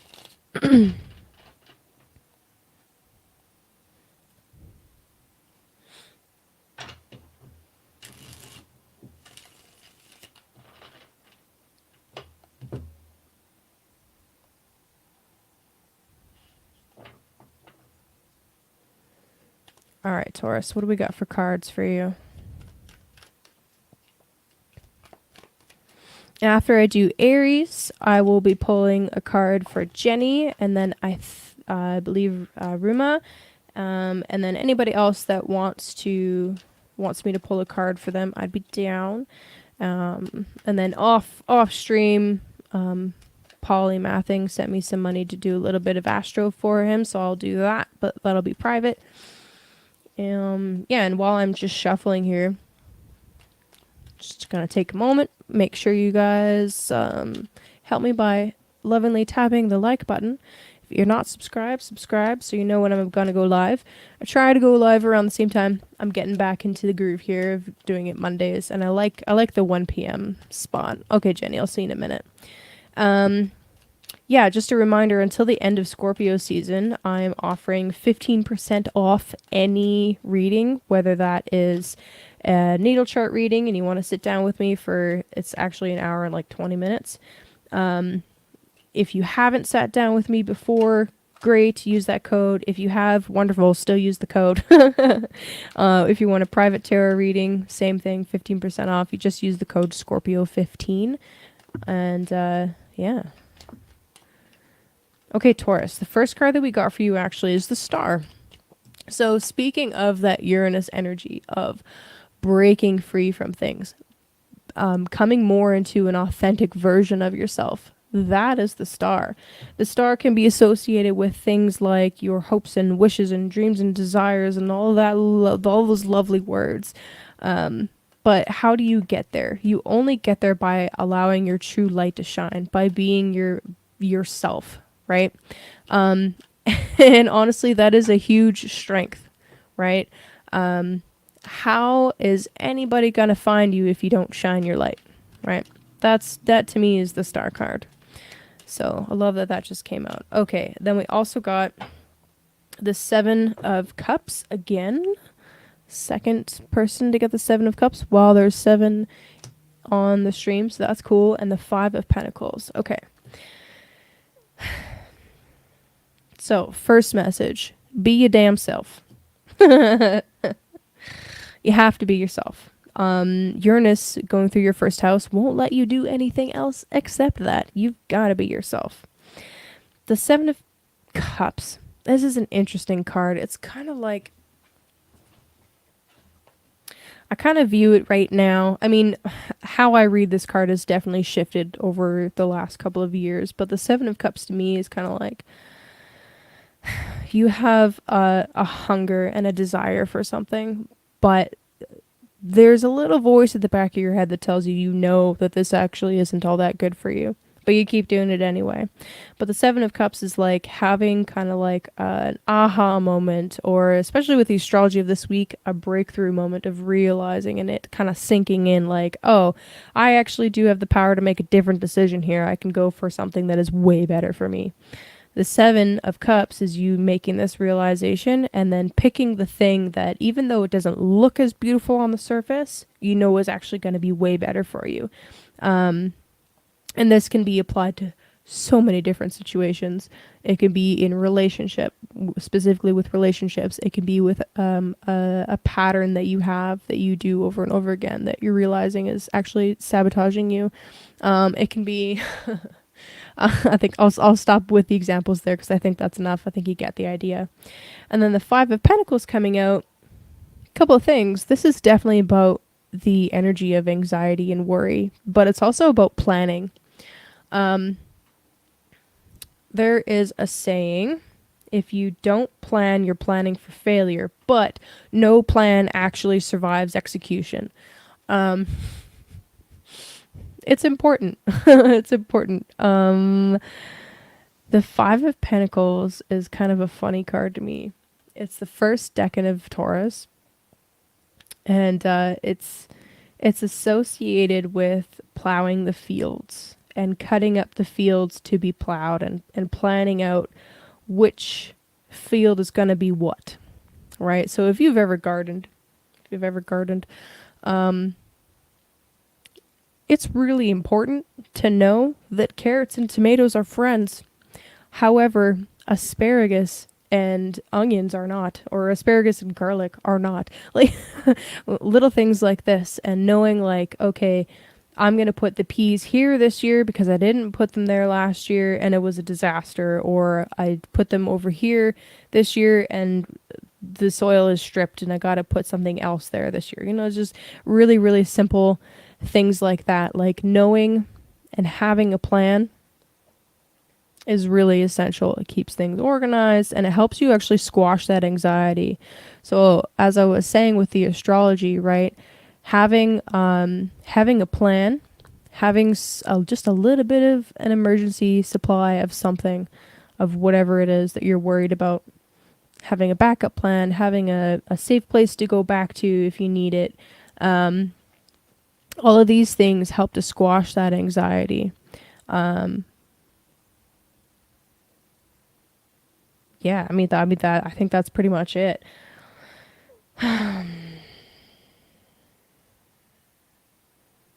Yeah, so to recap, there's this refreshing and soothing and really beautiful energy with Venus moving back into her home sign. This is going to help you to achieve more with your own personal life. Okay, this is going to help you to beautify certain areas of life. If you've been struggling with anything health-wise, Venus moving into the 6th house can be indicative of finding the right person to consult with. Venus is often someone that you consult with. It's the priestess. So this is you quite literally meeting like the right practitioner to assist you with whatever that is. Talking with them is likely going to reveal, hey, I've been making these decisions and I need to kind of shift what I'm consuming here so that I'm no longer harming myself, but actually making some better choices, just as an example, right? And then the five of Pentacles is like, yes, there's definitely the energy of worry and anxiety out there, but you have access to people that can help you plan a little bit better for next year, but also just having a little bit of a plan, answering just a couple of those what ifs and having an answer for them can really help squash any anxiety that's coming up. Okay. So those are kind of the things. I think that's all I got for you, Taurus. That's pretty much sums it up, I think. Anyway, be authentic. Don't be afraid to shine and talk about with others what it is you do. Like be open about that. Especially as like you're going through these crazy changes with the eclipses that had been happening on your first 7th axis.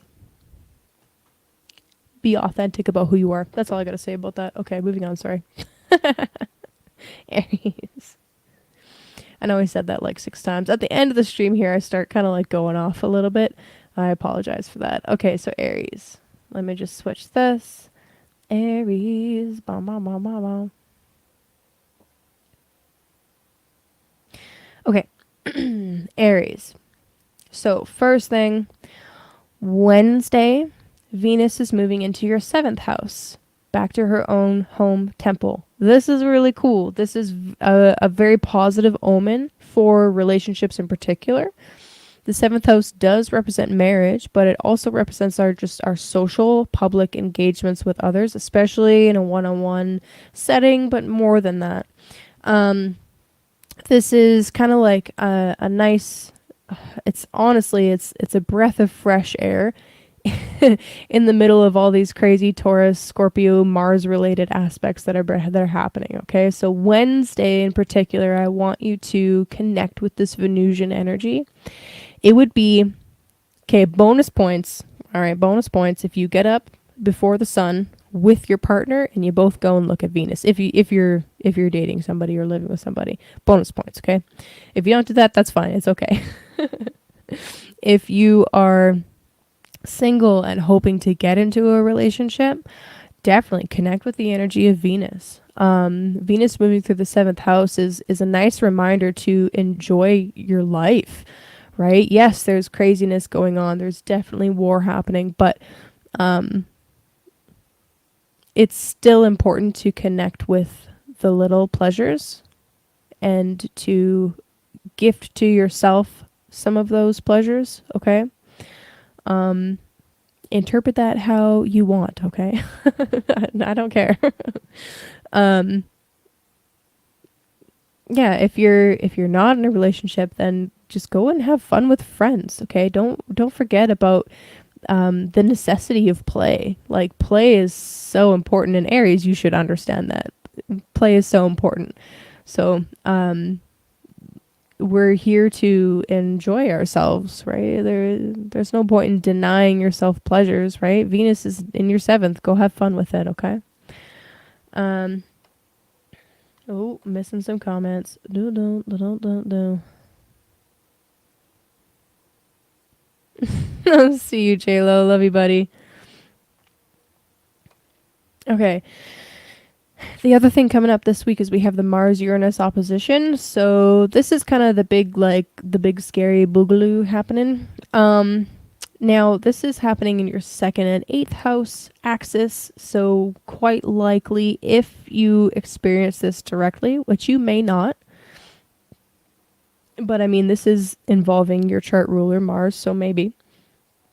It's likely going to center around either your finances, or if you have a partner, their finances, and the shared values that you have together, right? So that's the only thing. Now, Mars in the 8th house as your chart ruler, especially, there could actually be quite a bit of anxiety and fears coming up. I mean, the 8th house has to do with like the fear of death. You know, yes, it's inheritances. It is like other people's finances and inheritances, and that can be both physical and of a spiritual nature. But what happens when people, like family members, relatives, pass away? We mourn them. We have to grieve them. We got to deal with all the financial stuff that comes up with all of that. You know, dealing with people's estates and all of that. But it part of that mourning and part of that grieving is also coming face to face with our own mortality, which you are definitely experiencing right now. Mars in the 8th house, but also Mars about to be swallowed up by the sun. So this is an opportune moment to kind of face that fear. And I really feel like this transit, even though it's kind of it potentially kind of can be a scary one for sure, it's providing some really fascinating electric fuel for you to break through some of those fears that you have been holding on to, right? So there's definitely some gold underneath this waterfall here.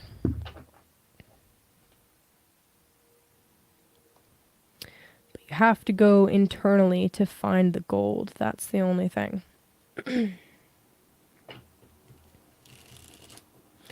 All right, so after this, I will read. I've got a card for Jenny to pull. I've got a card for Ruma to pull. And I haven't checked my email, so I'll check my email after that.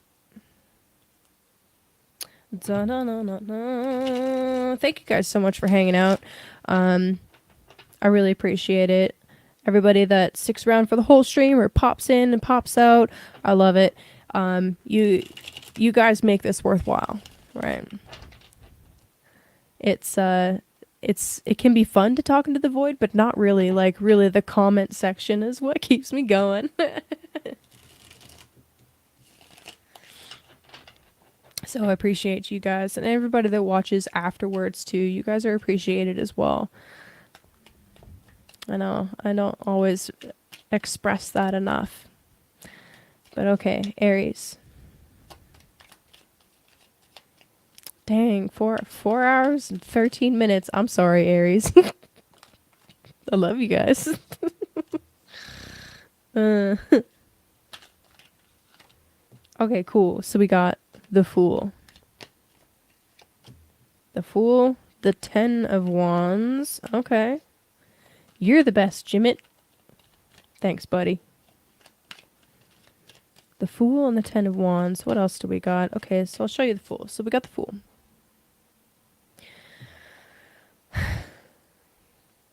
The Fool represents the ability to trust in spirit, trust in the process, and take a step off of a cliff. It's the leap of faith card. It's the you're packing light and you don't have a whole lot in the way of provisions, but you're trusting spirit to provide. You're at the beginning of a journey, perhaps even starting over again, it might feel like, or you're about to start over again and you're not quite ready to do that. Because then we got the Ten of Wands rather. 10 of Wands we've definitely had for another sign, I believe Capricorn and somebody else. Doesn't really matter. Point is, I don't know. The Fool definitely came out first before the 10 of Wands. So it's almost like there's this energy of, yes, it's time to start fresh, but not yet. Like, I'm ready to go, but there's something I have to take care of first.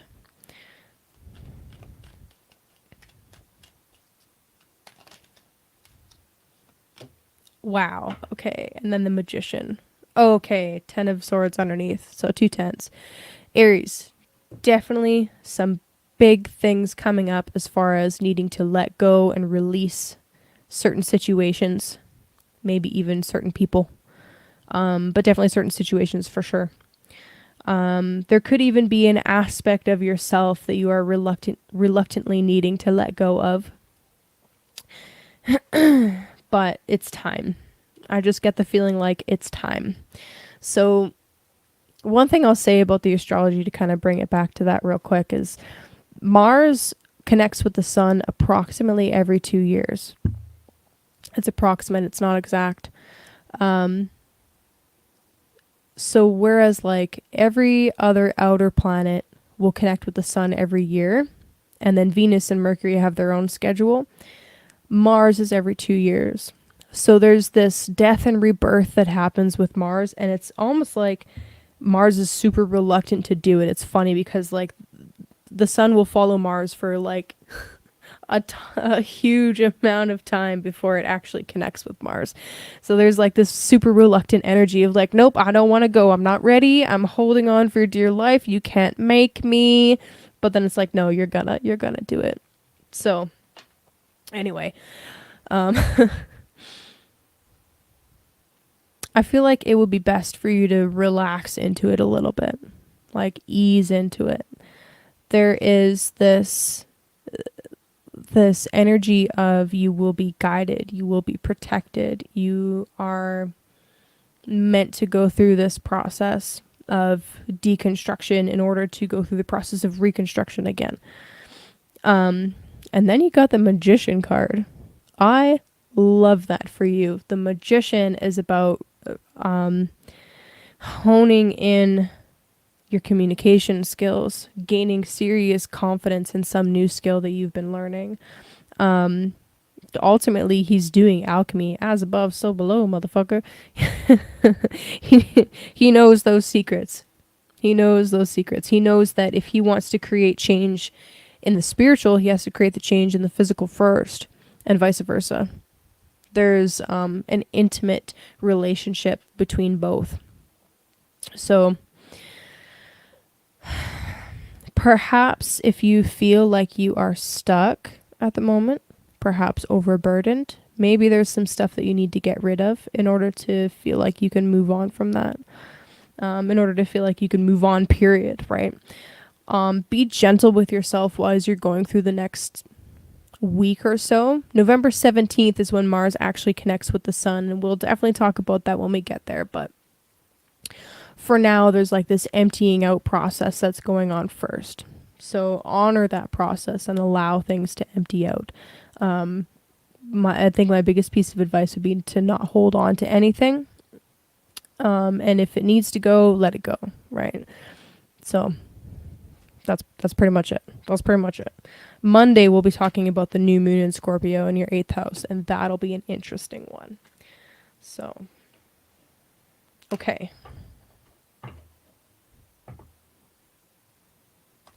You got this, Aries. All right, where is my...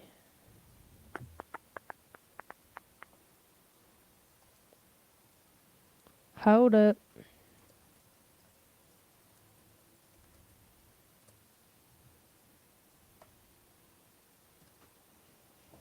Give me 1 second, guys.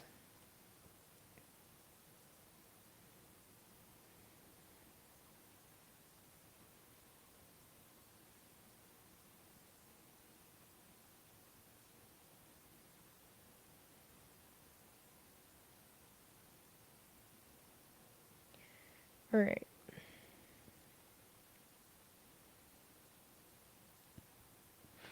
Okay, so Jenny. Jenny.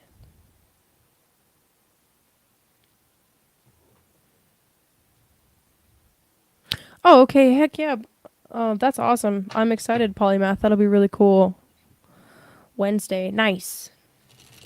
Yeah, okay. Excellent. All right, I can do that. I'll just draw 3 cards for you then. Yeah, that's exciting. That is exciting. So you must be Louis. Gotcha.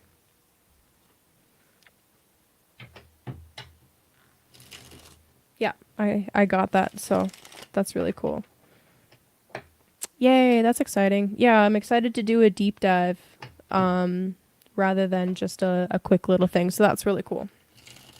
Okay, Jenny. Card for Jenny. Jenny, I miss you. And your beautiful fairy face.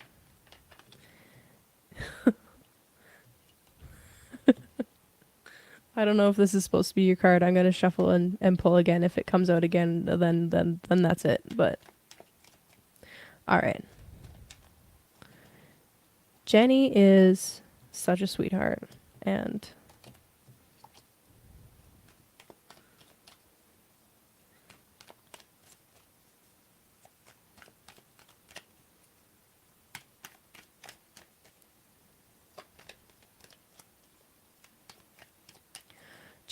Jenny. Jenny and the Jets.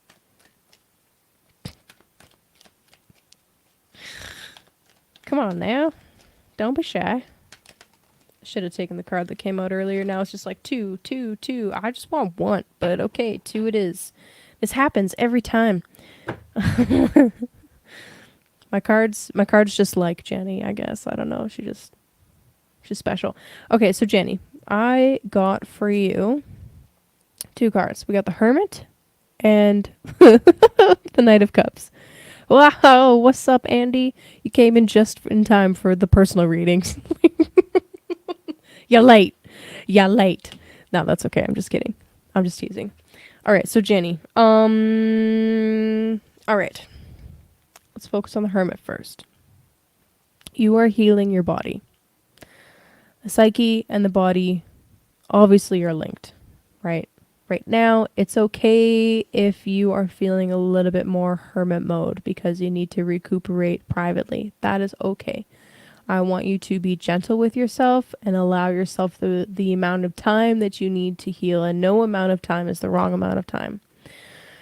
Don't be rushed by anybody else's ideas of what that should look like for you. It's going to be totally unique. And hey, maybe you're not healing anymore, but the Hermit says that you need some time to yourself. So maybe you do. I don't know.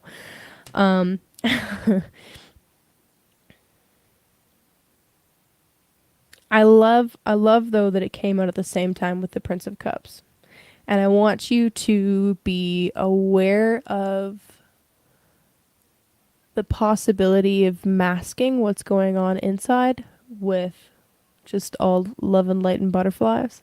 Which, I don't know, the Prince of Cups is like, yeah, I'm here for the party, man. It's that Cali accent. It's the bruh you guys were talking about in the chat earlier, which cracked me up. But anyway. Yeah, I would say be careful not to mask what's going on internally with like just this pleasure seeking kind of thing. But at the same time, don't deny yourself fun and time with friends and artistry and excitement and feel good things just because you might still be healing, right? There's both can be true. Both can be true. With the Hermit card coming out, especially, I just would say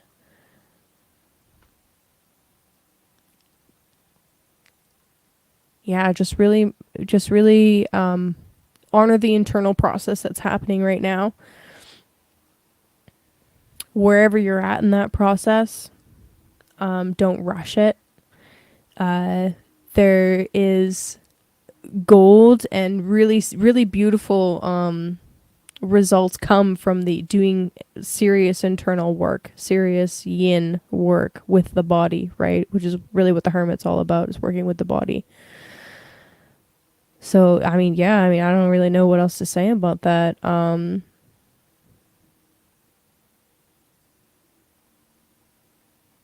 mean, I don't know, lean into the Venusian energy this week a little bit, but just make sure that you're not doing anything overtly to try and escape what's going on internally in physically, right? And I mean, I rant about that enough. You guys don't need to hear me say it again, but yeah, just honor where you're at in the cycle, right? Because we will always wax and wane with different phases of life, and when it's meant to happen, it'll happen. And just saying, when it's meant to happen, it'll fucking happen. Okay, so love you. I love you. I have fucking crazy chills right now. Oh my gosh, yeah. Oh my gosh, I'm gonna cry. Whew.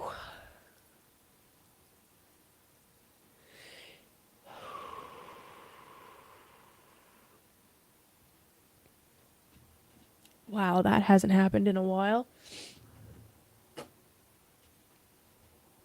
I need like a minute. Oh, okay. Yeah. Love you. Okay. Ruma. Okay, so yeah, you're welcome, buddy. I felt that. Oh man.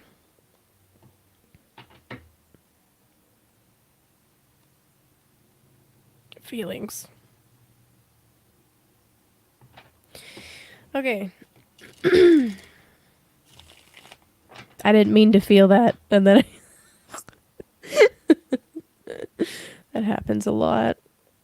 Okay, so Ruma, I know that you are not here live anymore, but that's okay. Someone 426, so 426, 427. Okay, I'll try to remember to send you that. There.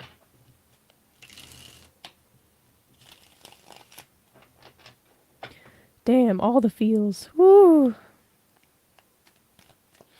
Okay, Ruma.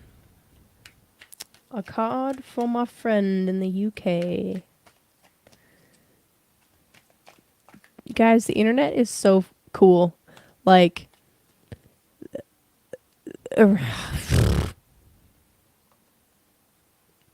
stop it. I'm trying to not cry. Stop it. Stop it. Stop it. Okay, the internet is so cool. The fact that we can connect with people all around the friggin' world, live sometimes, even thousands and thousands of miles away, is pretty friggin' special. Like, I'm grateful for the internet, okay? I gotta talk about something else or I'll just start crying, and I need to be on point right now, okay? Stop it. But seriously, I think that's just so cool. That there's people that tune in from the UK and from Australia and like Romania and all of these super exotic sounding places. I think it's really cool. Okay. And like Canada, who's even from Canada? Like, pff, come on. They have internet up there? Okay, I'm asking. I'm sorry.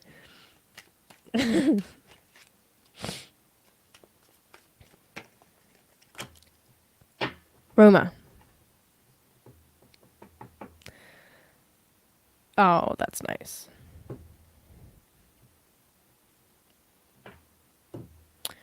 So what you got, my dear, is the King of Pentacles. I love how serious he is. He's so serious. See that gaze? That is piercing. Dang. Okay, so King of Pentacles. All right, so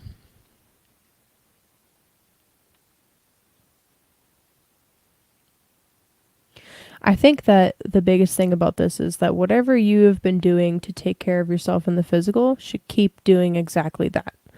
I kind of feel like the sense with the king is there's this maturity and there's this leadership quality to just keep it on, keep it on. It's like yeah,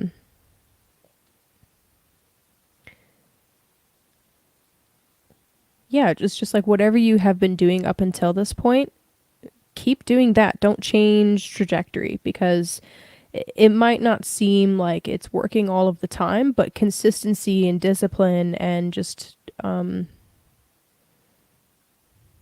yeah, those are two excellent words I don't need to add to. Consistency and discipline are really important. What else about the King of Pentacles? I think that this week you should treat yourself to something nice. Something that maybe you might not normally do for yourself because maybe there's like a whole list of reasons why you shouldn't. And I mean, like, don't go crazy or go too extravagant with it. But I don't know, I get the feeling that, there's like a sense of luxury here. And you can do luxury on a budget, okay? You don't have to go crazy with it. But there's definitely like this sense of earthiness and connectedness and understanding that like nature is incredibly abundant. I saw this really funny little video not terribly long ago. I think it was actually on Clive DeCarle's Telegram channel. Might have been there. I can't remember exactly, but anyway, it was this guy in the UK, very English accent, and he was he was talking about farming, and it was a skit. It was a comedy skit, but he's like, "You see this?" And he held up some corn. "I grew out of the ground. I planted it and it came out of nowhere. I didn't do anything. It just came up and there's thousands of it."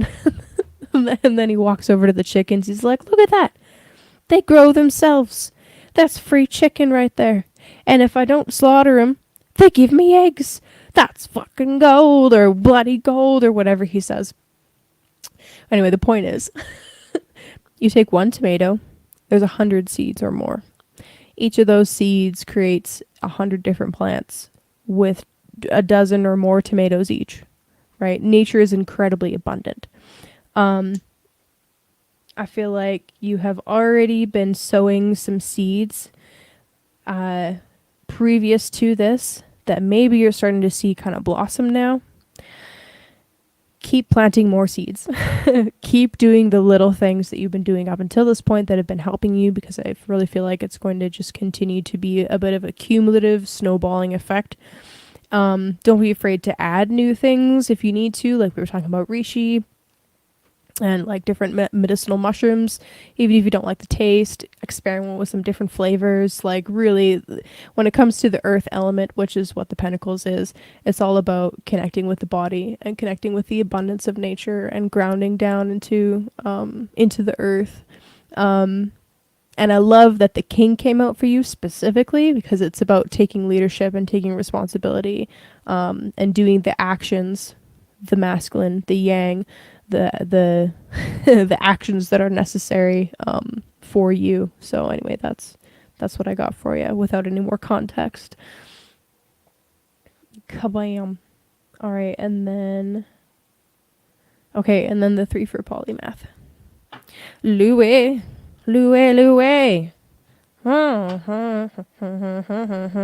Bam bam. Yeah. I will not take that back.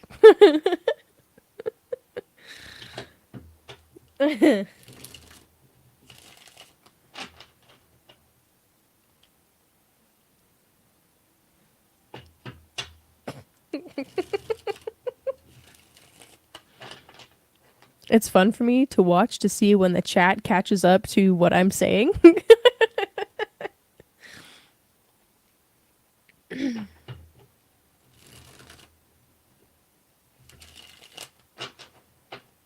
There it is. Okay, 3 cards for you, polymath.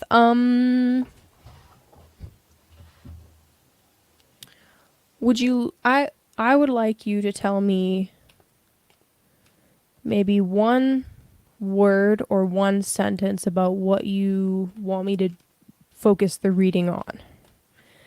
That helps. Otherwise, I might just go really deep with some esoteric surgery shit and accidentally make myself cry on stream. Direct it, please.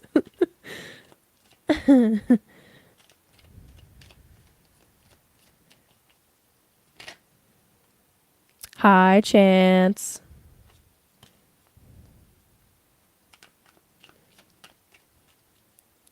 Love you, buddy.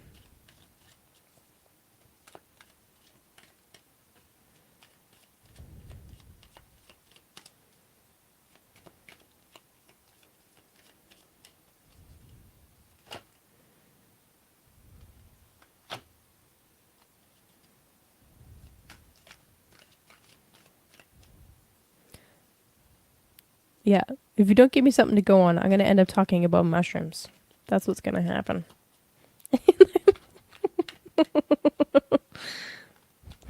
or I don't know. I'll just start talking and see where it goes.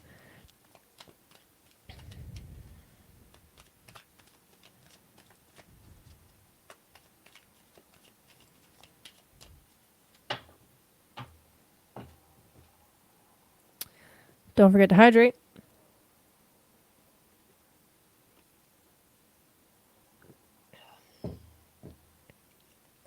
Business. Okay. Okay. You know what's funny? I would say, okay, I don't have an exact statistic for you, but so I haven't done the actual math, but probably 80% of the gentlemen that come to me for a reading, we end up talking about career. Maybe 90%. I think there was, it always ends with mushrooms. Fair enough. I think that there was maybe 1 or 2 that we didn't talk about career, or that wasn't the focus. Anyway, business, everything, mushrooms. Got it. Done. Okay. Okay. All right. I'll do my best.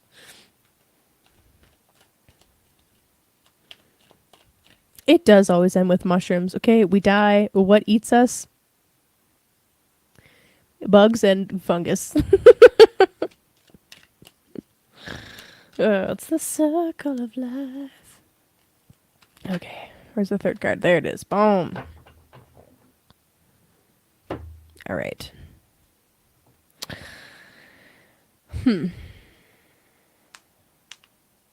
2, 3, 9. There's an interesting jump in the middle of your read here. So, first card out for you, Midiru, is the 2 of Wands. 2 of Wands is very much about, well, it's called the Lord of Dominion in some decks. All right. It's very much about establishing yourself. We might be 90% fungus. Yeah. It's not a real stat. I just like throwing numbers out there. Anyway. Anyway, 2 of Wands. It's definitely about establishing something. Stepping out and like forcibly extracting yourself from some kind of collective or some kind of collective, like mother's womb. This literally represents the first decan of Aries, which is ruled by Mars. It's actually a double Mars. Coral is a fungus. Fun fact of the day. Huh.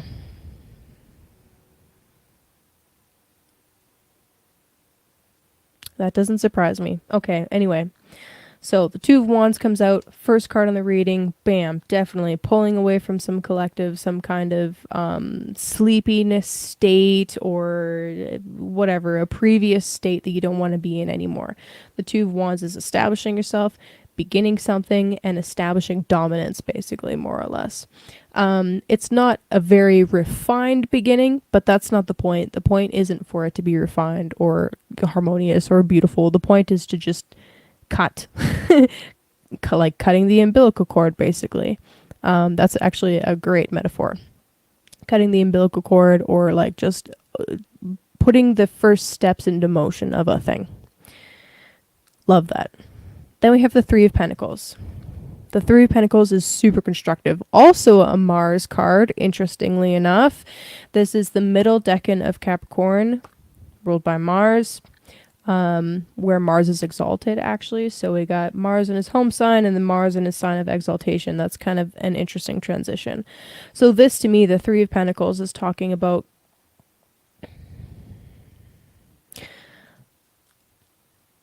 it's about constructing something. Working in a team environment where each member of that team has a different role, a different specialty, but they all work together as pieces of a puzzle, right? Each member of the team is integral, whatever, important for the final outcome to be something that is something they can all be proud of, right? So when the Three of Pentacles comes out, whether you want to apply this to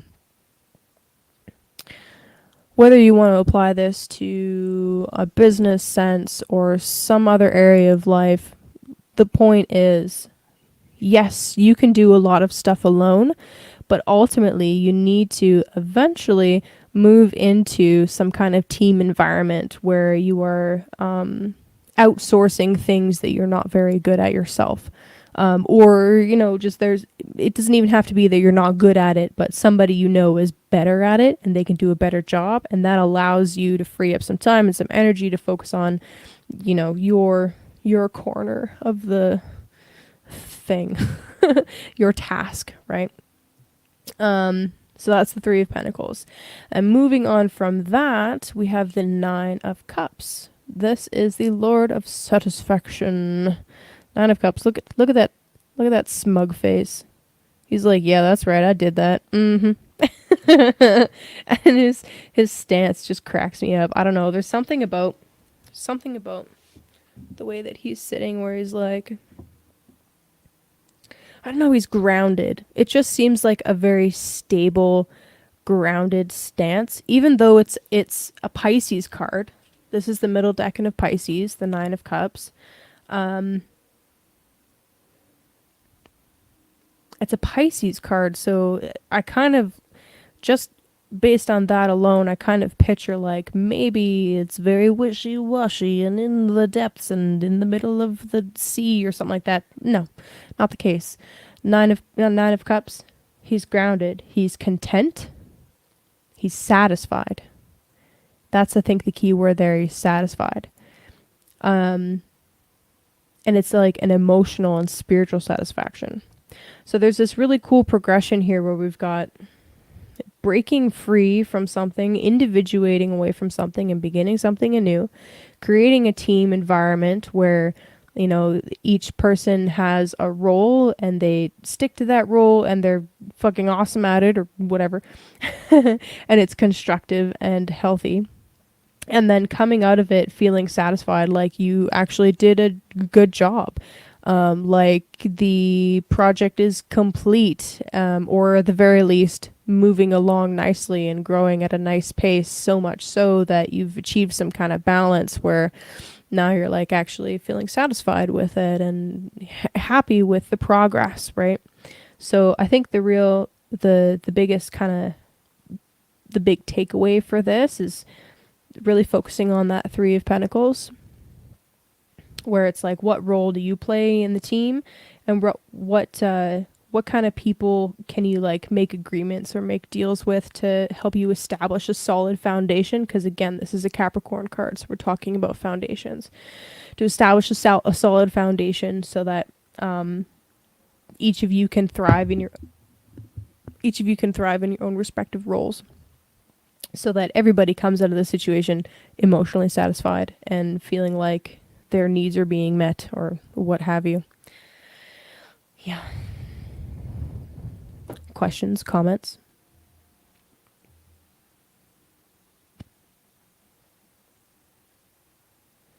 Okay, my friends. It is time to go. Yeah, you're welcome, buddy. Oh, also, who's from Barrie, Ontario? That'd be cool. Okay. Thank you guys so much. I appreciate you. Look forward to sitting down with you, Louis, on Wednesday. That'll be fun. And yeah, just one last time for the people in the back. Make sure you lovingly tap the like button and subscribe if you haven't subscribed. I try to go live every Monday, usually around 1 p.m. Mountain Time. I like that time slot. It's good for me. And yeah, if you want a natal chart reading, if you've never sat down with me before, or you have in the past, but you want to go over some transits or, anything that's coming up, you can use the same code. Use Scorpio 15 for 15% off. That also applies to private tarot readings. And yeah, thank you guys for hanging out. Now, thank you, Jenny, for the gentle encouragement. I appreciate you. It is the people that show up week after week that really help. First of all, you remind me that this is important, and that it's appreciated. So appreciate you guys. All right, have a good night. I'm out.